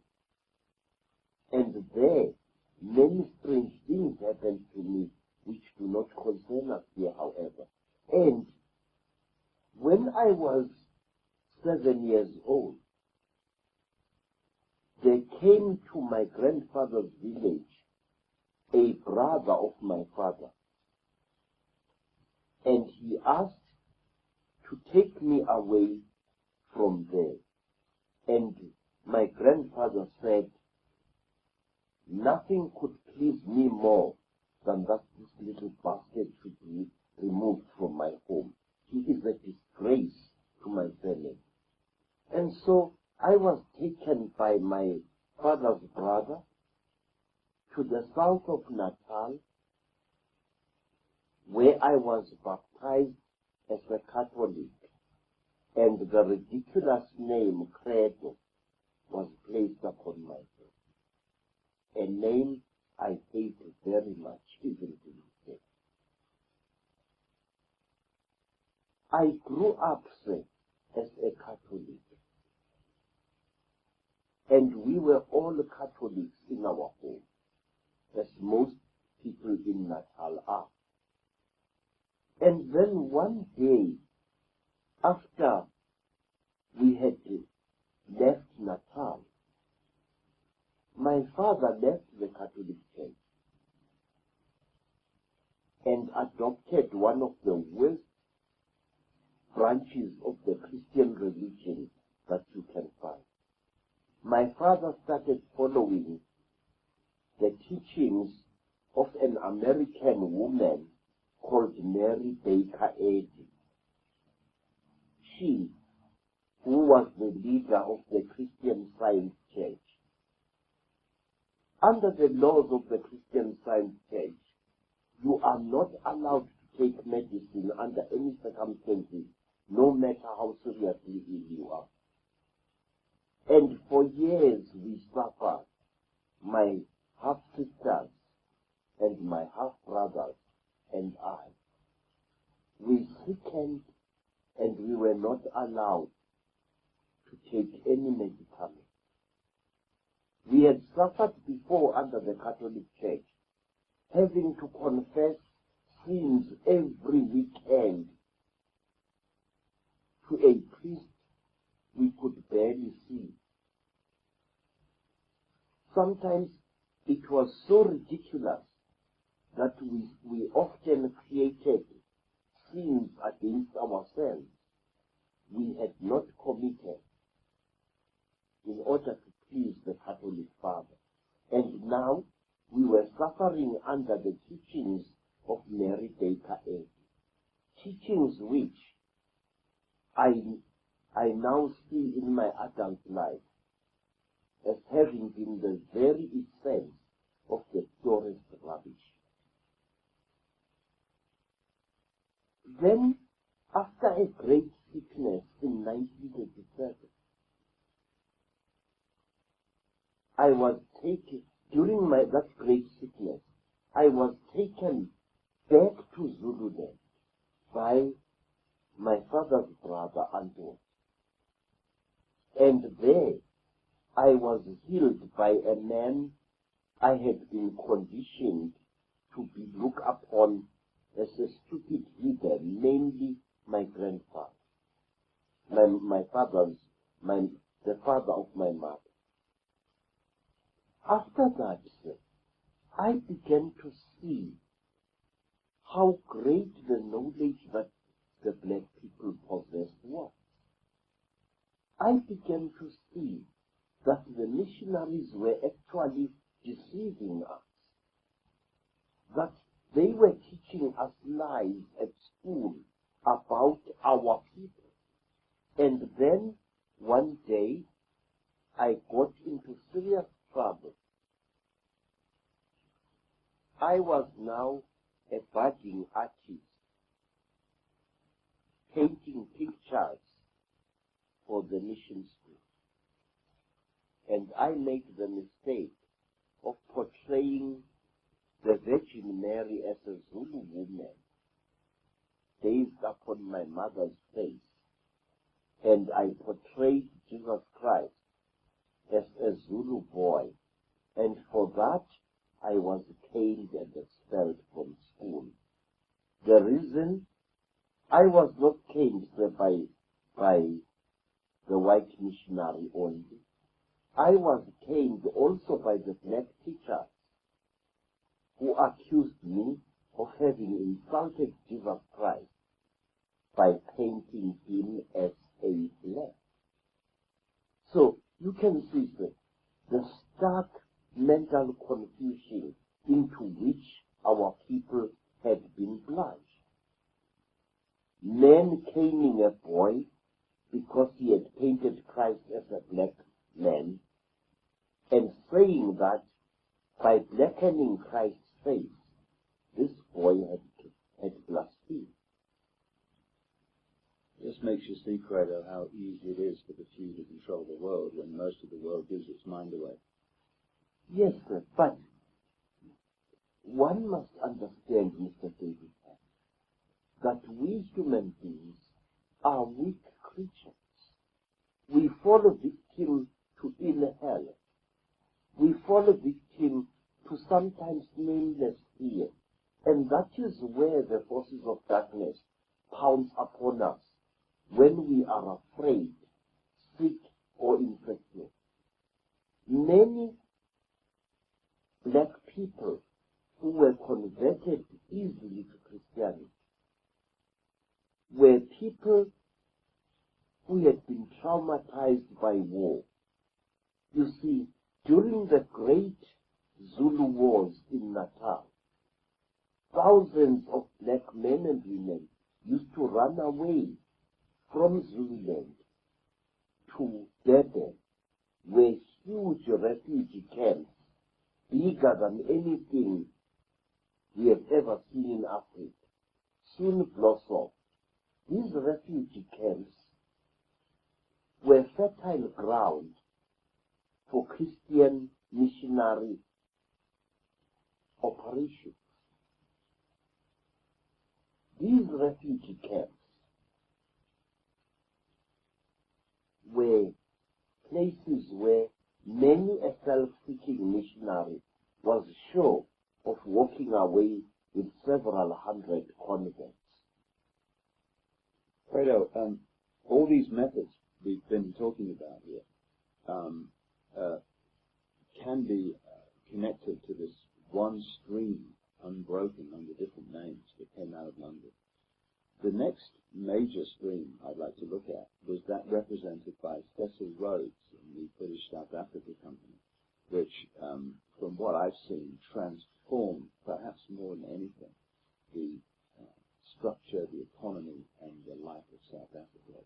What about him and that time? Many stories are told about Cecil Rhodes. Many stories. And one day I shall amuse you with one. Cecil Rhodes was a strange man.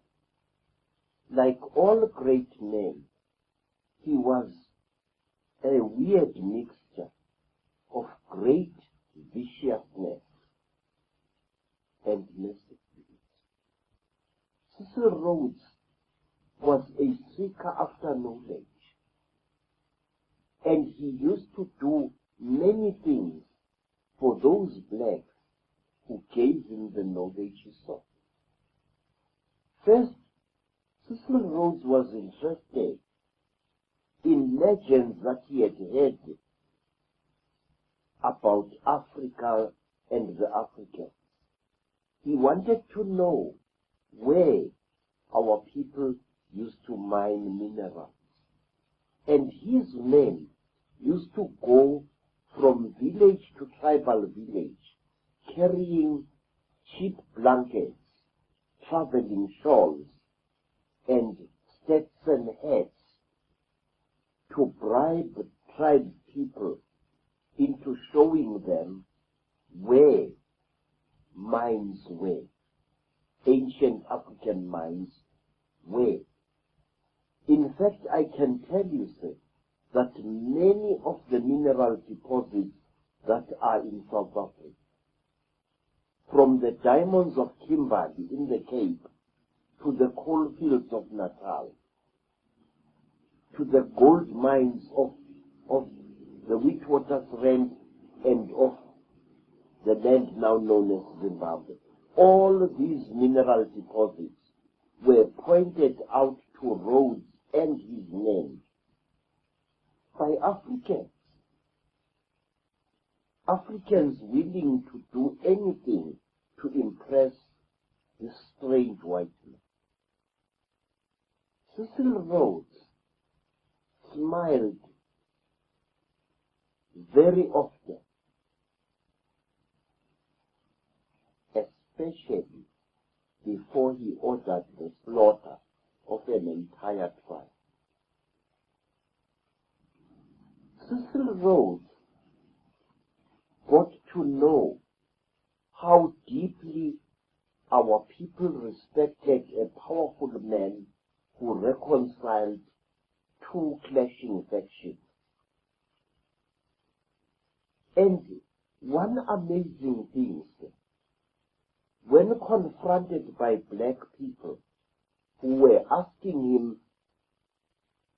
pointed questions, Cecil Rhodes used to deny that he was the leader of the white people, for example, in Rhodesia. He acted like a third party, a man who was dedicated to reconciling black and white and stopping conflict between them. And until he died, Cecil Rhodes was known by the Mandebele people as Mlamlankunzi, the brave one who parts two clashing wolves. At one time, Cecil Rhodes went to a very holy place,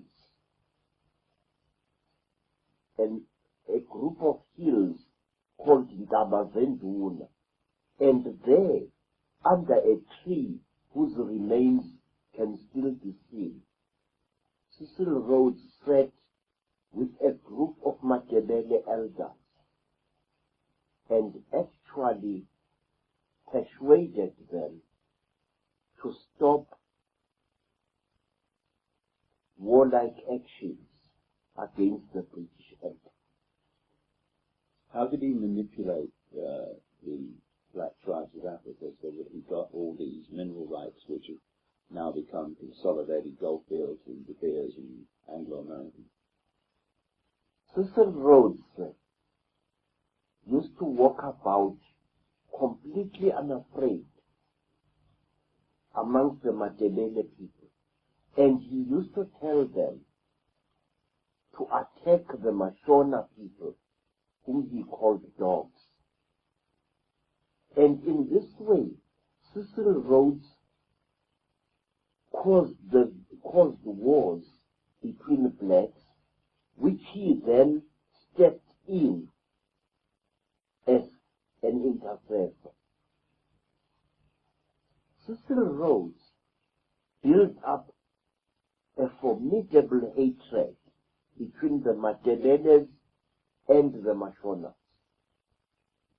He played the Mandebelers off against the Mashonas, and the same the other way around. What is strange about Cecil Rhodes was that, and which is never revealed in the many books that were told about him, was that Cecil Rhodes was a student in search of the deepest mysteries of Africa. He made friends with healers, with shamans, and he actually took part in their rituals. And through them, he learned of the many secret and holy places which were to be found in the land that now bore his name, Rhodesia. And one of these holy places that he learned about was those hills upon whose summits you see great boulders, namely the Matobo Mountains, the mountains of the great boulders.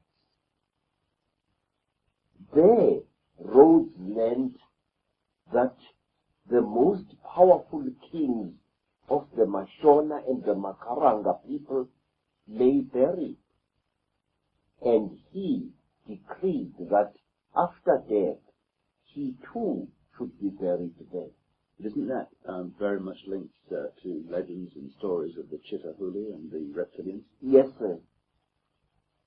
The Matobo Mountains are held even today as one of the places on earth where the Chitauri are often seen and where they land in their craft. And there is more, sir, regarding this thing. Much more. Cecil Rhodes had himself buried above the grave of a much older leader and a far greater man than himself. We are told, sir, that the first Mutwa, a remote ancestor of mine, Nyatsindi Mutwa, died and was buried in the Matopo Mountains. And Cecil Rhodes found the place where Nyatsindi lies buried. And he ordered that he should be buried on higher ground than Nyatsindi. And by so doing, he showed the Matebele and the Mashona people in death that he, John Rhodes, was far superior to Nyatsindi Mutwa. How did Rhodes' influence in the creation of the mines and the whole basis of what's even now the modern South African economy, how did that affect the people in terms of control and losing control of their destiny? First of all, sir, our people totally ignored the large mining operations that they soon saw taking place in their country. Our people were happy to stay in their villages, but new laws were instituted by the colonial government of Natal especially, where all able-bodied men were forced to go on a long-distance journey by foot to work for starvation wages in the diamond fields of Kimberley. Many, many stories are told of brave black men and women who went to Kimberley to work in the town of Kimberley amongst all kinds of disease and corruption and violence, and also to work in the great hole of Kimberley, a hole which before had been the site of one of the holiest hills known to our people in that part of South Africa. Cecil Rhodes and his people did much to destabilize black family life in Natal and other places inhabited by black people. He forced the local chiefs to pay tax, they and their followers.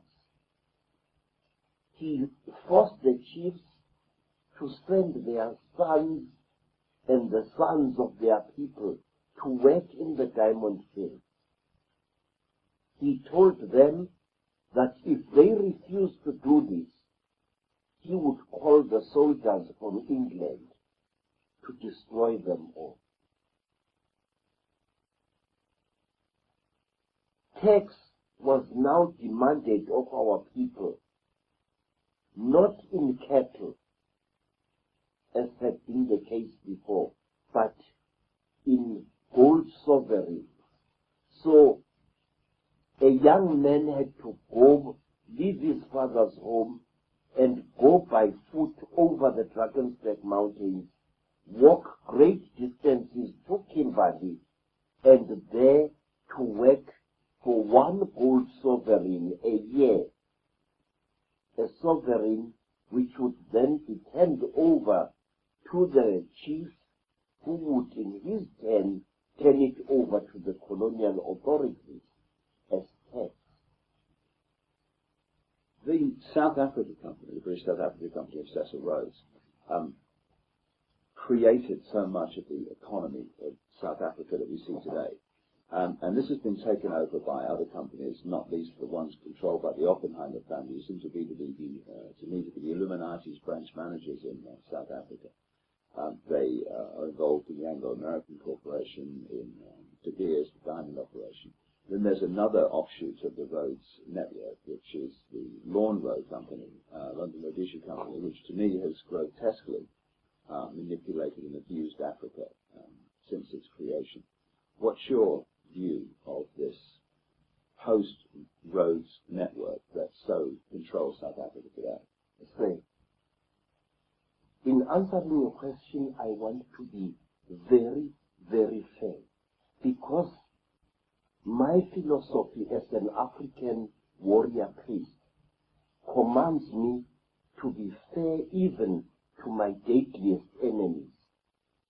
The Anglo-American Corporation has done a lot of good in South Africa during the course of its existence.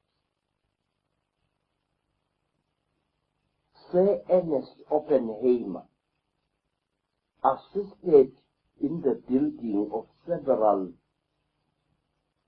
townships near Johannesburg. He did not do it for love, of course. He did not do it for altruistic reasons. But the fact was that on a massive scale, he and his company created roofs over the heads of many black families. In fact, a large part of Soweto, near Johannesburg, is his company's creation. But the Anglo-American Corporation also has a lot to answer for in front of the throne of God. This corporation has caused the deaths of hundreds, if not thousands, of black men in its mines.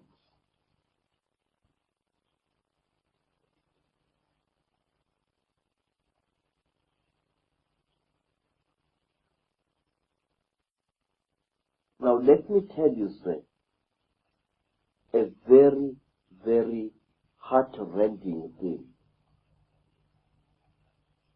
I have evidence that can stand in any court that organizations such as the Anglo-American Corporation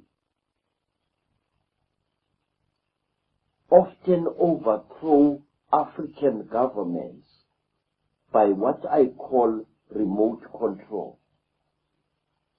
Not so long ago, a great friend of mine, Dr. Hastings Kamuzu Banda,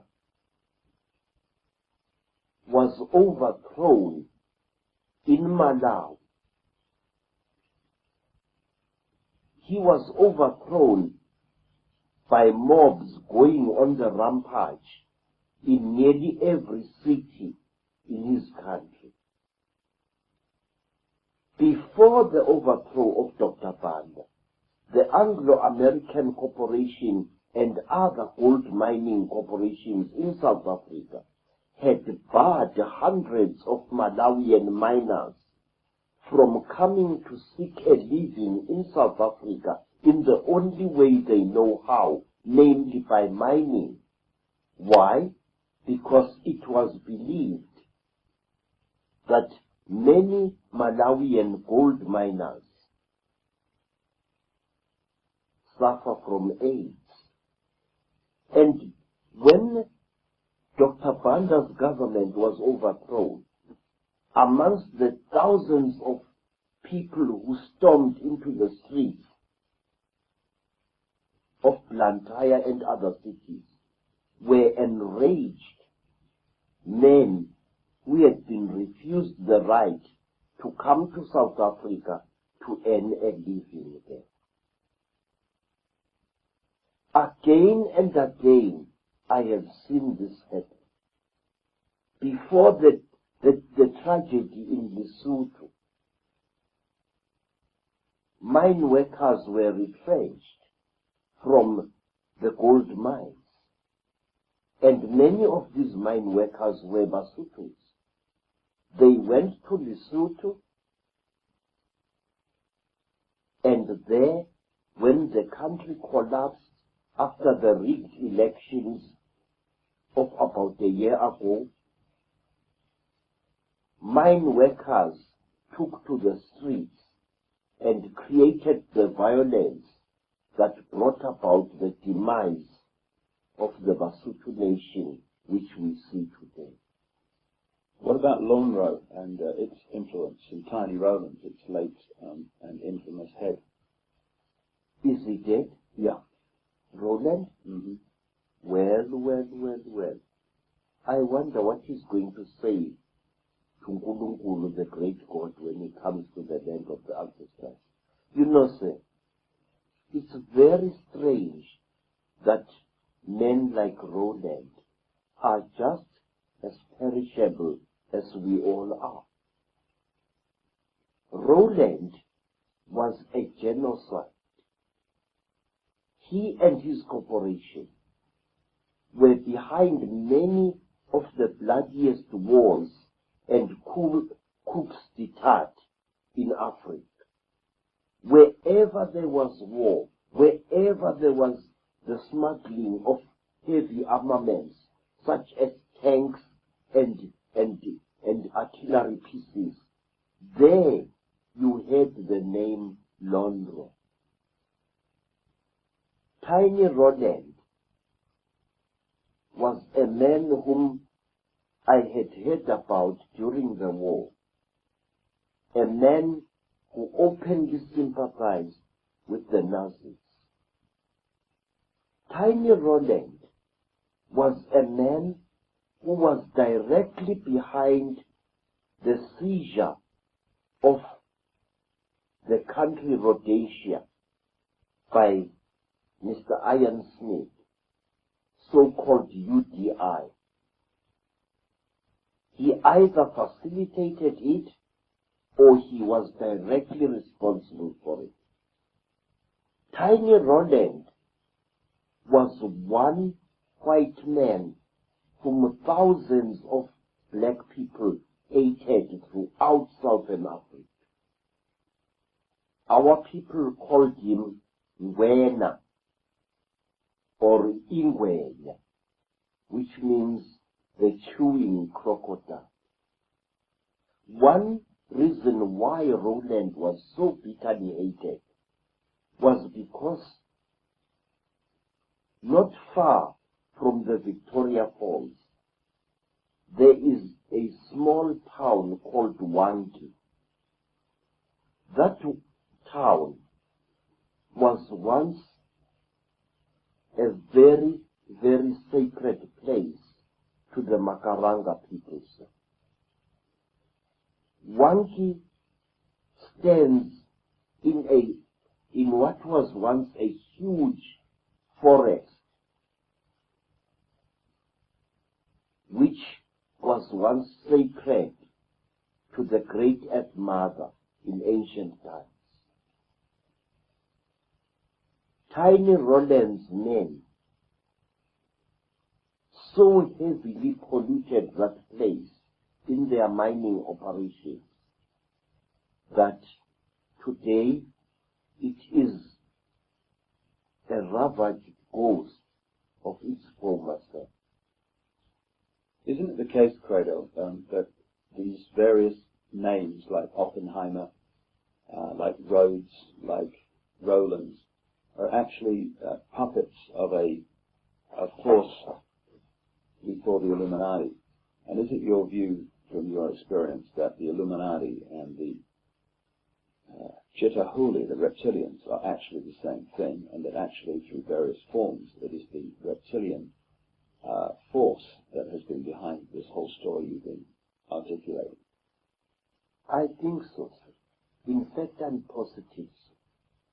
But what I cannot understand is why do rational, highly educated human beings allow themselves to become the instrument of the destruction of the only home that we have, we human beings, namely the earth upon which we live.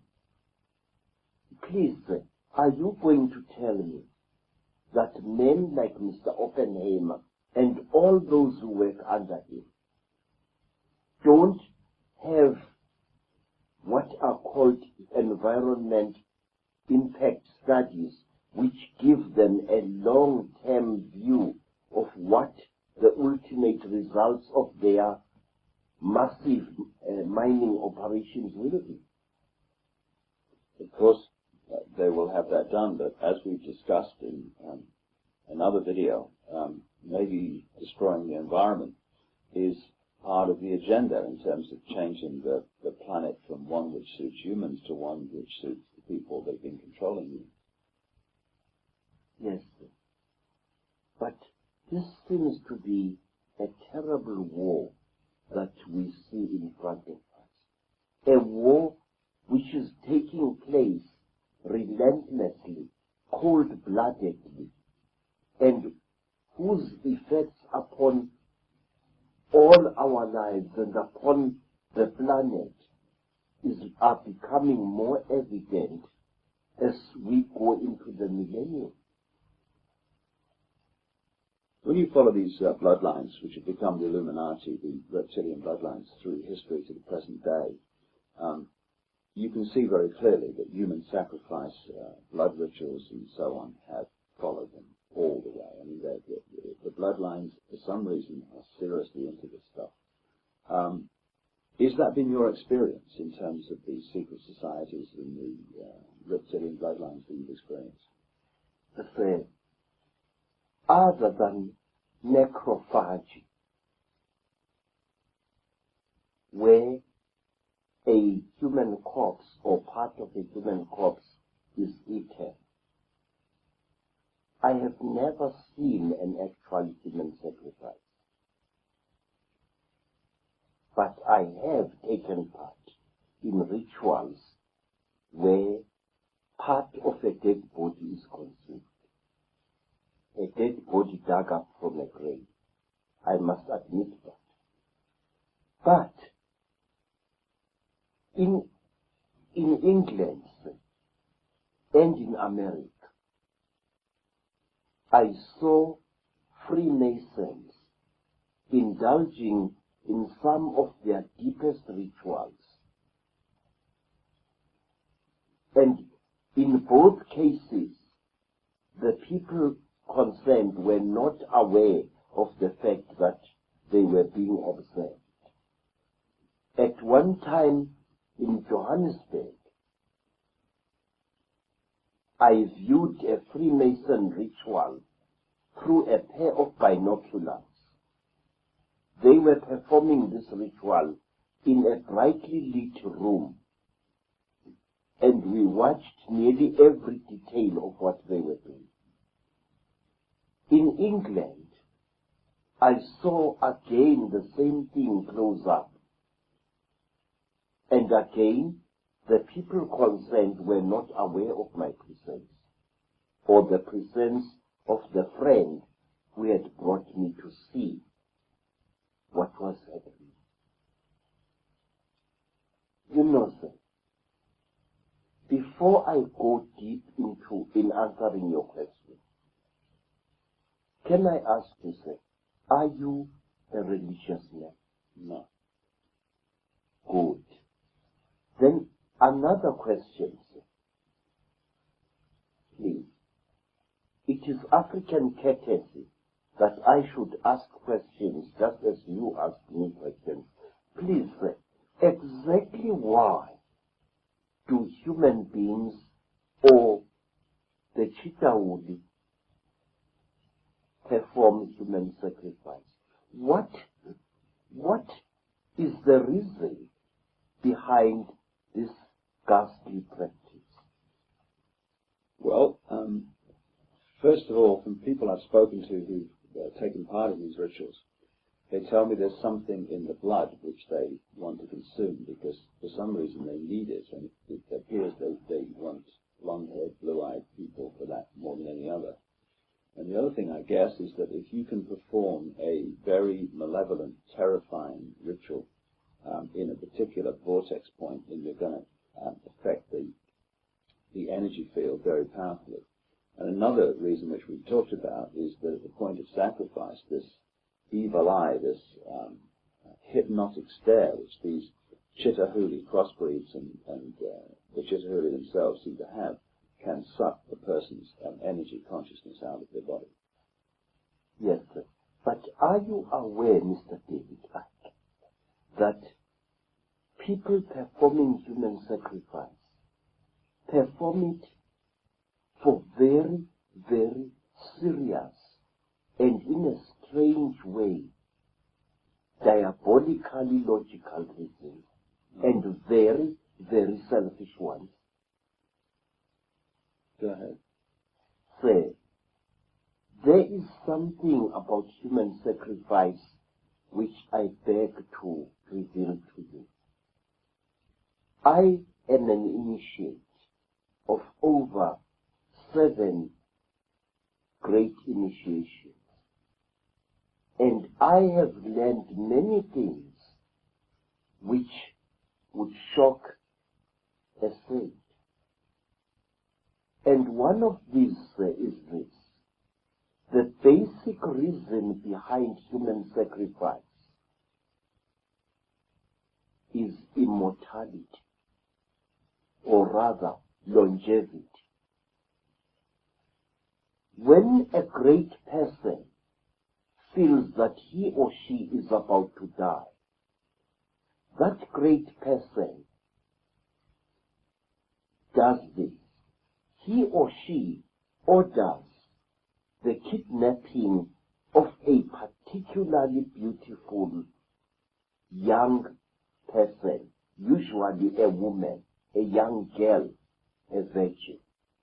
But this virgin must have certain spiritual characteristics. And these characteristics must be certain qualities of the mind. In short, the victim must be psychic. The victim must be very beautiful. And the first thing that is done with the victims, she is not killed outright. She is, how you say, she is, oh God, how can one say it? She is stripped naked, and she is bound hand and foot, and then you, the one about to sacrifice her, lie naked in the same bed with her, but you do not have sex with her. Because if you do, the energy that you are building up for yourself will dissipate. You must lie with the victim. Usually she is blindfolded. And you must embrace her and hold her and try to symbolically swallow her. To try to draw from her the most important essence of herself. I'm sorry, I don't have the proper English to say this. Do you understand what I'm trying to say, sir? Yeah, absolutely.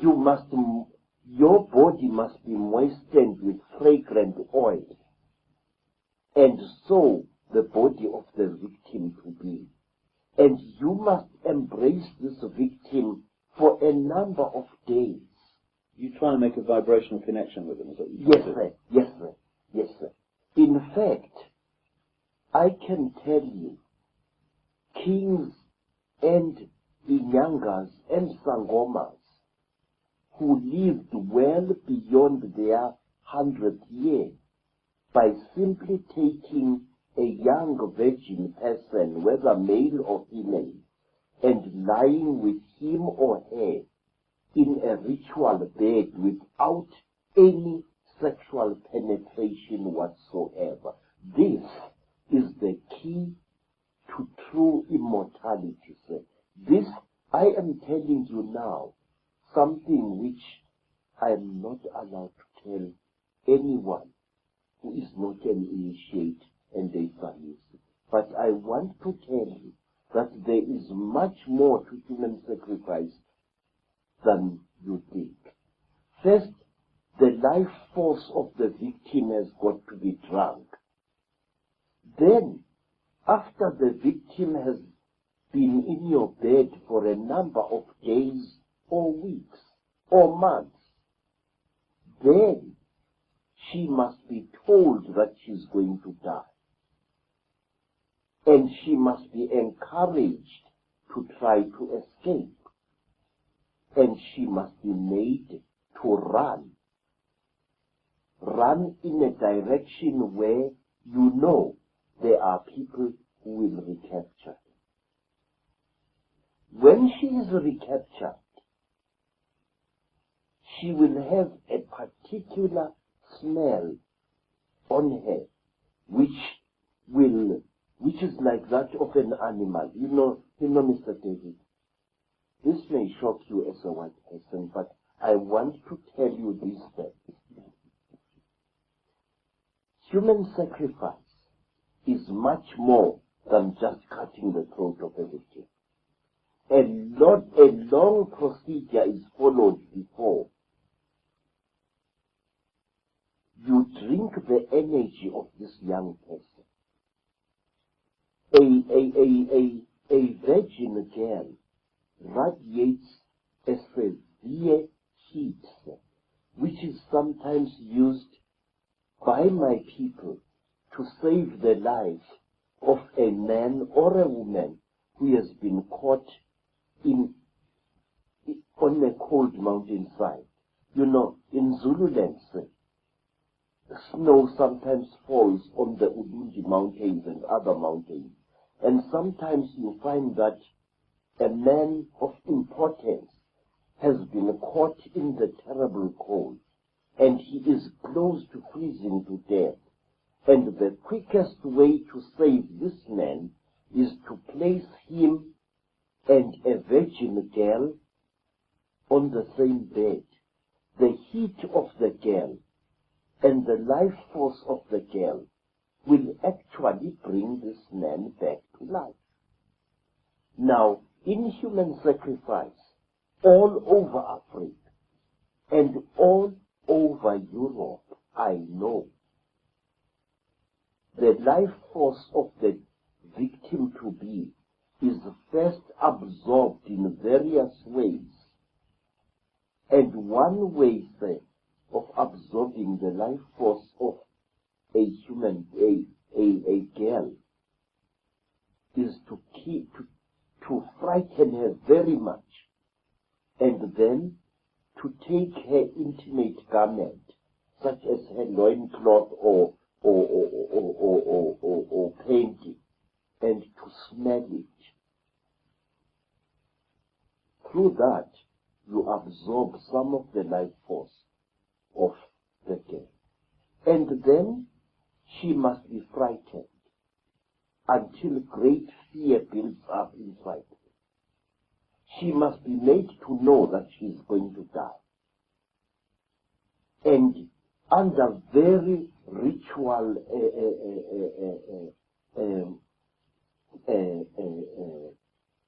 conditions, the person is killed. But she is killed slowly. And her screaming is forbidden. She mustn't scream. A tight piece of wax is often jammed into between the victim's jaws, a piece which she cannot swallow, and then she is killed. But wait, there is more, much, much more to this bizarre thing. The victim must bless you with her eyes as she dies. Sometimes the victim must be made to talk before she dies, which is why I was so horrified when I learned from various newspapers that after her terrible accident, Princess Diana had talked. That is how a human sacrifice victim is expected to do. She must talk. There is some kind of power that she releases by talking, which again benefits those whose victim she is. I'm convinced that she was ritually sacrificed. Yes, sir. And here is another thing. Sir. When the victim, the more beautiful a victim is, the more you are supposed to stare at her, all of you. And when the victim dies, when she struggles in her last pain, all of you involved there, no matter how old you may be, ejaculate. Males or females, ejaculate. You must. Otherwise the magic will not work. So this is why you get, one of the reasons you get sexual activity so much involved in some of these rituals. Aha, yes. It is because as the victim dies, you feel such a great pity for her, such a love. She's a beautiful vessel being broken. And you feel the forces of rejuvenation coursing through your veins. You know, sir, this could be the reason why people who indulge in this form of ritual actually live for so long. But what is horrible is that the victim does not have to die in order to help her captor to extend his earthly life. Simply by lying in bed with the victim unmolested, month after month, actually rejuvenates the person in power.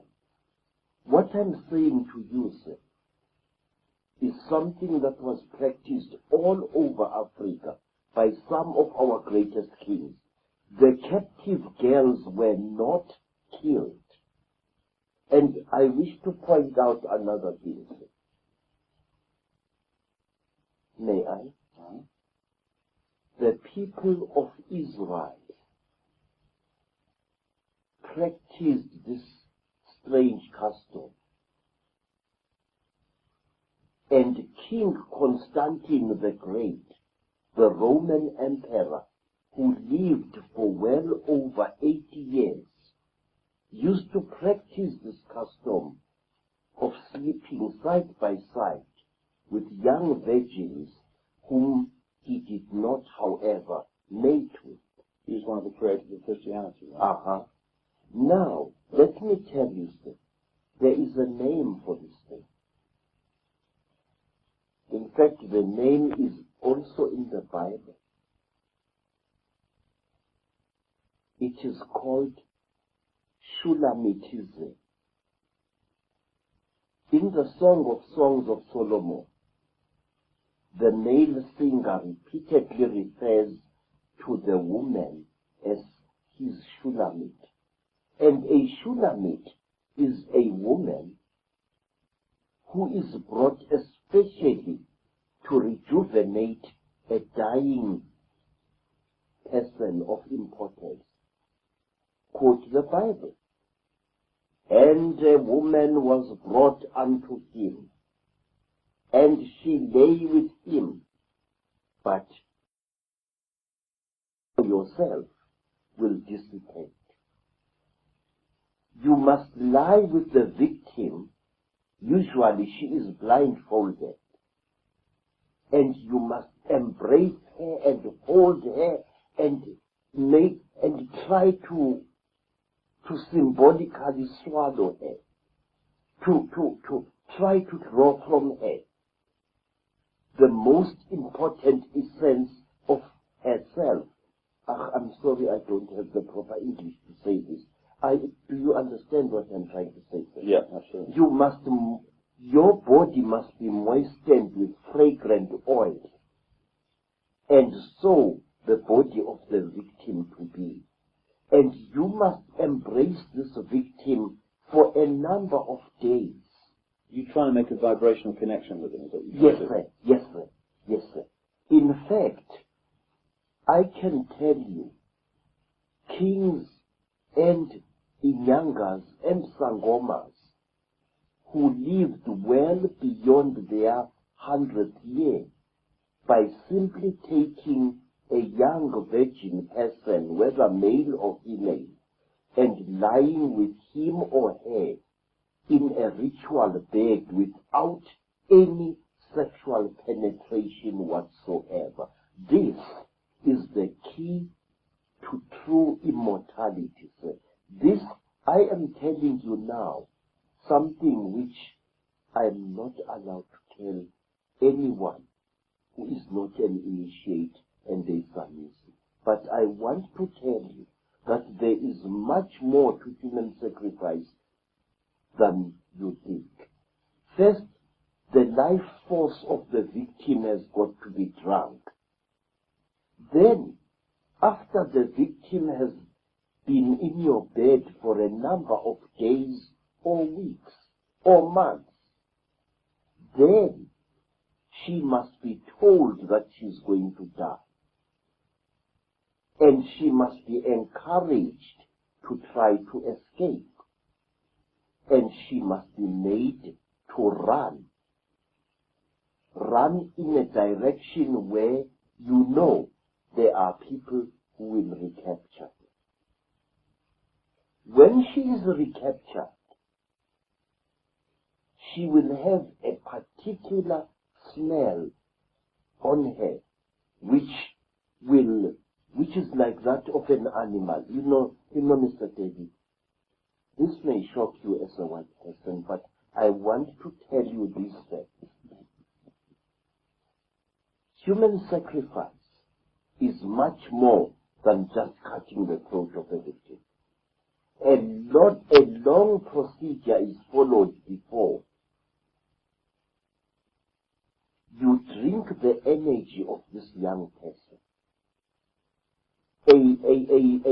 A virgin girl radiates a severe heat, which is sometimes used by my people to save the life of a man or a woman who has been caught on a cold mountainside.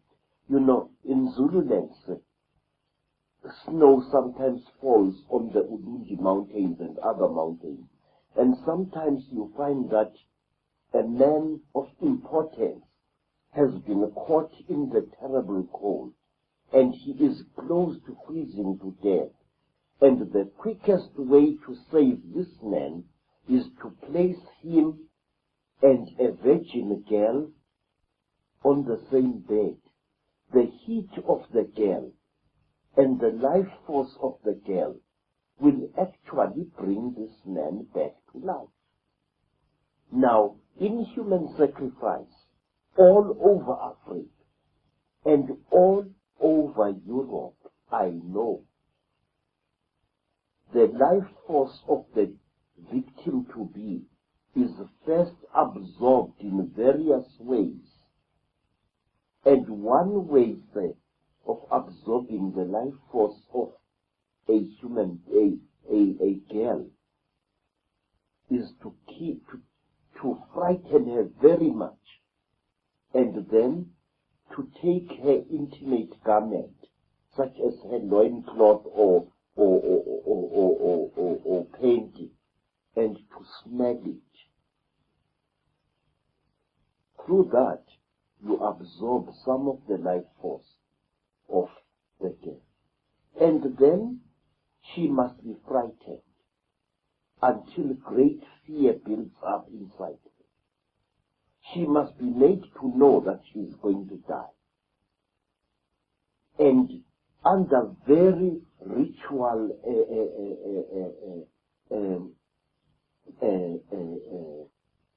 conditions, the person is killed. But she is killed slowly. And her screaming is forbidden. She mustn't scream. A tight piece of wax is often jammed into between the victim's jaws, a piece which she cannot swallow, and then she is killed. But wait, there is more, much, much more to this bizarre thing. The victim must bless you with her eyes as she dies. Sometimes the victim must be made to talk before she dies, which is why I was so horrified when I learned from various newspapers that after her terrible accident, Princess Diana had talked. That is how a human sacrifice victim is expected to do. She must talk. There is some kind of power that she releases by talking, which again benefits those whose victim she is. I'm convinced that she was ritually sacrificed. Yes, sir. And here is another thing, sir. When the victim, the more beautiful a victim is, the more you are supposed to stare at her, all of you. And when the victim dies, when she struggles in her last pain, all of you involved there, no matter how old you may be, ejaculate. Males or females, ejaculate. You must. Otherwise the magic will not work. So this is why you get, one of the reasons you get sexual activity so much involved in some of these rituals. Aha, yes. It is because as the victim dies, you feel such a great pity for her, such a love. She's a beautiful vessel being broken. And you feel the forces of rejuvenation coursing through your veins. You know, sir, this could be the reason why people who indulge in this form of ritual actually live for so long. But what is horrible is that the victim does not have to die in order to help her captor to extend his earthly life. Simply by lying in bed with the victim unmolested, month after month, actually rejuvenates the person in power. What I'm saying to you, sir, is something that was practiced all over Africa by some of our greatest kings. The captive girls were not killed. And I wish to point out another thing. May I? The people of Israel practiced this strange custom. And King Constantine the Great, the Roman emperor, who lived for well over 80 years, used to practice this custom of sleeping side by side with young virgins whom he did not, however, mate with. He was one of the creators of Christianity. Right? Now, let me tell you, sir, there is a name for this thing. In fact, the name is also in the Bible. It is called Shulamitism. In the Song of Songs of Solomon, the male singer repeatedly refers to the woman as his Shulamit. And a Shulamit is a woman who is brought especially to rejuvenate a dying person of importance. Quote the Bible. And a woman was brought unto him, and she lay with him, but he get no heed. Sometimes, for a parent, a mother or a father, to sacrifice his own child is an act of self-rejuvenation. I often view with a very deep suspicion the story of Jacob, of Isaac, whose father had been ordered by the Lord to sacrifice him. Remember? Abraham. Yeah.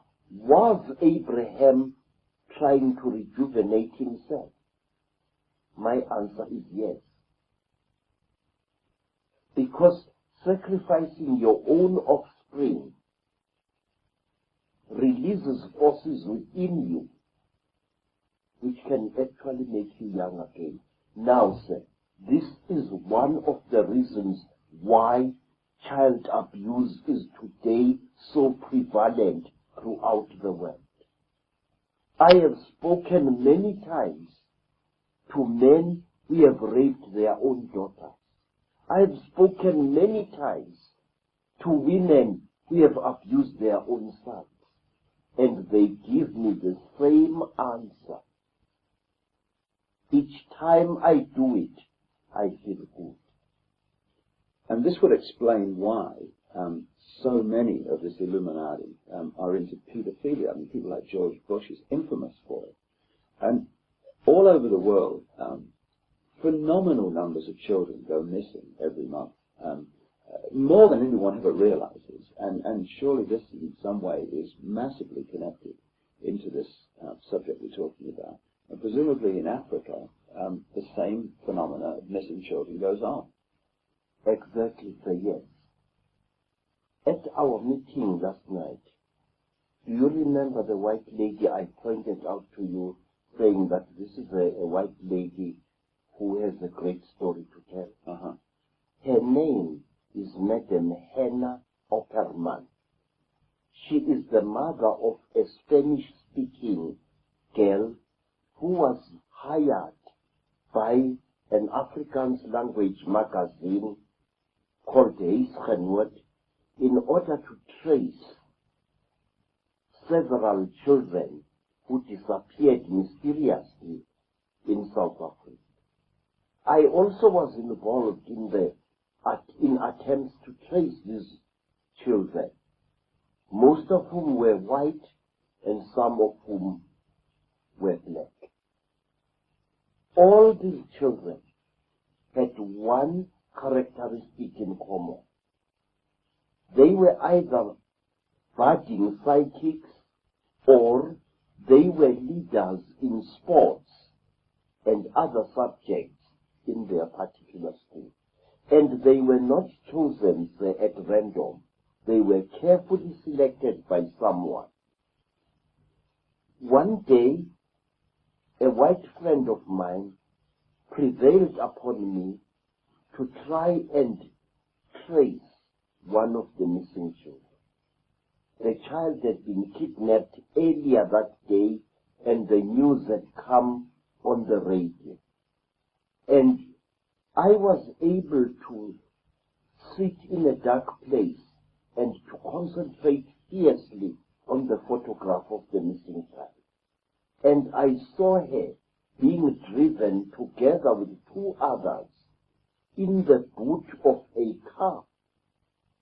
And sometime later, that car, which was driven by 4 men, 3 white and 1 of Hindu appearance, stopped somewhere in the veld, and the children were brought out of the boot of the car. But one of the children, the very child we were seeking, had become very, very ill because of lack of air. And this child we followed in spirit.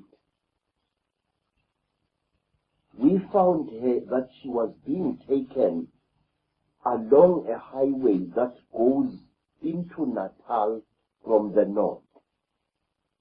And then she was taken along that highway until her captors reached the coast. And there she died, and I clearly saw her body being buried in Sisay. What happened to the other 2 children, I do not know. But I can tell you, sir, that after that, I totally refused to get involved in this terrible thing. Why? Because I had seen in visions the faces of the leaders of the satanic kidnapping of children. And some of these leaders were men whose names were very big in South Africa indeed. How many children go missing in Africa, say, every month? I learned from a gentleman with a very logical mind. A gentleman who later told me that he was a Freemason, or he is a Freemason, that well over 4,000 children disappear in South Africa every month.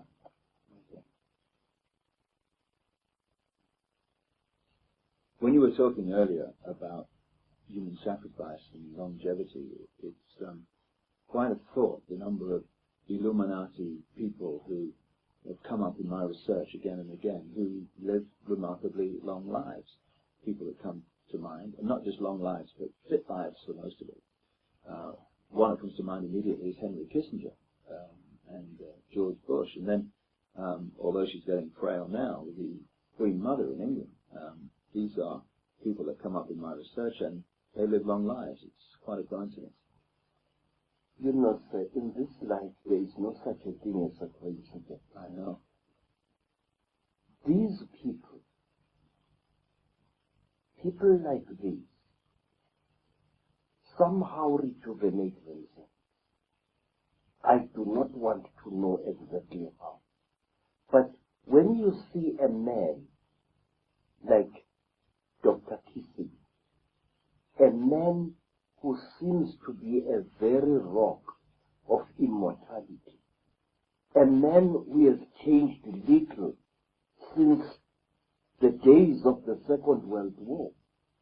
The man who was the leader of this man, namely President Eisenhower, is dead long ago, but Kissinger is still alive, going strong. I would like to point out a very interesting thing to you, sir, that in black communities, especially nowadays, people of extreme old age who still remain active in spite of their old age become targets of witch hunters. They become victims of witchcraft killers. My stepmother is today 98 years old. And at one time, a group of young religious fanatics wanted to kill her as a witch because she was so old and had never been sick.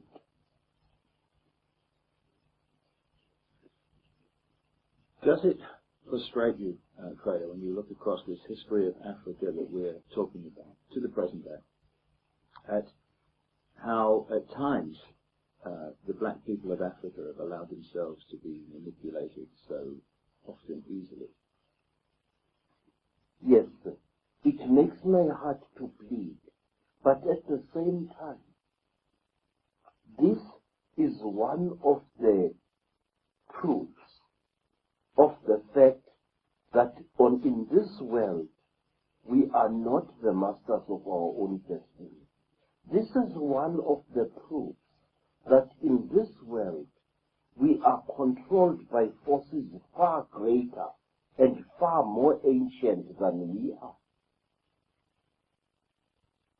Nations are caught by these creatures,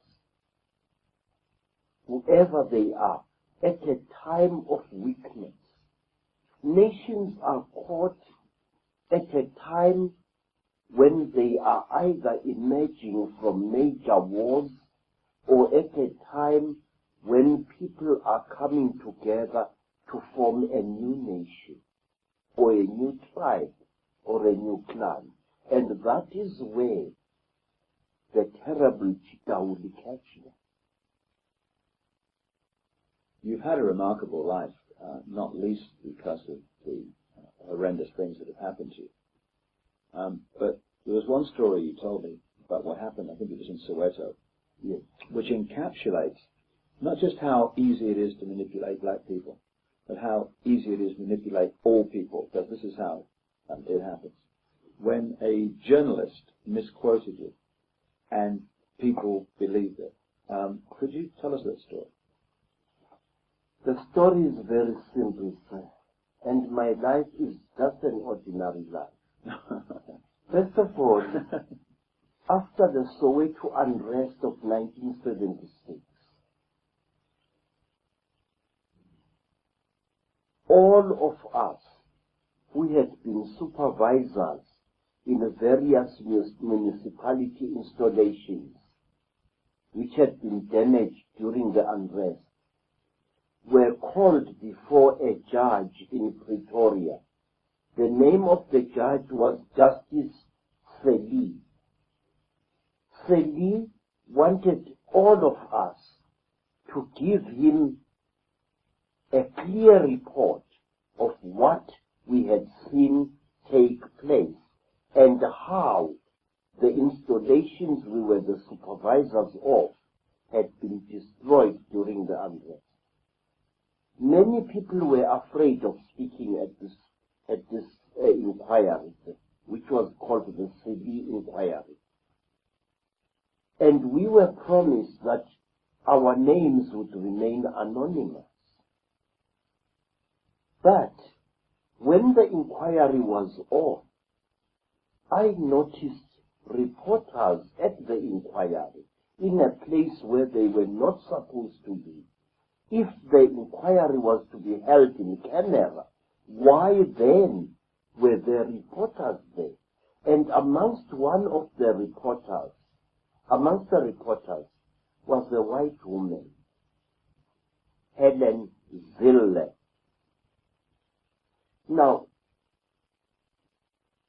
I spoke to the judge, answering his question, and then I said to the judge, protection for workers in Soweto is completely inadequate. Innocent workers are being beaten up and sometimes killed by the rioting youths. Can't more protection be supplied to those of our people who are willing to work? And this white woman went on to write in the Rand Daily Mail newspaper that I had said that the army should be called into Soweto to quell the unrest. Now, here was a white woman defying the orders of a judge, breaking the law with impunity almost. Of all the people who testified in that place, some of whom said worse things than I said, only my name was betrayed. And after that, my home was attacked by 500 or more school children. It happened in September 1976. My wife was raped.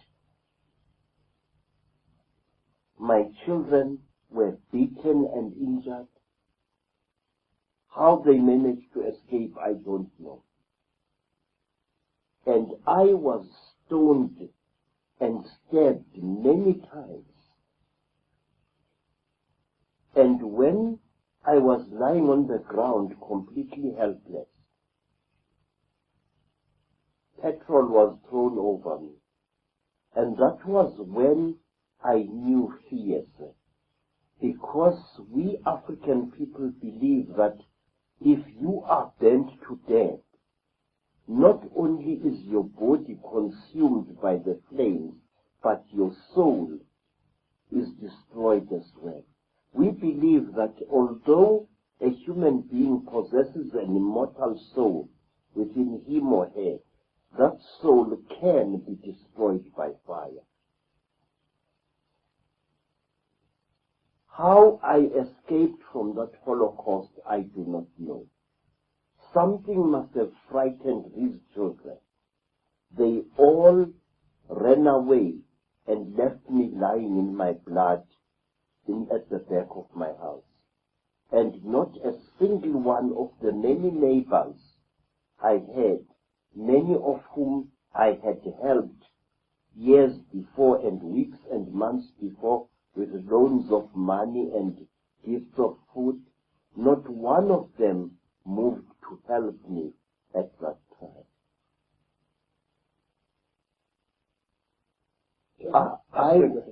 I was taken, I managed to crawl to a municipality yard, and there I hid in a corrugated iron shack until nightfall. And then a man came to see me there, and this man drove away a gunman who had come in there into that yard to finish me off. And this man took me through a hole in the fence to the house of a Sangoma, who is one of my followers. And that Sangoma, at great risk to her life, hid me under her bed until the police came to take me out of there. I was covered with wounds, and a broken knife was lodged in my body. And somebody had tried to cut off these two fingers. This is where the knife went in, and here it came out. After that, we hid in the backyard of a police station.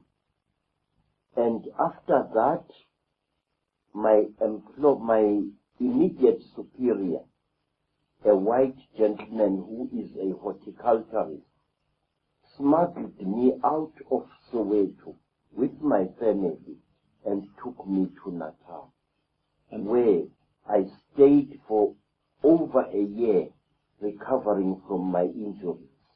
And all this, Credo, is from one journalist, Yes, a white journalist during apartheid, Yes, sir.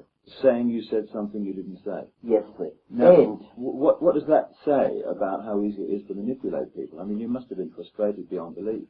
sir, let me tell you, Mr. Icke, that the enemies of humankind, the Chitauri, or whatever it is we choose to call them, have in newspapers a devastating weapon, a weapon for which there is no answer.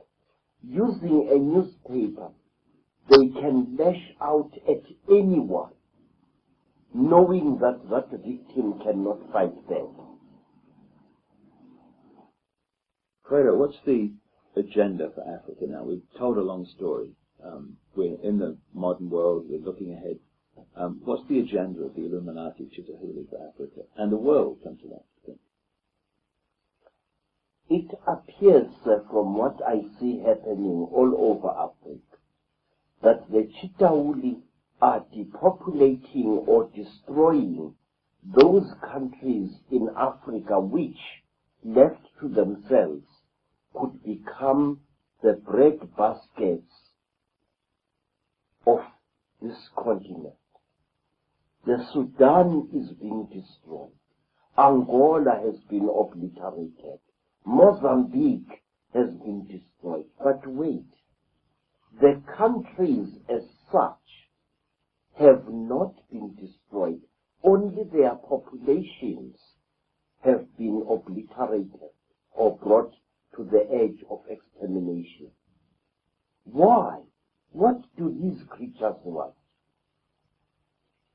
I feel that the answer says they want to alter human society by wiping out certain races of humankind and leaving others alive. I think that Africa is being depopulated deliberately in order to enable the future dictators of this world to get at Africa's minerals without bothering to pay anyone for those minerals. In other words, the minerals of various countries, things which appear more important to the Chitauri than human lives, are being cleared so that they can be, continents are being cleared, countries are being cleared of people, so that people, whoever will be in power afterwards, will be able to have access to Africa's huge oil, coal, uranium, gold, and diamond deposits without having to pay any African ruler for those minerals.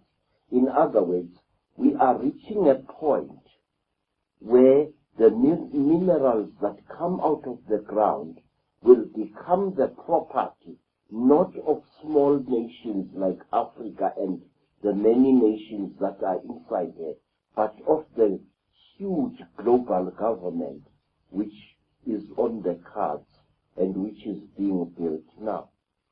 Is that why so much violence, both individual violence on the streets and between tribes, between groups, and between countries is going on? Yes, sir. People, it seems to me that it is the decision of the Chitauri to accelerate the destruction of as many human lives as possible. At the same time, to leave the minerals as well as other natural resources intact for the future rulers of the world to consume. I view, sir, with great unease a phenomenon which has been gaining ground in Africa in recent years. There has been planned and actually built in several parts of Africa things which are called peace parks, huge game reserves which border on certain countries. For example, the Kruger National Park in the Eastern Transvaal borders on Mozambique, and now I understand that the Kruger National Park is to be duplicated, this time in Mozambique. which is very interesting indeed, sir, in that where the new duplicate park is going to be established, it is one of the areas where, especially during the Rhodesian War, some of the heaviest, deadliest fighting and massive dispersion of tribespeople actually took place. And there are a lot of game parks down the Rwandan border and other countries like that where people came in to cause the problems there and the genocide. Yes, sir. It's very strange. Somebody, I think, I don't know who, and quite frankly, I don't want to know.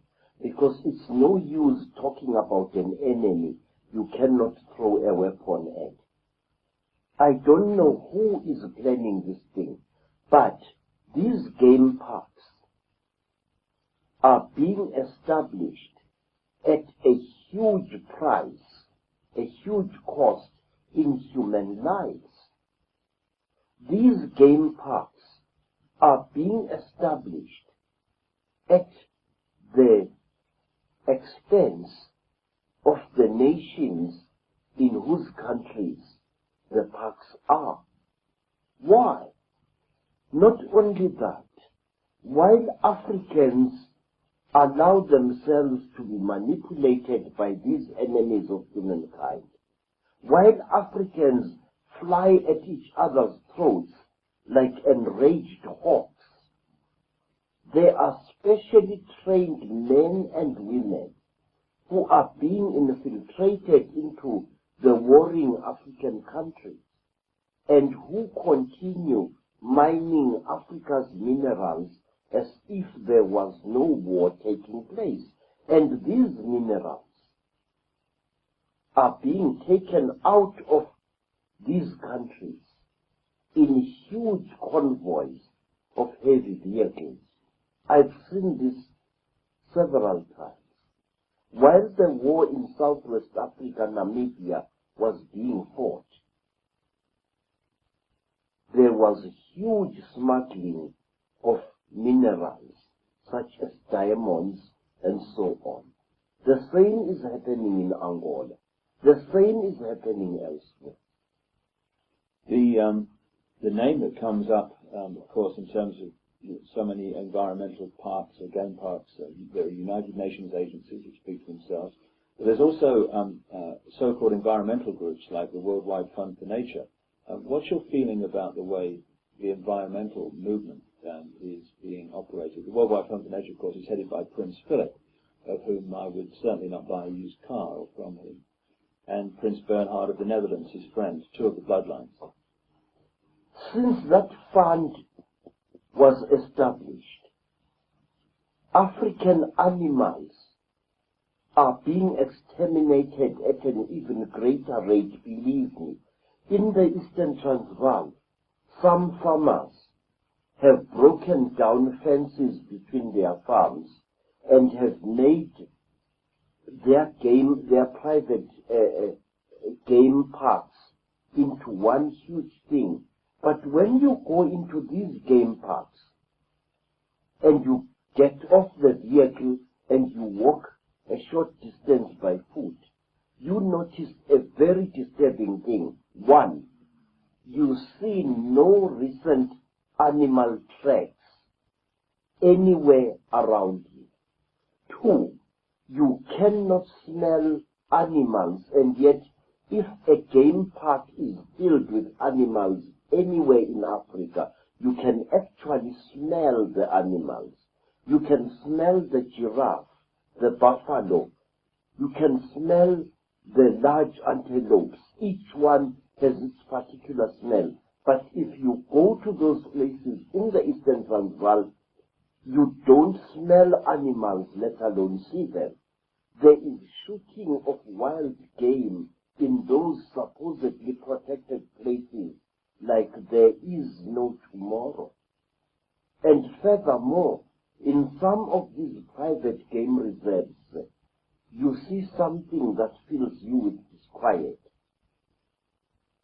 You see airstrips carrying not small aeroplanes as one would expect, not small one-engined aeroplanes, but I have seen game reserves where there is an airstrip and a hangar which carries a large aircraft, a Dakota of the 1950s. What is a gamekeeper doing with a heavy aircraft like that? What do you think the agenda of the Worldwide Fund for Nature is? I think that it's an exercise in cynicism, an exercise in utter hypocrisy. And it doesn't surprise me that the leader of this fraud is a man whose eyes are like those of a reptile, a man whose lips look as if they were sculptured with a cutthroat razor. What is the answer, Credo? What do people need to do to stop this agenda becoming reality and to turn it round and create the kind of world we want to live in? Sir, I do not have any ready-made answers to your question, but I will tell you this. Our first duty is to make the whole world, the whole of humanity, aware of the threat facing it. Such is the blind spot in our brains that when people threaten us publicly that they are going to exterminate us and our entire nation, we don't take them seriously. For example, this threat to Africa is visible to everyone with a little thought, but it is so monstrous, so huge and so fearsome that our conditioned minds refuse to accept this. Now, in England, there is a deadly-looking animal which I once saw. That animal is really a little wizard or a witch. It is a sleek animal whose body is very flexible. The English people call it a stoat. Stoat? Yeah, a stoat. Now, when that animal chases a rabbit and corners it, the rabbit stops and freezes, and it looks at the stoat with totally hypnotized eyes. It is as if this animal is refusing to see the stoat, and the stoat catches it and eats it. We are reacting exactly like that. This is the way the Illuminati want us to react, to be hypnotized by their supposed power, to become blind to their existence, exactly as a cornered rabbit refuses to see a stoat. It doesn't want to see it because it cannot handle what is standing before it. We are like that. And we must stop this stoaty mentality. We must understand that there will come a time when the damage will have become so great, will have gone so far that we will not be able to reverse it. But I believe in this power set of the great African proverb that goes, Mudimu uphala baloi. God is greater than all the wizards and sorcerers on this earth. And I know that if as many people as possible are aware of what the Chitauri are doing, the Chitauri will be forced to retreat. Already,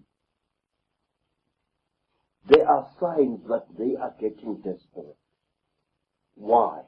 Because the human being is trying to bring out the God within itself. We are trying to become gods, and we are succeeding. It's only a few decades ago, when there was no one on this earth who knew or cared anything about animal conservation, who knew or cared anything about the protection of the environment. But today, sir, there are thousands of such people worldwide. It is a hopeful sign, a sign that should be encouraged. Let the power of light shine in the dark corners of conspiracy, and as it shines, let humankind be saved. Credo Mutwa, the most remarkable man it's been my privilege to meet. And when you look at Credo Mutwa, you're looking at an unbelievable example of the true power of the human spirit. His life has been a series of astonishing challenges from the moment he was born, right to today, as threats on his life continue, threats to his wife's life continue, and these challenges would have broken the spirit. Just a few of them would have broken the spirit of most other people on this planet, but they've not broken him. Here he is talking to you, revealing information that has largely never been revealed before through these sources, because the pressure on him has been to keep quiet, keep the secrets. But as Credo said, Africa is dying. As a place of freedom, the earth is dying. It's time for people to know. Now this man has got the guts to stand up and speak out, despite condemnation from virtually all sides. So what are we going to do? Are we going to say, oh, that's interesting. Oh, yeah, Credo Mutwa was interesting, you know. Light a candle. Or dismiss it. Oh, he's just a witch doctor. He's got nothing to say. In other words, are we going to find some excuse now to do nothing? To sit on our backsides and think someone else will do it, or there's nothing we can do? Or are we going to express the spirit that this guy is expressing? Because if we do, this whole house of cards of global control is going to fall. It's going to be brought down by the wind of change that we will create. Or if we walk away and think there's nothing we can do, we're just powerless people, what can we do? Oh my God. Or dismiss what he says or whatever. Then that house of cards is going to solidify because we're holding it together still. And we're going to live in a global fascist state. Not some distant time in the future. Oh my goodness me, it's going to be terrible for the kids. Now, in our lifetimes. We're going to go on fighting each other. We're going to go on being divided and ruled because someone else has got a different religion to us. Oh my goodness, call the police. Someone's got a different color to us. Someone's got a different creed to us. Someone's got a different spin on life than us. We're going to go on doing that. Because if we are, we deserve to be in a global fascist state. Because we are acting in our own lives as individual fascists against those around us that don't share our view. We can unite on what we, I hope, believe in. Freedom. We can celebrate the diversity of human expression, of human ability, of the human sense of reality, the way we see the same thing in so many different ways. We can celebrate the diversity of race, the diversity of all things in this glorious web of life we call creation. And if we do that, we will not agree. Fair enough, what a boring state anyway. But we will have harmony. And therefore we will have peace via respect for each other. And the Illuminati, the Chitauri, whatever name you want to give them, can't stand harmony. Because harmony is a nightmare to manipulate. Disharmony and conflict is a piece of cake. Are we going on playing the game according to the rules of the Illuminati, fighting each other, cussing each other, blaming each other? Or are we going to decide that we're going to play games with different rules? Games that have unwritten laws called love, called respect, called harmony, called peace. We have got ourselves into this state, and that's the truth. And that's good news. We have got ourselves in this state by making decisions to give our minds away and insist that everyone else does the same. We can therefore make choices that will bring this manipulation to an end, almost like that, by taking our power back to think for ourselves and giving everyone else the honor to do the same. Are we going to choose love in its true sense, or are we going to choose fear? The choice is ours. It always has been. And the consequences for one or the other, in terms of our future, are immensely, immensely different. Credo Mutwa has shown the kind of spirit necessary to bring an end to this nonsense. If the rest of humanity shows a fraction of that, we have got nothing to concern ourselves with, because this world is going to change from a prison to a paradise. It's just a choice. I know which one I'm going to make. How about you? Hope you've got something out of it. Thanks for watching.